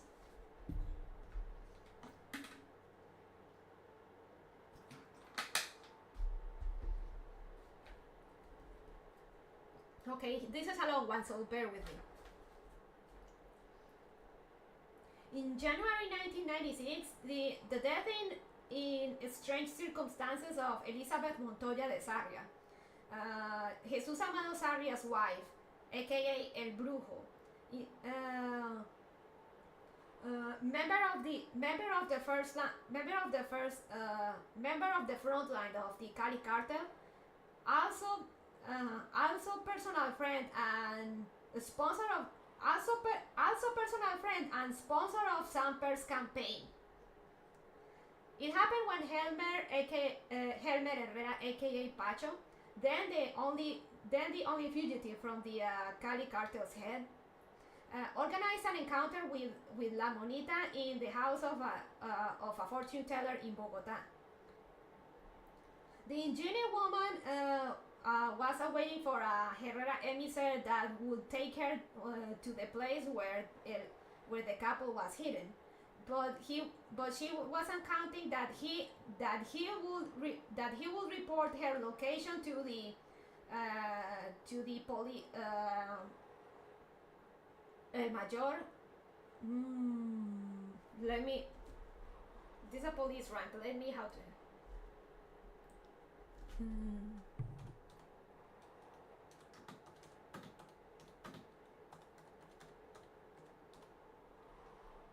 Police Major, Captain, Chief, Captain. That's a. Let's put it Captain. It's probably Chief. It's probably not the right rank, but we'll have to leave it at that. So okay, let me start again. The Chief. Okay. In January 1996, the death in strange circumstances of Elizabeth Montoya de Sarria, Jesús Amado Sarria's wife, aka El Brujo, member of the first. Oh wait, Major's a police rank. I didn't know that. Okay, Major, yeah. In January 1996, the death in strange circumstances of Elizabeth Montoya de Sarria, Jesús Amado Sarria's wife, aka El Brujo, member of the Cali Cartel's front line. Also personal friend and sponsor of Samper's campaign.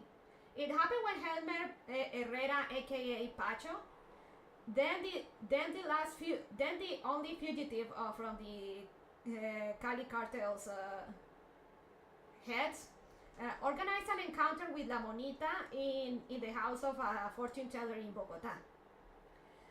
The ingenious woman was waiting for a Herrera emissary that would take her to the place where the couple was hiding, but she didn't count that he would report.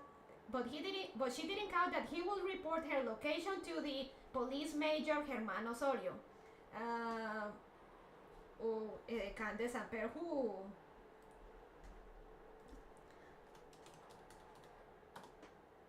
Edecamp? Aide de camp. But she didn't count that he would report her location to the police major Germán Osorio.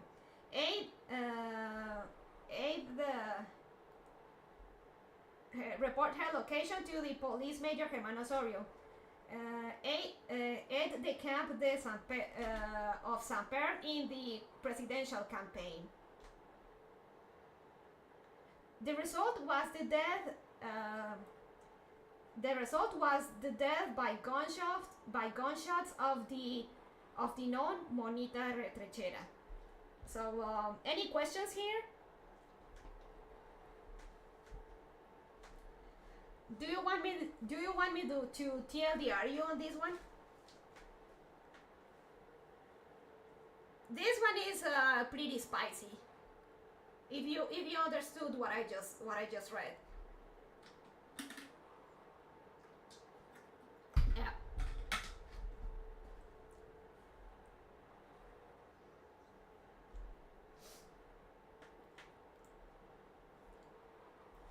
Mira this.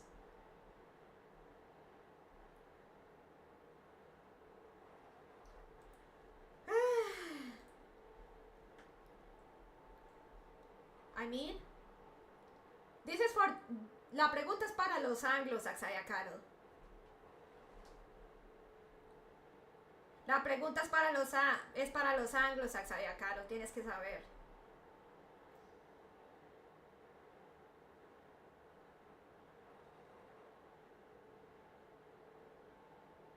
No, you didn't get it, Turtle Man.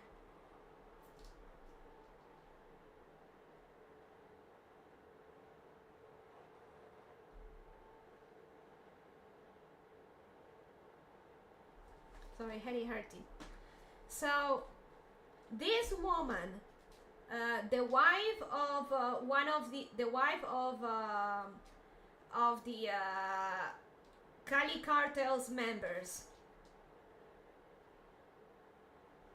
and close friends and sponsor of then President Samper. She was going to meet with another narco friend, but suddenly she appears dead by gunshots. And the guy that pulled the trigger just so happened to be also a helper of then President Samper, who now was a police officer. Are you connecting the dots?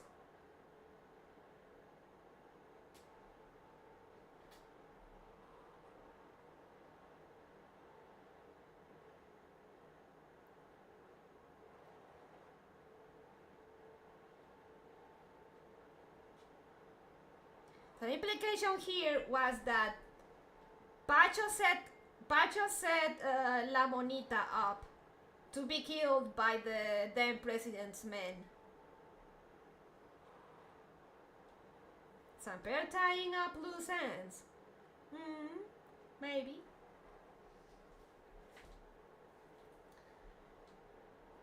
Okay, then in March the 5th, 1996,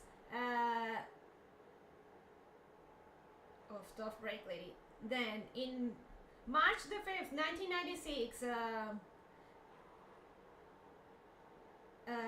the death of the fugitive Jose Santa Cruz, aka Chepe, happened, who had escaped spectacularly from La Picota jail in the last January. The couple was moving towards Medellin to reunite with his partner and friend Helmer Herrera, aka Pacho, but suddenly he received a call from Colonel Danilo Gonzalez, who told him that Carlos Castaño was waiting along with Herrera. However, when he went out for the appointment, Herrera received a call from Castaño, who told him that due to safety reasons, it wasn't convenient for them to go together to the reunion. Pacho accepted the recommendation and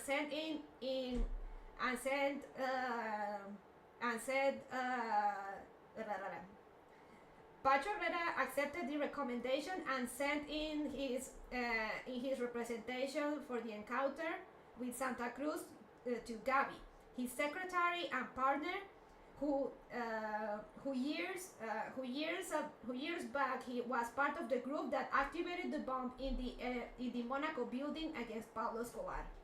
So that's a name that came back. Gabby and Chepe met at 10 of the morning, and by 7 p.m. their corpses were presented in the news. Were presented in TV news as the new great hit against mafia. They were taken down in a confrontation with the police when they were moving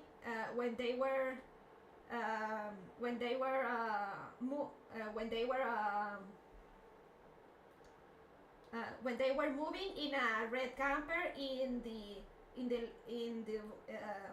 the way to Las Palmas. Representative. I'm ESL, okay, and my throat hurts. I'm a representative.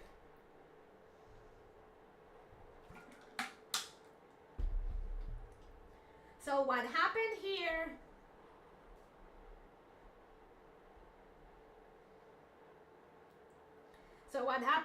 Is that Chepe managed to escape from prison, and he was also casually. Here's the thing. So he managed to escape prison, and he was said to meet with Helmer Pacho Herrera, aka Pacho. But suddenly he got a call from the Colonel Danilo Gonzalez, who told him that Carlos Castaño was waiting along Herrera. However, when he was going to the meeting and stuff, Herrera got a call from Castaño, who told him that due to safety reasons they shouldn't go together to the reunion. So Pacho accepted, and he sent as his representative he sent Gabby for the meeting with Santa Cruz. He sent Gabby as his representative, the same Gabby that was part of the group that set up the bomb at Pablo Escobar's house. So Gabby and Chepe go to the reunion that was supposed to go for that, where Herrera and Castaño should be in. And then Gabby and Chepe end up dead.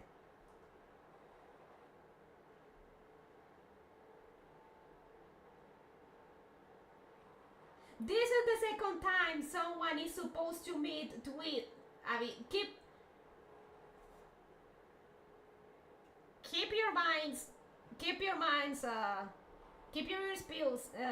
your ears peeled on this chat. Remember, Elizabeth died when she was set up to meet with Pacho Herrera, and then Chepe was supposed to meet with Pacho Herrera, and then Chepe and Gabby end up dead.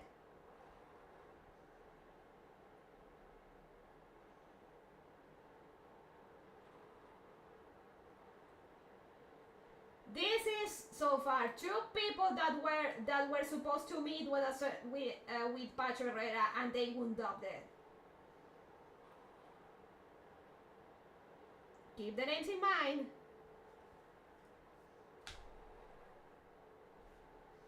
Right, so Pacho is probably Samper's fixer, gotcha.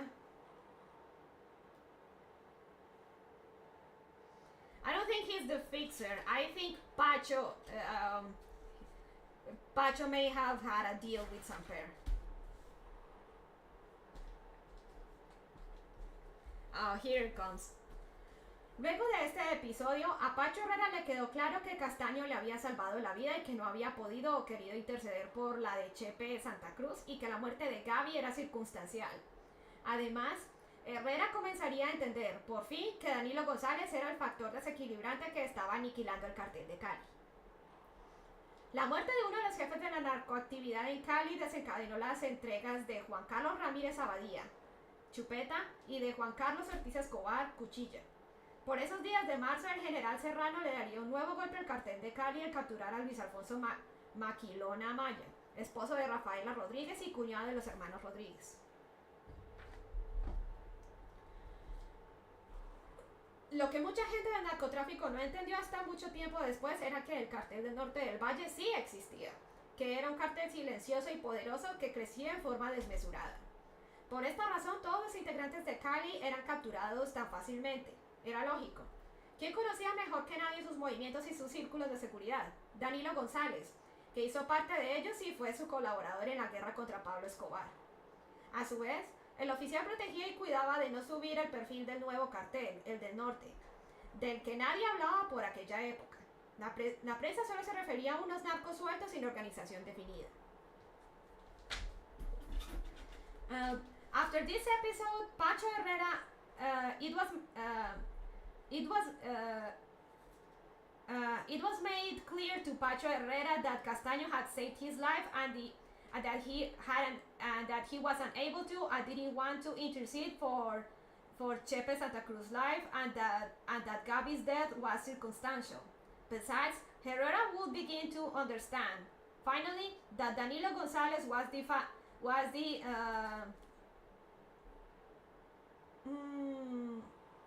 equilibrium. That Danilo González was the factor that was annihilating the Cali cartel. The death of one of the narcoactivity bosses in Cali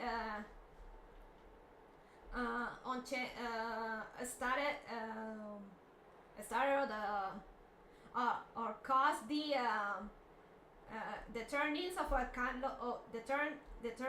of Juan Carlos Ramírez Abadía, aka Chupeta, and Juan Carlos Ortiz Escobar, aka Cuchilla.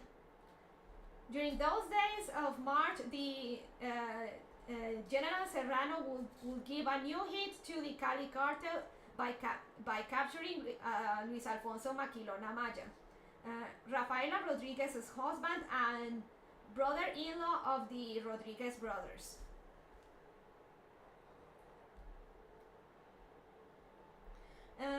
What many people from the narcotraffic didn't understand until much time later is that the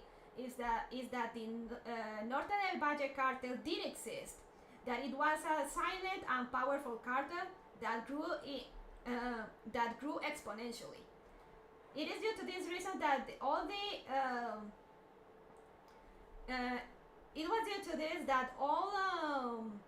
members of Cali were captured so easily. It was logical. Who knew better than anyone else their movements and their security circles?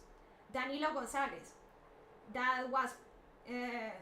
who was part of them and was their collaborator in the war against Pablo Escobar. At the same time, the officer protected and made sure to not raise the profile of the new cartel, the Norte one, of which no one talked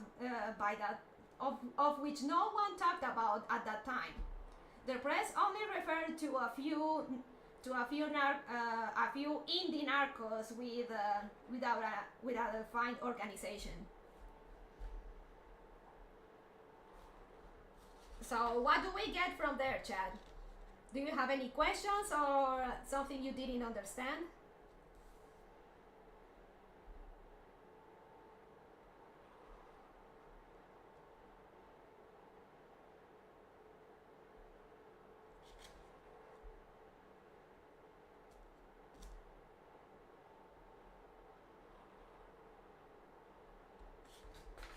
Honestly, my head is too foggy. I probably have to rewatch this later. Comment, milady. So Castaño saved Pacho Herrera's life.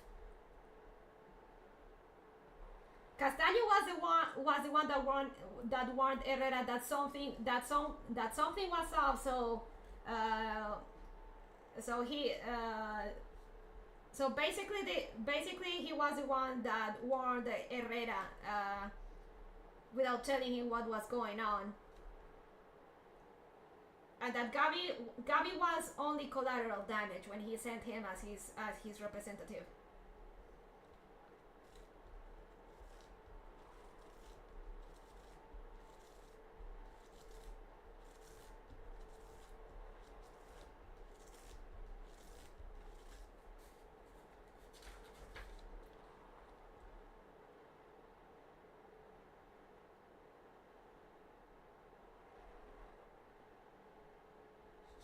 So what's all this, and how do you know? Because Danilo Gonzalez, the colonel, he was in cahoots with the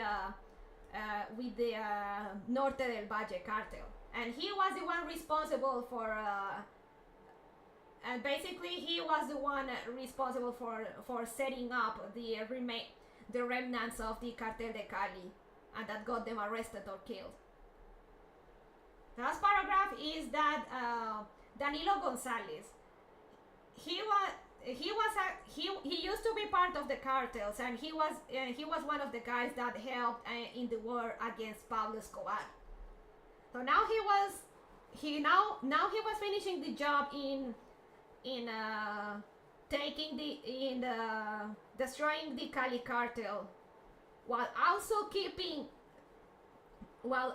helping and keeping the Cartel del Norte del Valle under the shadows. So the colonel is a dirty one.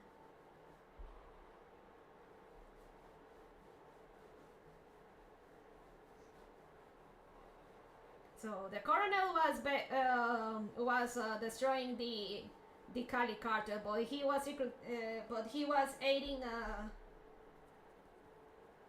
He protected and made sure, but he protected the Norte del Valle cartel and made sure that they will stay. They will keep a low profile to not raise suspicion.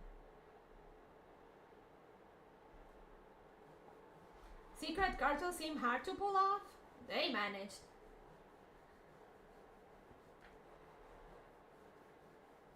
So basically, with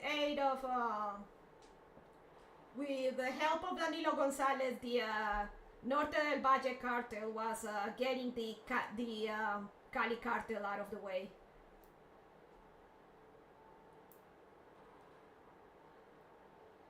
And Pacho Herrera only survived because Castaño knew something was up and told him to not go to the reunion.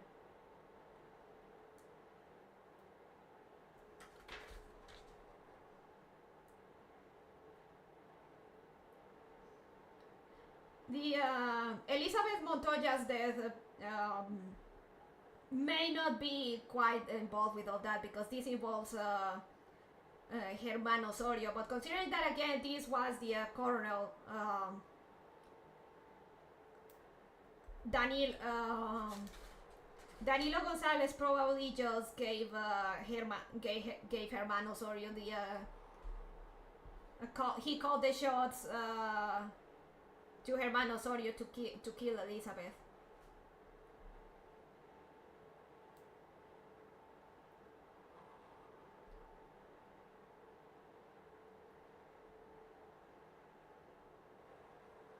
And along the way they help Samper, so that's two birds, one stone, I guess.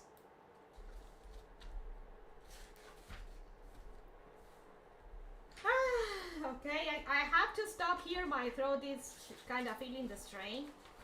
So if we go back to this, when we go back to this, we'll see how far we can go. And see if this stream is still monetized by then.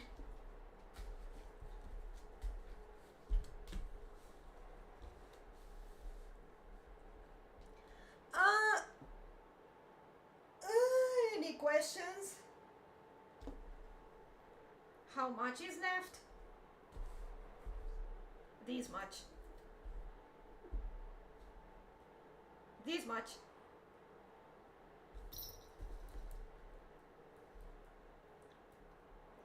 Not even 5 hours. Nice short stream, baby hands.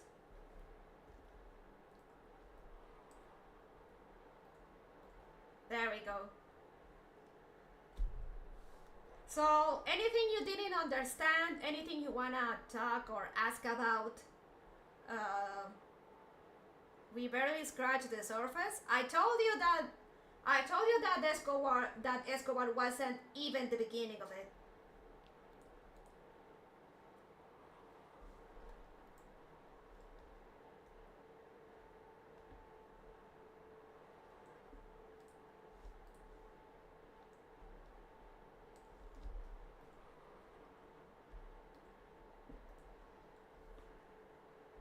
So let's make this a book.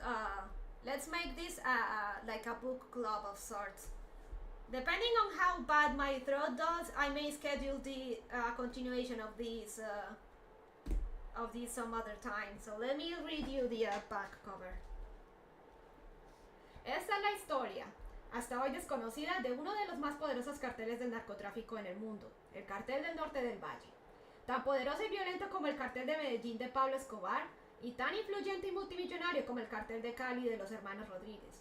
Lo sucedió a ambos en el negocio internacional del tráfico de cocaína y extendió sus tentáculos hasta México, Venezuela, Estados Unidos y varios países de Europa. Pronto los nombres de sus jefes entraron a formar parte de una leyenda negra, por sus cuantiosas operaciones y sus extravagancias, al final por sus sanguinarias venganzas. Chupeta, Rasguño, Don Diego, Orlando y Arcángel Henao, Wilber Varela, Víctor Patiño, Iván Urdinola, entre otros, a pesar de sus esfuerzos por llevar una vida discreta, se convirtieron en el blanco de las agencias antinarcóticos. Este libro testimonia desde sus entrañas la despiadada lucha por el poder y el dinero y también por las mujeres en el Cartel del Norte del Valle. Conspiraciones, venganzas, traiciones tejen una trama que se lee como una novela de suspenso. En esta intensa historia se basa un exitoso seriado de Caracol Televisión. En el Cartel de los Sapos, sus oscuros protagonistas y su vida infernal causan asombro y perplejidad, tal cual sucede siempre que se descienden los abismos de la auténtica mafia.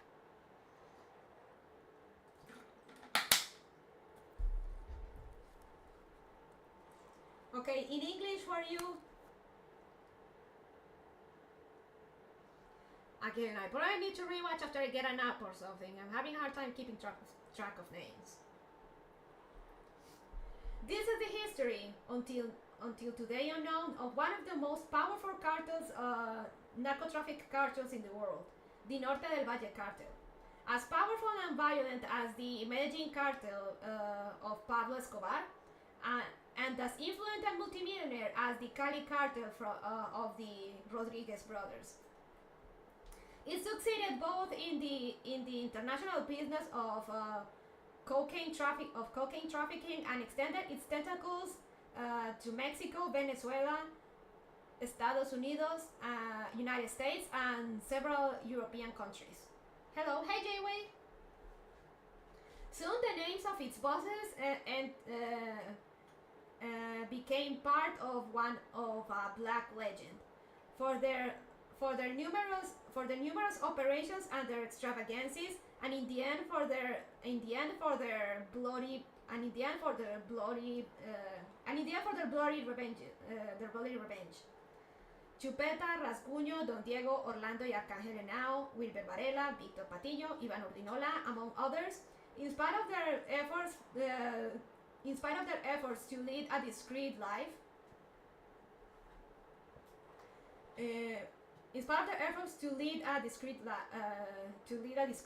they became the target of the anti-narcotic agencies.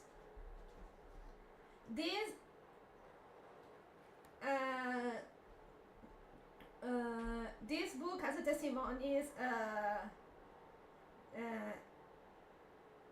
This book testimonies the ruthless fight for power and money, and also for women in the Norte del Valle cartel. Conspiracies, revenges, betrayals, rubble, rubble a plot that reads like a suspense novel. This story is based on a successful series of Caracol Televisión.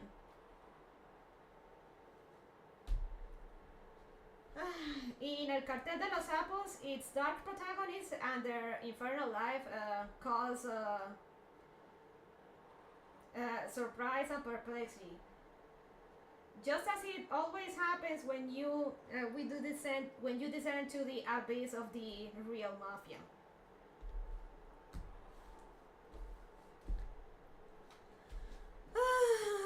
So, any questions? Anything else you want to know?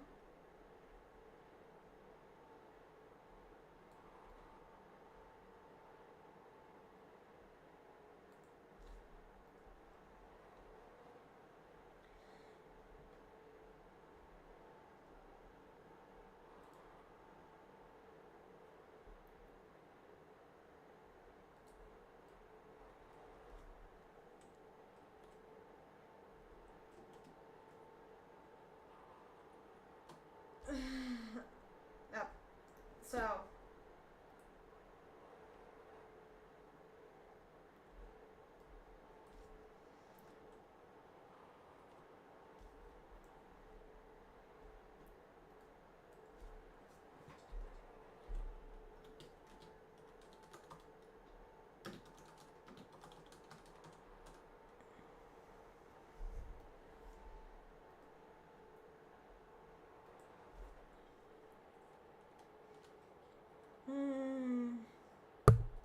alright, sorry.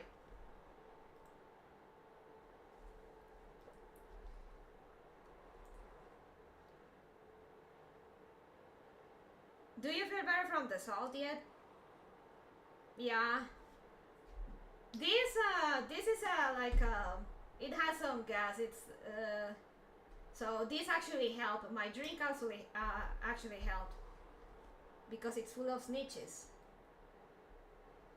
It's the cartel of the snitches. The title literally translates to the cartel of the snitches.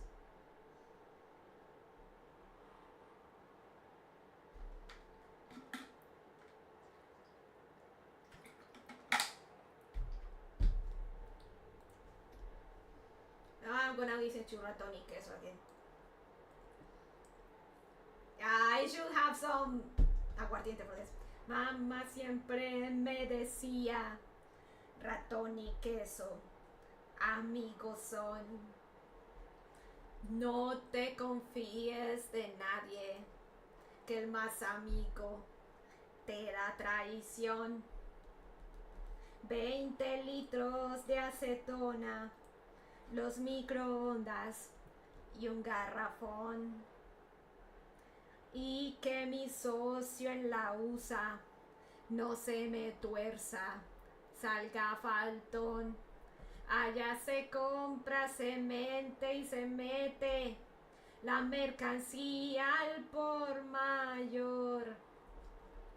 Mientras que aquí se dan bala, yo no sé nada, no soy soplón. Ya se compra, se vende y se mete la mercancía a Nueva York. Mientras que aquí se dan bala, yo no sé nada, ya muerto estoy. So Sapo is a mole? Is a snitch. Sapo is a snitch. Yo le invertí una platica al submarino y no volvió. ¿Será que ese gringo marica es de la DEA y lo confiscó? Pero la suerte sigue conmigo porque el otro coronó. Yo ya recibí la llamadita de la línea Nueva York. Falta que me manden los billetes para comprarme el otro avión. Pero la suerte sigue conmigo porque el otro coronó. Todo el mundo sabe en el negocio que en esto no hay perdón. Y si no, pregúntale a mis socios a ver quién es el patrón. Allá se compra, se vende y se mete la mercancía al por mayor. Mientras que aquí se dan bala, yo no sé nada, no soy soplón. Allá se compra, se vende y se mete la mercancía a Nueva York. Mientras que aquí se dan bala, yo no sé nada, ya muerto estoy.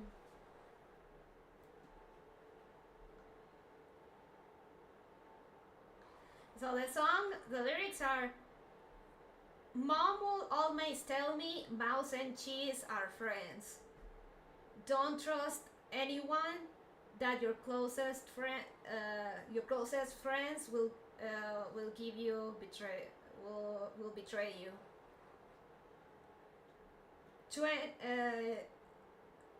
20 acetone liters, the microwaves, and a gallon jar, and that my partner in the USA doesn't no se me tuerza, doesn't crook on me, doesn't skip on the deal, me salga faltón. He doesn't keep his word.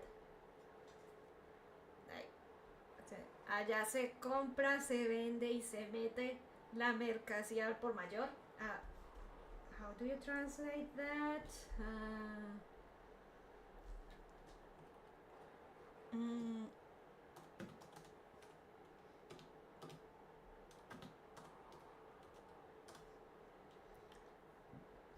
Wholesale, okay.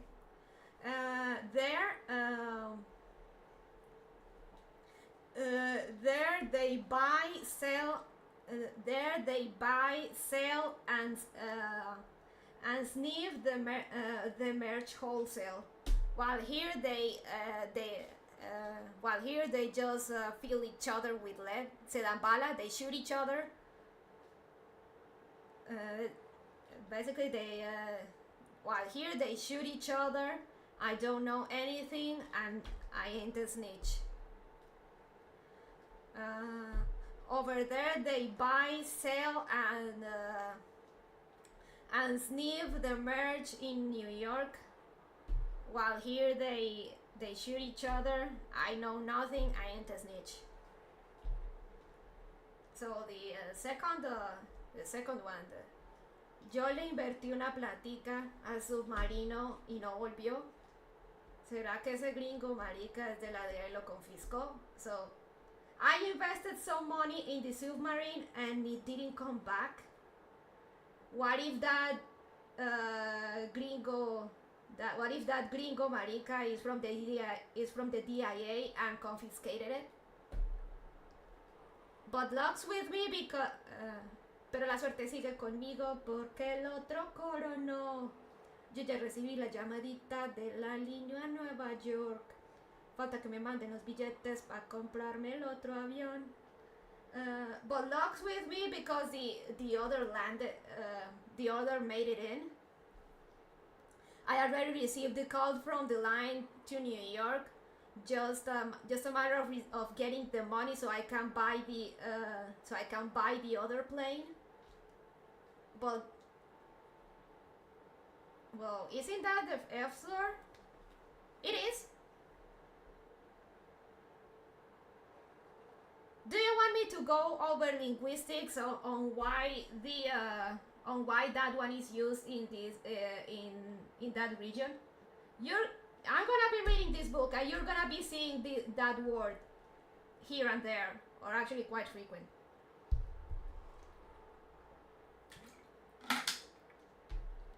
It's not on me, it's on the book, it's on the song.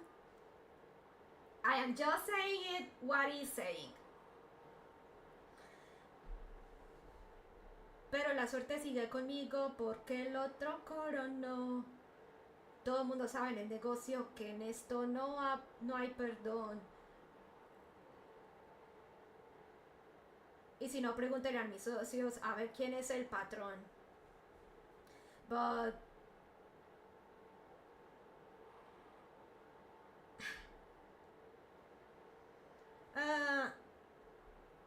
it is and isn't. Because mainly in that region specifically, it is used like for you saying like motherfucker or shit.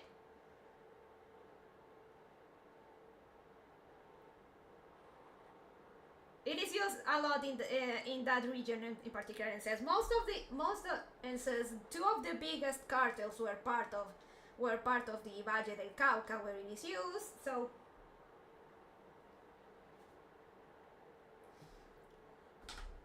then it repeats again, but luck's with me because the other landed, the other made it in. Everyone knows in this business that there is no forgiveness. And if not, ask my partners to see who's the patron, who's the patron. That's and then the chorus repeats. That's the song's translation. It is basically a cartel lord talking about the business.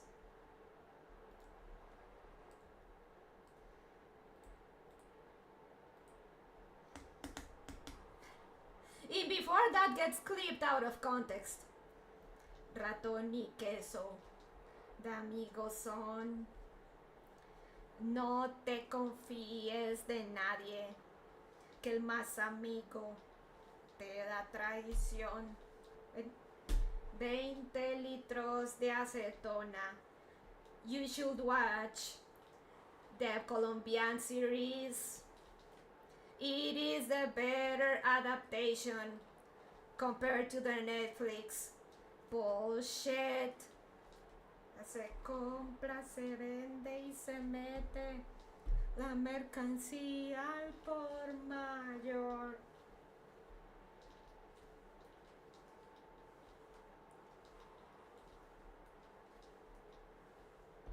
I don't know. I want to comment something, but this will actually heavily dox me.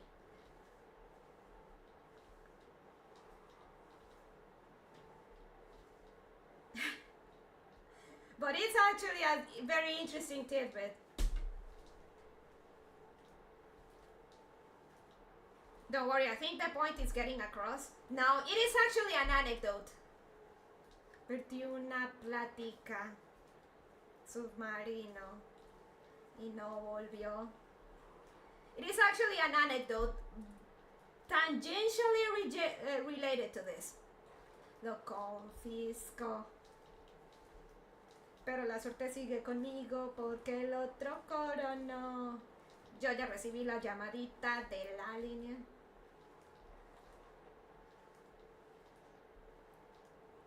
It largely means something different in the region where this stuff is from. That's all well and good. No need for self-dogs. No. It's not about the word. Oops. Shit. Sorry that I'm screaming. It is not about the word. It is actually an anecdote related to this whole thing.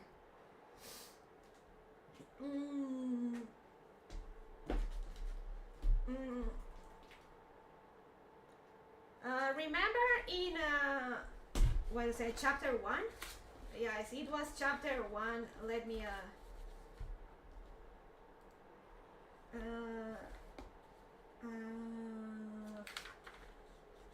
where is it? Chapter 1. Here it is. You were screaming? I think I was, or at least what Bonnie Sister considers me screaming.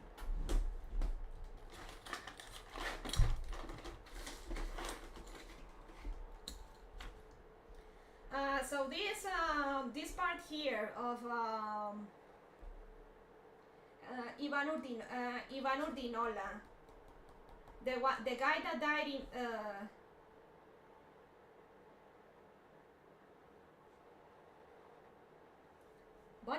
to know what American considers screaming. So this guy Ivan Urdinola, he, of course, like he dealt with drugs, but he also had other technically legal businesses to do some money laundering. And one of them is the La Grajales, which basically they make wine and stuff. They're very prominent in Valle del Cauca. So and you can see, and they still very much functioning and thriving and stuff. Like they make wine. They had like grape plantations and basically made wine and stuff. Viñedo Grajales, Vinería Grajales, and I have a bunch of other businesses related to Grajales. They're really prominent. So this place, he came from his hometown, El Dobio Valle, very small town, and I can tell you, oh God, I have never heard anything good about that place. In all my years of being on this earth, I only hear that place being absolutely fucking rotten. I'm being too unsafe. I have yet to hear anything good about El Dobio.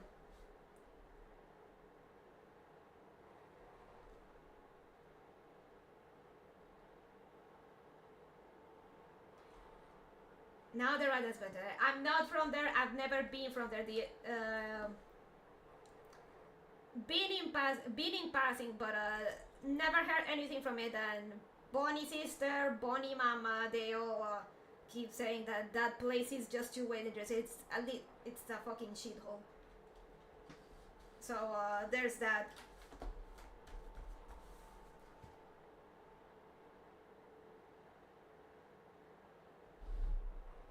So that goes a partial self dogs. No, I'm not from there. God, no. But I do have heard about it. Never been there, but yeah. Every country had its Chicago. No, this is not Chicago.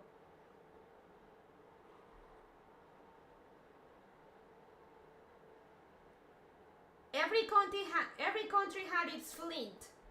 This is more like calling it Flint. Hell, there is a lot of Flints around Bondland, if we go to that.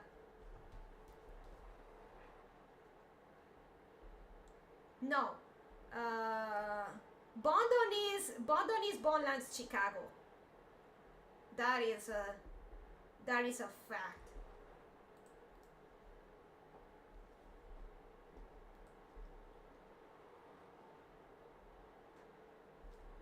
Yo le invertí una plática al submarino y no volvió.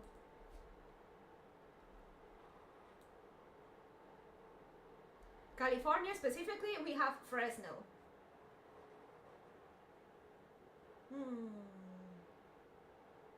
I could show you Colombia's Bronx while it existed.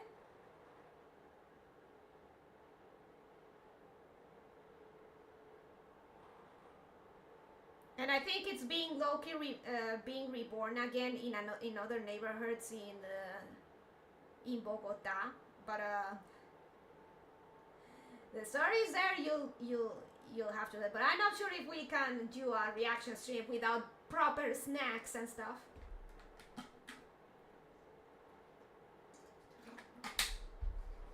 So yeah, El Dobio, it's trash, but I cannot blame the man for wanting to go back to his hometown. I don't understand it because I fucking hate my hometown. But I won't blame him for wanting to go back. To go back. I want to go back to Silviragusri. And I know that feel.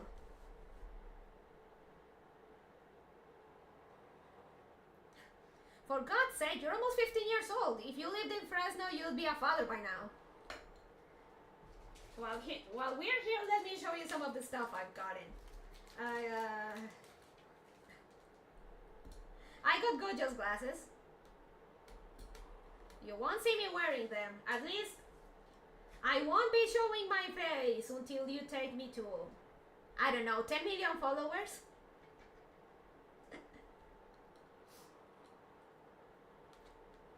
Got gorgeous glasses.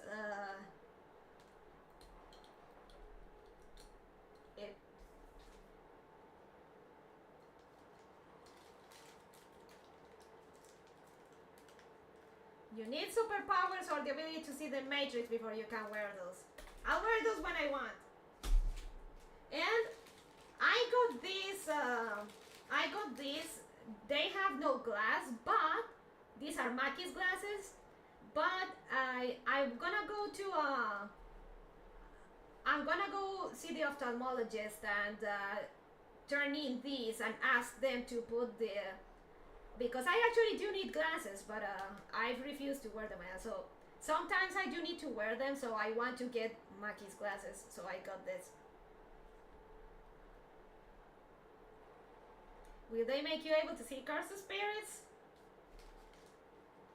I live in Bonland. I already see cursed spirits all the time.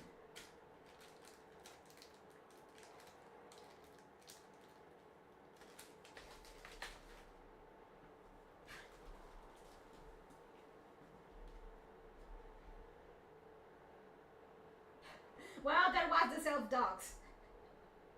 Let me, but you know what, that's fine.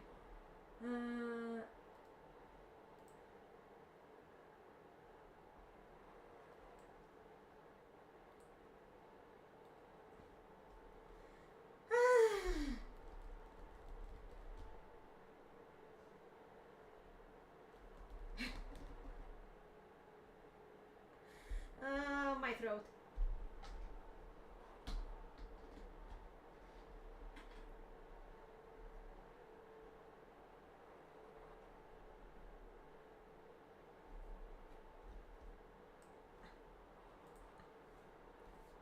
So there it is. I may read ahead of you guys. I wonder if they actually mention Doña Lorena, the mafia widow. The mafia widow, because I have another story related to her. Well, not driving cause or anything, but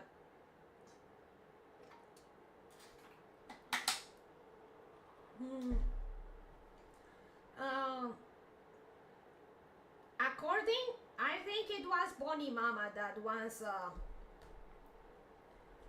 I think it was Bonnie Mama who once told me that actually the mafia widow, or Doña Lorena actually passed by our hometown once, and another couple times she had a few parties in a nearby farm, or rather a countryside villa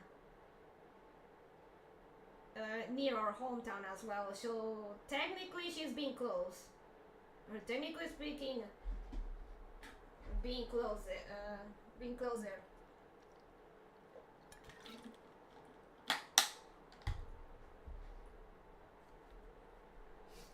So apparently she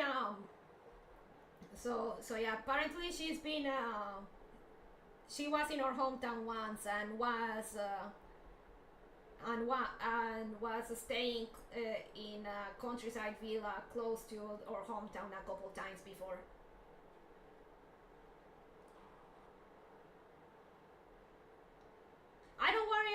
talking all of this because, first of all, she's dead. I'm gonna give you a spoiler. She died. She died years ago. The book was published before her death, so it's not chronicled here. But she was shot to death. They finally got her. She's dead, so there it is.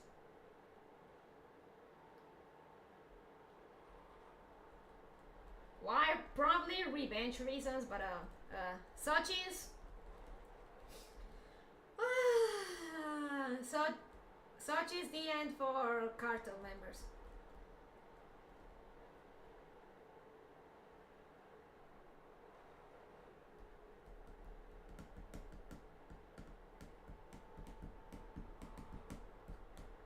I mention it because I think Netflix is making a series with about whatchamacallit, Griselda Blanco with Sofia Vergara.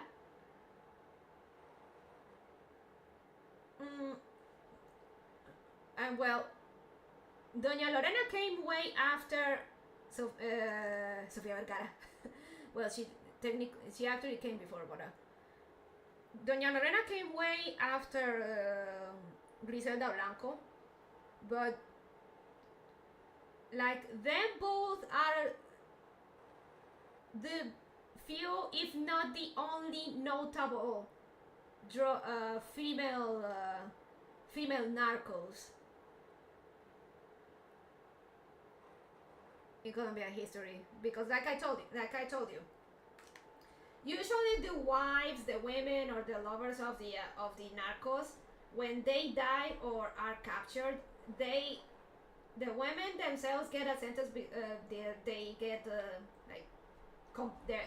their complicity in the crimes, that they often get processed, or basically they just lay low or disappear. But Doña Lorena was the rare case where she actually continued her husband's business, and that's why people call it the mafia widow, because like usually the wives, they just they're not in the business, they retire or they get sent to jail as well. But she continued where her husband left off, so she's a rare case. By the way, watch, and if you're gonna watch a series like something related to El Cartel de los Sapos, watch the original Colombian series. Like, no adaptations. Like, no. Just watch the original because that's the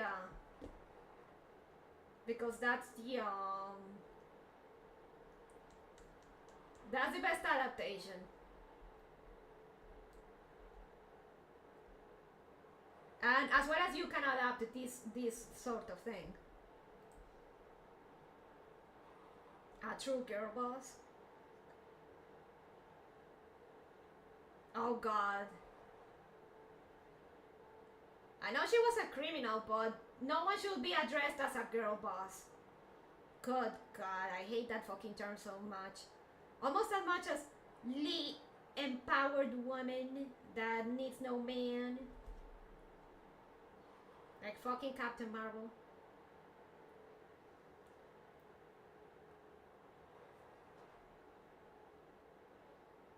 Though Griselda Blanco has one thing, and that was she was basically the one to introduce the drug trafficking to the United States through Florida, through Miami specifically. So she's the one to blame for that. Strong female lead that needs no man. I'm in California. There are plenty of people here who will take it as a compliment. Disgusting behavior. Hembra alpha.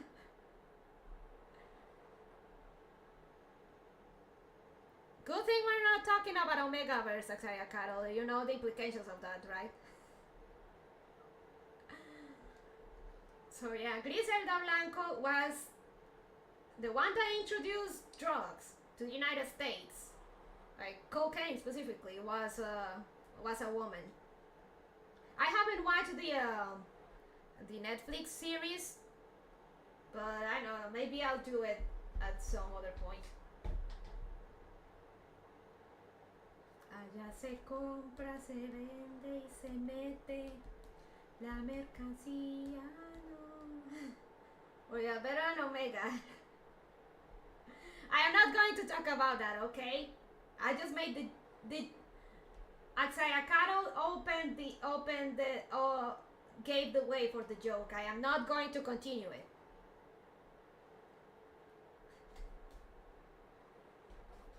Yeah, you right there.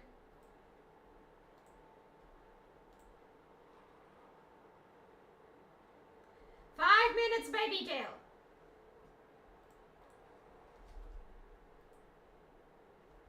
No sé nada.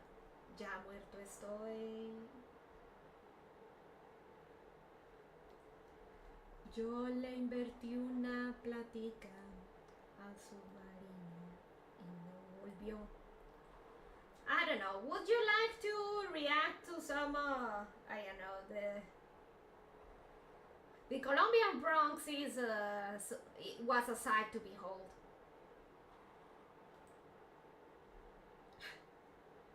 Please don't hurt me. Why would I hurt you, Atsaya Carol? You haven't said anything outrageous so far. No te confíes de nadie, que el más amigo te da traición. 20 litros de acetona, 2 microondas y un garrafón. Mi socio en la USA no se me tuerza, salga faltón. Allá se compra, se vende y se mete. Can see. Oh, let me check something real quick.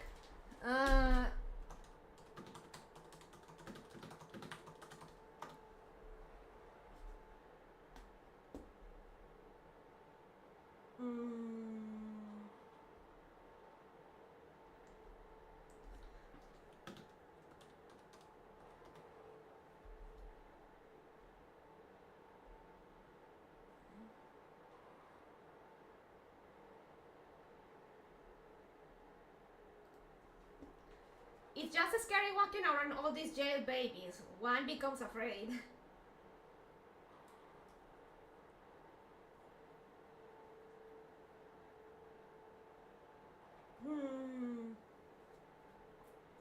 You know, if we actually manage to finish this book, I wonder if we should go over the second book, El Cartel de los Sapos 2, or for Las Muñecas de la Mafia, which is the book specifically about the basically the book of the narco stuff, but told by the wives and partners of narcos.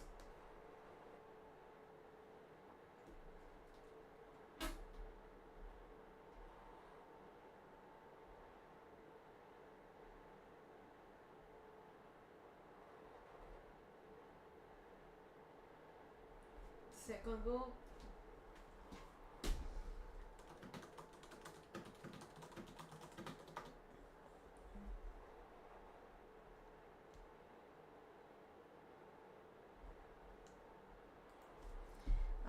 Libro.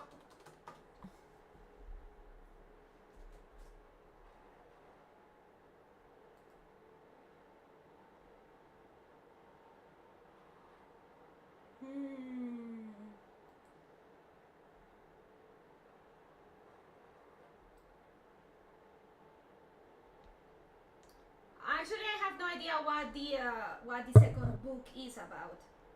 To be fair, does it add anything new? I guess it continues. The book relates the deaths of how there's the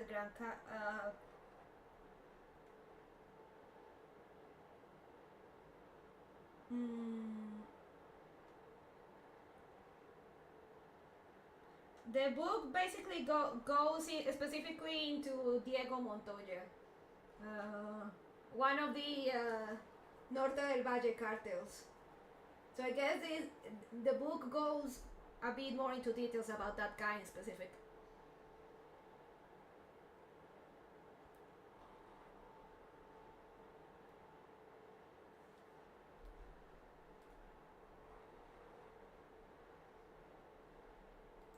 Mamá siempre me decía. But God knows if we'll be able to finish this one day. We still have a lot to cover.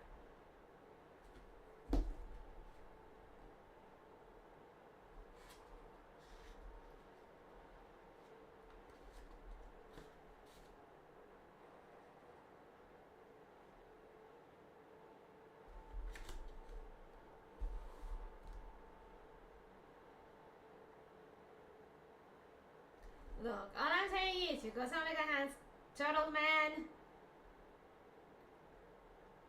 Another 5 minutes. Don't.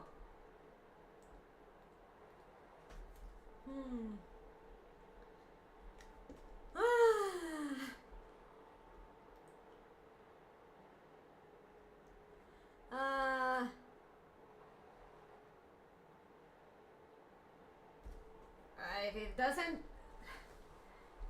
completely unrelated, but will this make me a drug capo in the eyes of the Chinese? Like, if you're aware of the poor Shoto and his current problem with China. I don't think Cartel was here when we discussed that.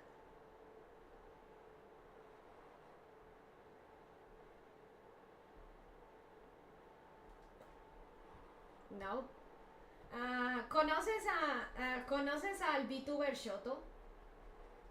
Be known enough, of course. ¿Conoces a Shoto? Well, bastante grande igual. Es uno de los indies populares. Male? Yes. He is getting an android, in fact. But if male, no, of course.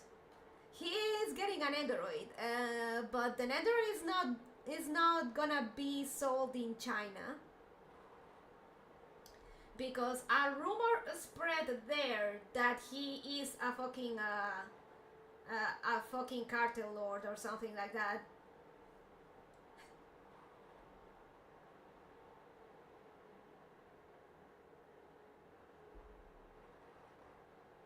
It's so fucking stupid and it's so ridiculous. Do you know this racization? Do you know why the rumor started?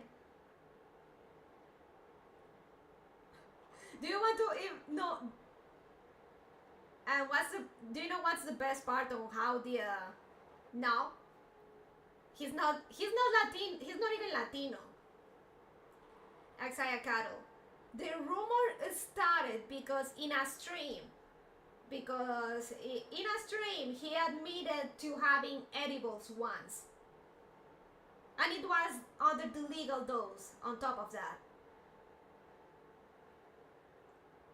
he had edibles once, and that made him fucking Pablo Escobar in the eyes of China. And to a point that now they're not gonna sell his Nendoroid in China for having edibles.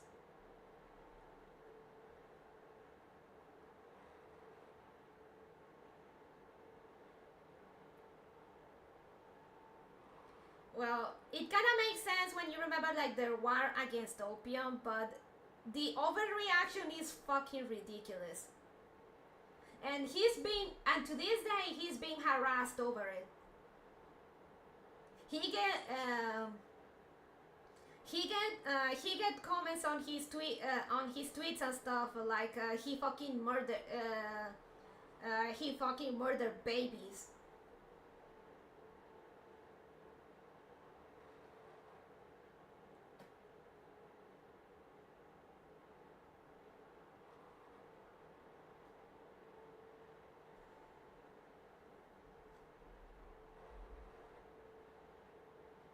But did he even have Chinese fans? He did. First mistake, he streams on Bilibili. He streams on different parts. One of the places he streams is Bilibili, so first mistake there.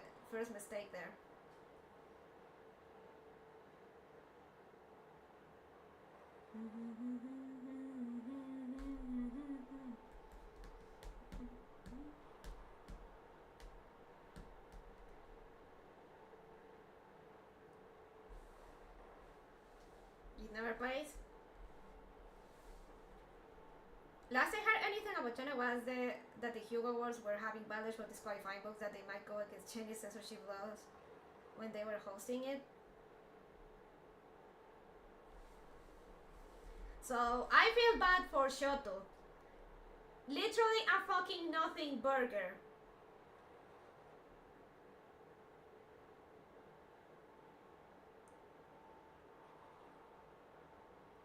If the Chinese don't already hate you, you're not doing it, and you're not doing enough with your life. Anyway, Shoto is ethnically Vietnamese and speaks some Mandarin. It's not even racial, it's just Wu Mao's being Wu Mao's. Yeah, they literally got asthma that he admitted to had edibles. And they act like he's a fucking degenerate that eats babies or something.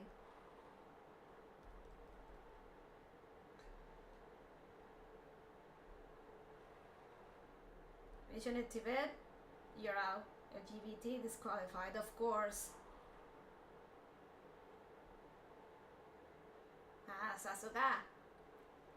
So, if Shoto is fucking Pablo Escobar,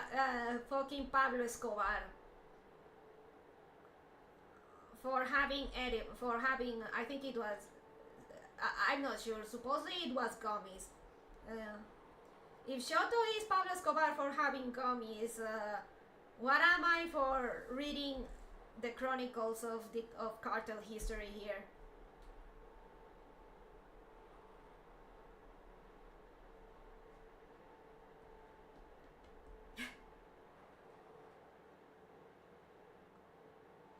Not that I'd be courting to Chinese fans. Naharla?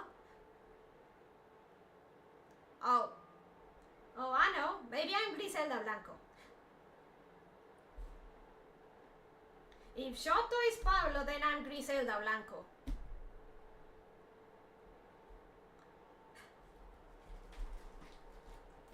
It all started with me.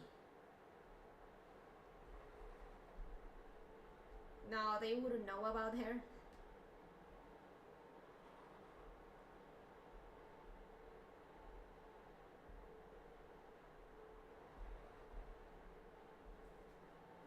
Hell, just by virtue of being being at ground zero of well, not ground zero, but knowing about of this, that already makes me 10 Griseldas.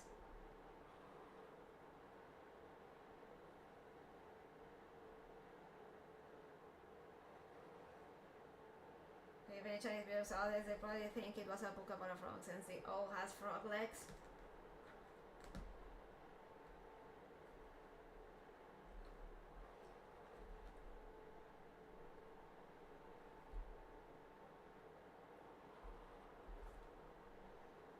No frogs, pepes. Los perseguidos por Pablo Escobar.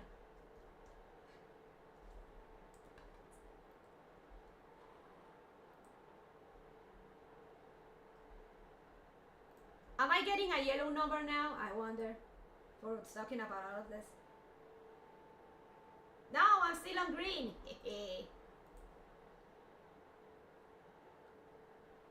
They will get an overdose by just watching you stream.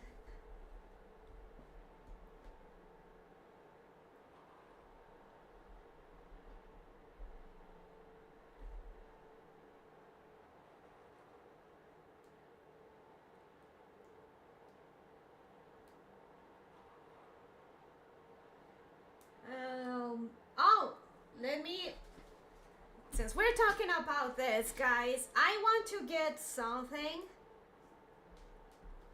I want to get something. Let me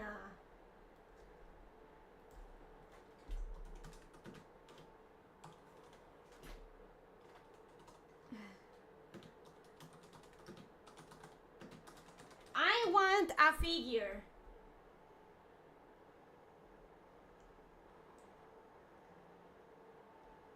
I want a figure. And I have plans for it. Let me see if I can find it.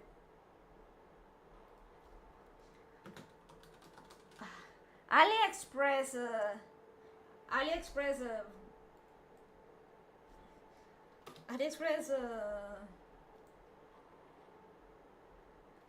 you want a figure? No?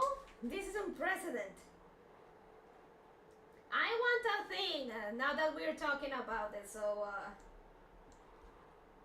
if you guys have watched Jujutsu,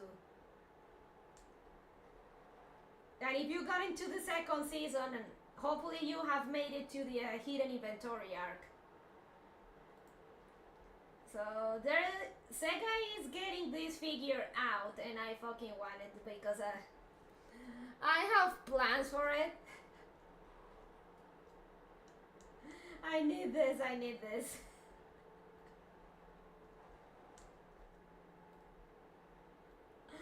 Okay, so I stopped out watching after the arc and before the movie because Ninja exploded. I need to get back.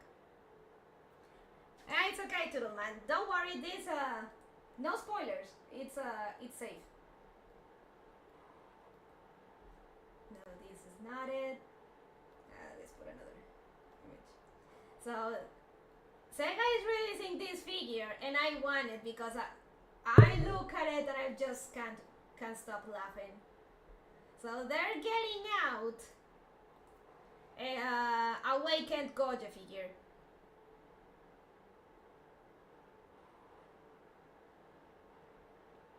AKA that moment where Gojo got high with power. Literally high with power.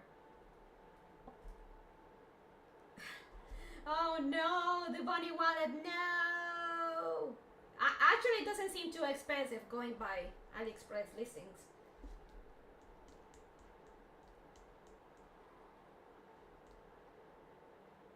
So I want this. And I'll find a way to hang it from my from some point in my room, maybe from my window, and just have him hanging there high, because I think it's funny. Cheap Ali listing for an expensive figure. That seems totally legit. Now, the figure itself, by other listing, doesn't seem too expensive anyway. They do have other expensive ones. But I mean, it's relatively cheap for what figures cost. Getting blood drunk is indeed peak masculinity, old school. So it's that moment where he gets high with power. Oh, you're right, these are only 25, despite the detail. Weird. So I want this to hang it from some nylon from my room's roof, or from the frame of my window, because I think it's funny.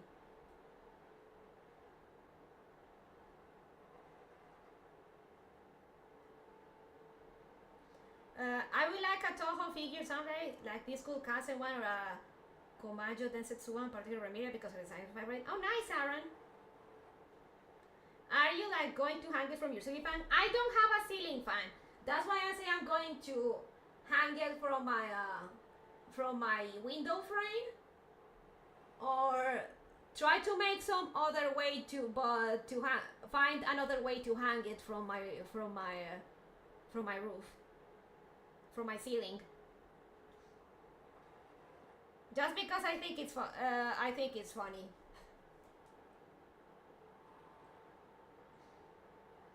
Cousin and Remelia, good taste, good taste. Since we're talking about drugs and stuff, I thought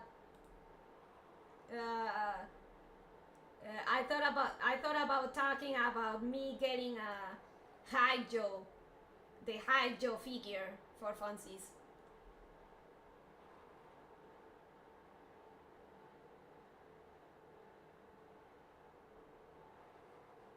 Oh, you can do the Simpsons scene when Mr. Burns enters Smithers' room through the window and he's like, nah. Here legit, he is high. Like, there is no,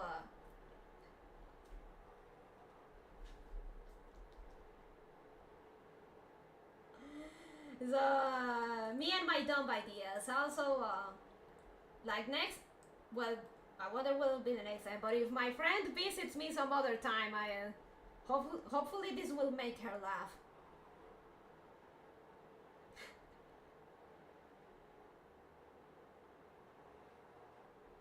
Me when I get run over by a truck and don't have to go to school anymore.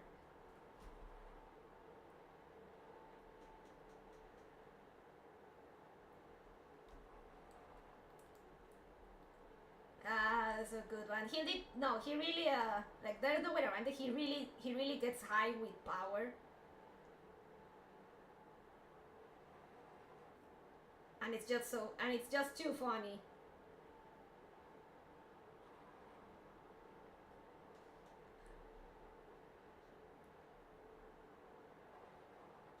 Or maybe a figure from this IG anime everyone forgot about called Gabnir, particularly one from Cartel Hero where she turned into a cool looking monster.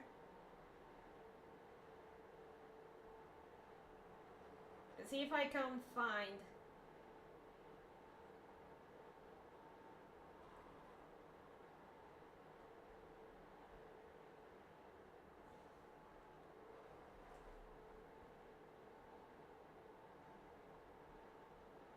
Hi, Joe. So yeah, those dumb ideas I had.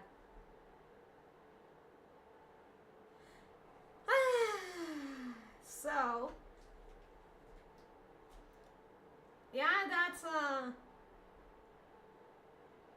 that should be stuff for now. Like, definitely could want to go back to this if Neil doesn't get too mad about me talking about this stuff.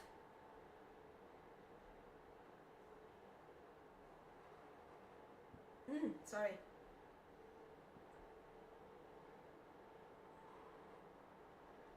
Yo le invertí una platica al submarino y no volvió.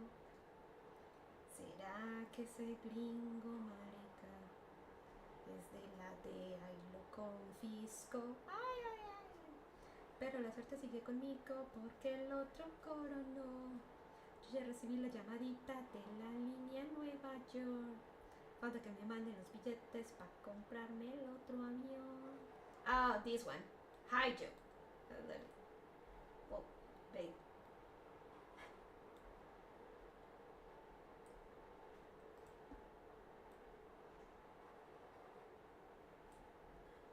I'm surprised you haven't seen it, Saya Carol. Like this face is very popular for reactions and stuff. The GIF in particular.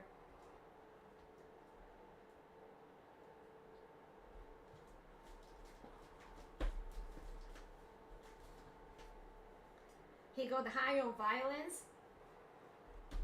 High on violence and power.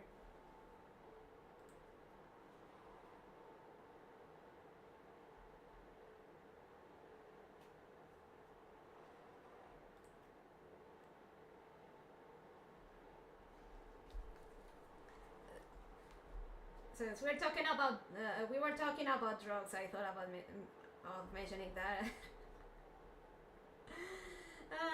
Good one. The screen cap never fails to make me laugh. I mean, I don't dwell into those internet niches too much. Oh,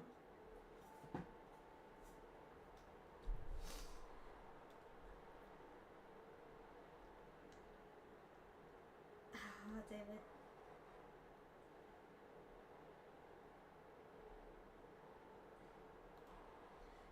Sayakari is strictly here for small lanky rabbits. Seriously, my only anime contact is Vtubers. I'm a pleb normie. Absolutely disgusting.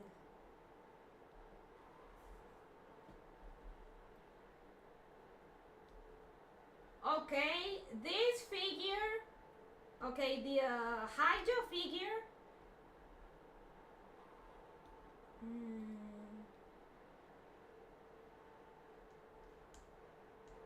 No, it says it's going to be released in October.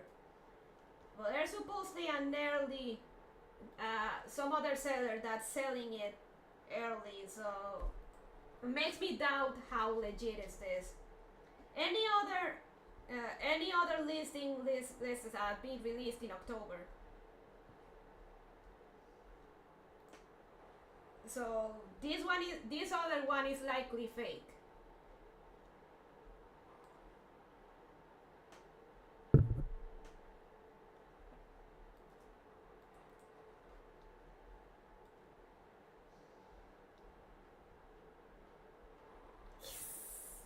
I went to the mall once to watch Godzilla -1. Lots of cool figures there, like Rem and Ram in one bikini Saracos Rem Pride bust.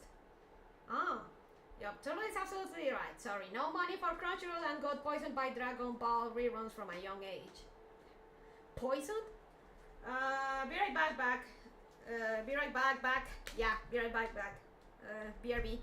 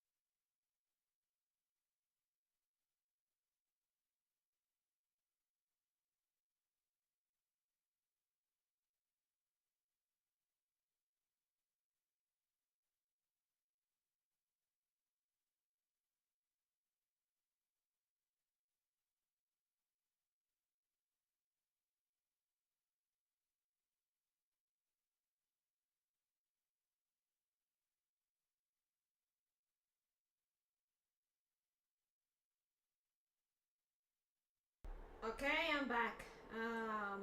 Let's see. I always trying to get out of that devil country. Ah yes, it was that or just Goku running on the bridge. That's a turn on the spawn to loop that's dragging the bit of DBC. Welcome back, Nui Bible. How do you? I'm doing good. We're just talking about yeah stuff.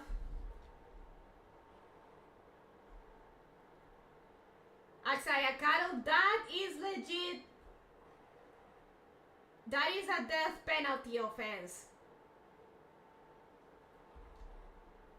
That is not fail at being Mexican. That is failing at being Latino.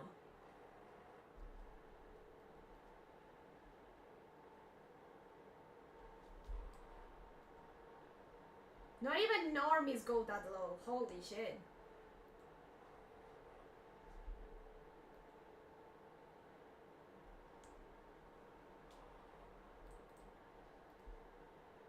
Test.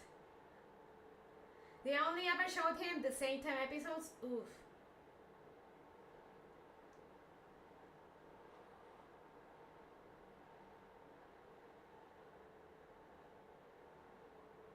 Any superhero figures you like to own? No, I fucking hate capes. Also about Gojo being peak masculinity. The guy is like a Makio from Danberu. The Gojo is pretty fucking ripped, but his uniform hides it, so.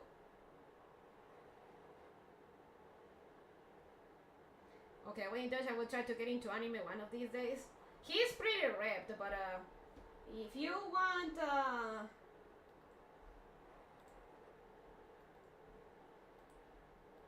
peak masculinity, I guess Toji. She's so blandly hateful of the superhero stuff that she won't even watch My Hero Academia, así que hace poco no pico Academia. Big masculinity though, he is not as popular. Well, he is very popular, not as popular as fucking Toji. Let me see if I can find the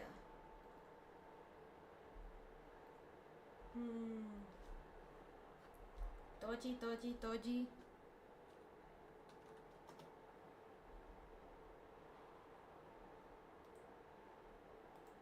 Oh, there he is.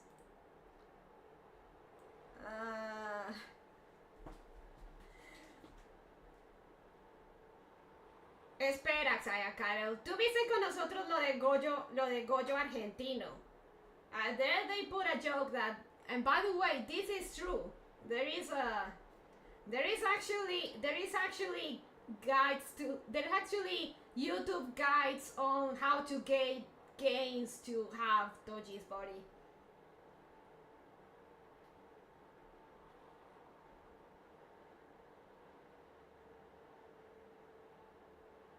Didn't you read what Turtleman said? I fucking hate Boku no Pico Academia for being cape shit. Why would I have a figure of that? If not for the parts, for my own purposes. Guys, all they are gentle. By the way, that is no joke. There is actually guides on how to have Toji's body. Like, damn. Yeah, that's how they are gentle. Do you have fish memory?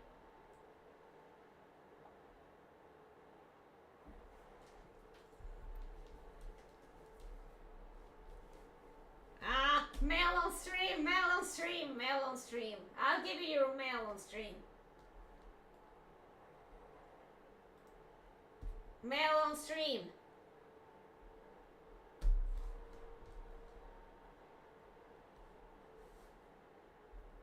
Mail on stream. Let me get my other mails on stream. I'm not getting out of the boxes. Mail on stream. Mail on stream.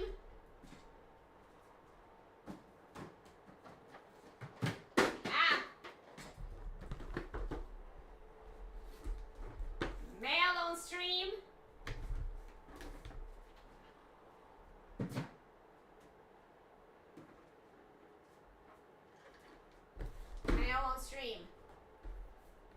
there you have it. Those are all my mails. And there's more coming.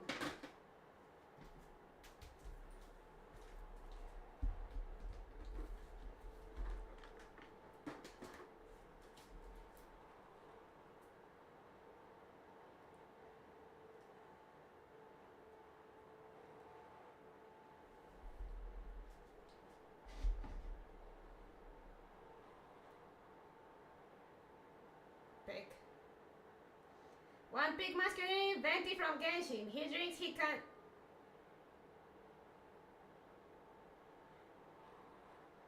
He drinks, he can handle his alcohol while having a ton of people swooning over him. Good to know our taxes are being well spent. I know. We get it. You're a very horny rabbit. Did many men to keep her satisfied? No.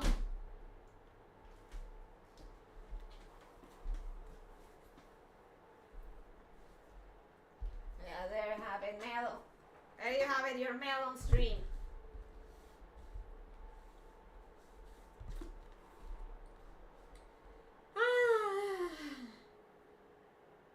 Talking about stream, not sure if this stream will end in the void, so I will suggest you to archive it just in case.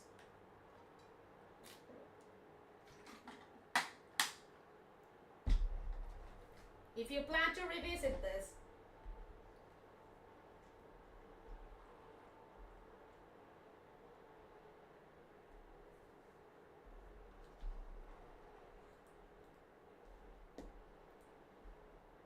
Why?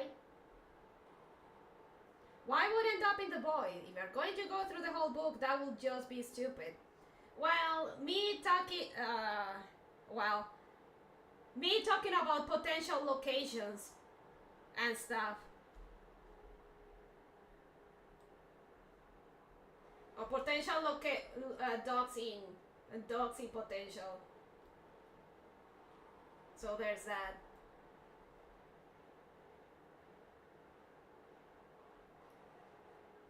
La mercancía al por mayor, mientras que aquí se dan.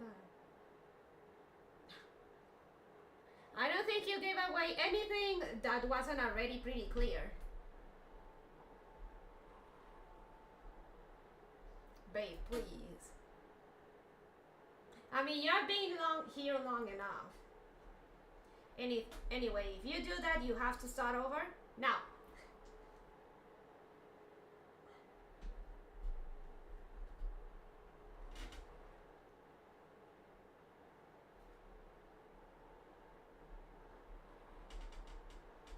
Vertí una plática al submarino y no volvió.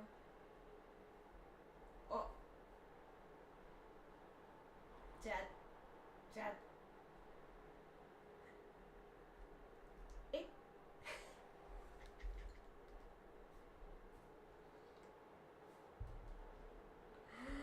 You know, I kinda, not because I'm particularly interested in him being part of the harem, but I kinda want to get Sukuna, just to complete the collection. You can just set the bid for members only. Oh, that's a good one. Like Pipa and Pipa da Ripa. Still dumb. Ah, that's a low blow, Bunny.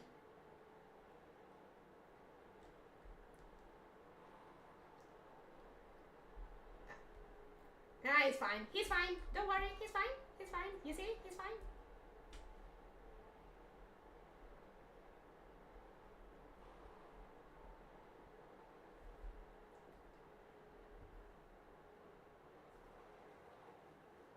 Get out of here with those straps. I'll have no part in that.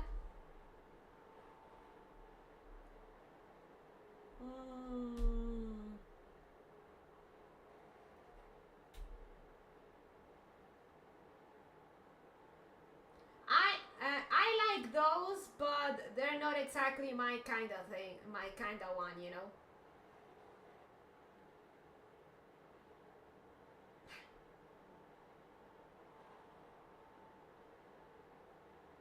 They're not gay, Turtle Man. They're fine. If you want any more proof that that they're not gay, there's plenty of those in time and in RPGX.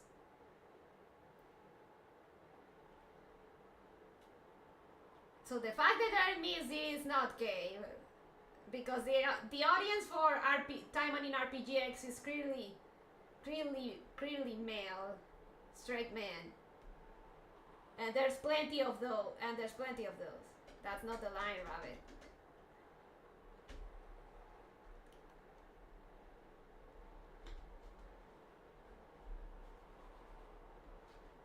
I don't know, if they're in a gay, they're specifically not gay, that means they're not gay, so I'll take it that.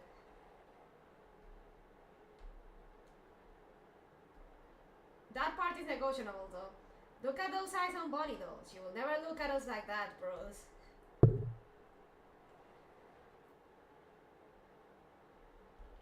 Her sweet spot is emotionally broken, but still functional. Strong and violent, but only in the right direction most of the time. Preferably very, very short, so they're only a little taller than her. That part is negotiable though.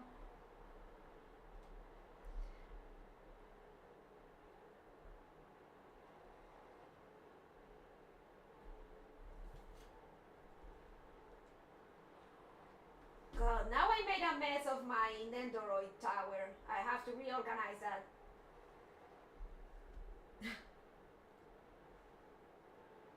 Or for Lady Harem members, Ero Loli. Chichiwa.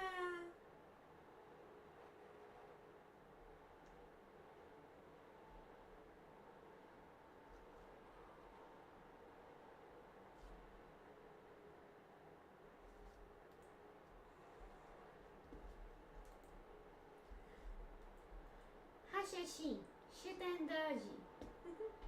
召喚してくれておおきにありがとう。好きにやるけどかまへんね。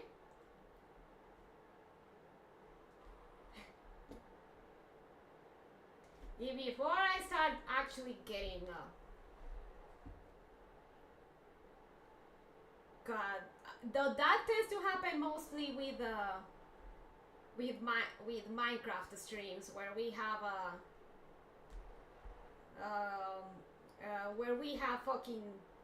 I have children arriving, which is one of the reasons why I don't like streaming Minecraft. I like playing, but I don't like it because inevitably leads to ratas. It inevitably leads to ratas arriving here. And I absolutely refuse to babysit out of work hours.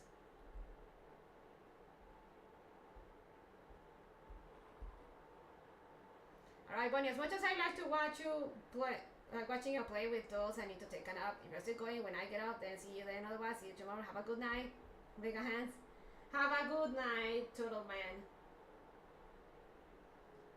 Yo le invertí una platica en su malín y no volvió. But I should call it a night soon too. I need to rest my throat for today's stream. We are Minecraft community server. Let's go. We'll be opening the Bonnieland server for Minecraft. We'll get to do stuff. So if you are sorry.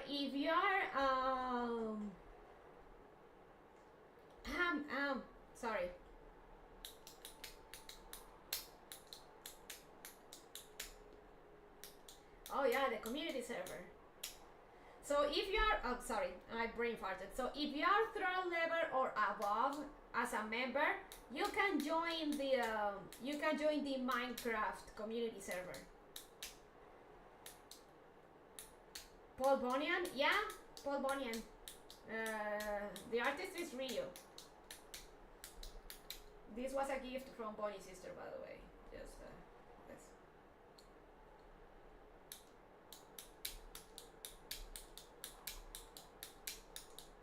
No, I just need a legal copy of Minecraft.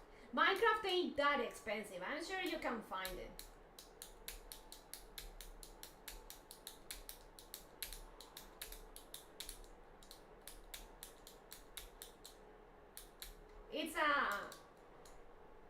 It's a ball pen.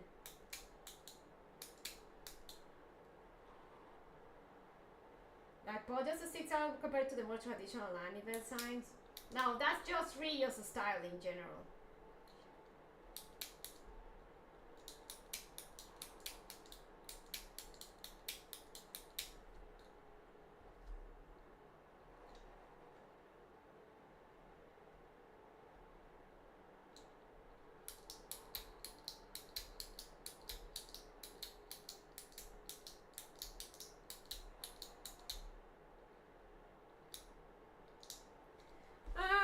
Sorry, I guess I should also call it a night. I need to rest my throat for Minecraft stream, so we'll play.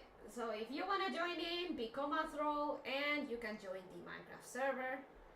So, I meant what character? Oh, it's not based in any character in particular. It's just a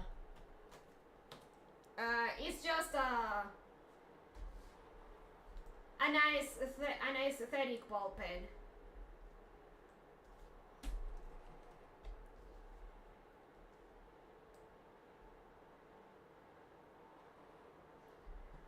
So let's see, who can we raid? It's just a silly pen, yeah?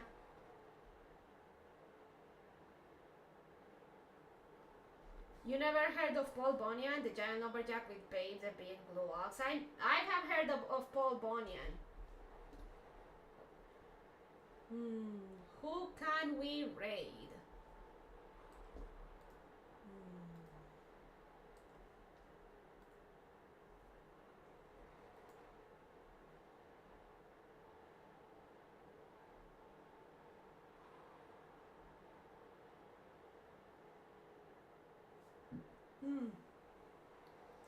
Oh, let's raid Sayu again. So, say hi to Sayu for me, and I'll see you all next time. Bye bye.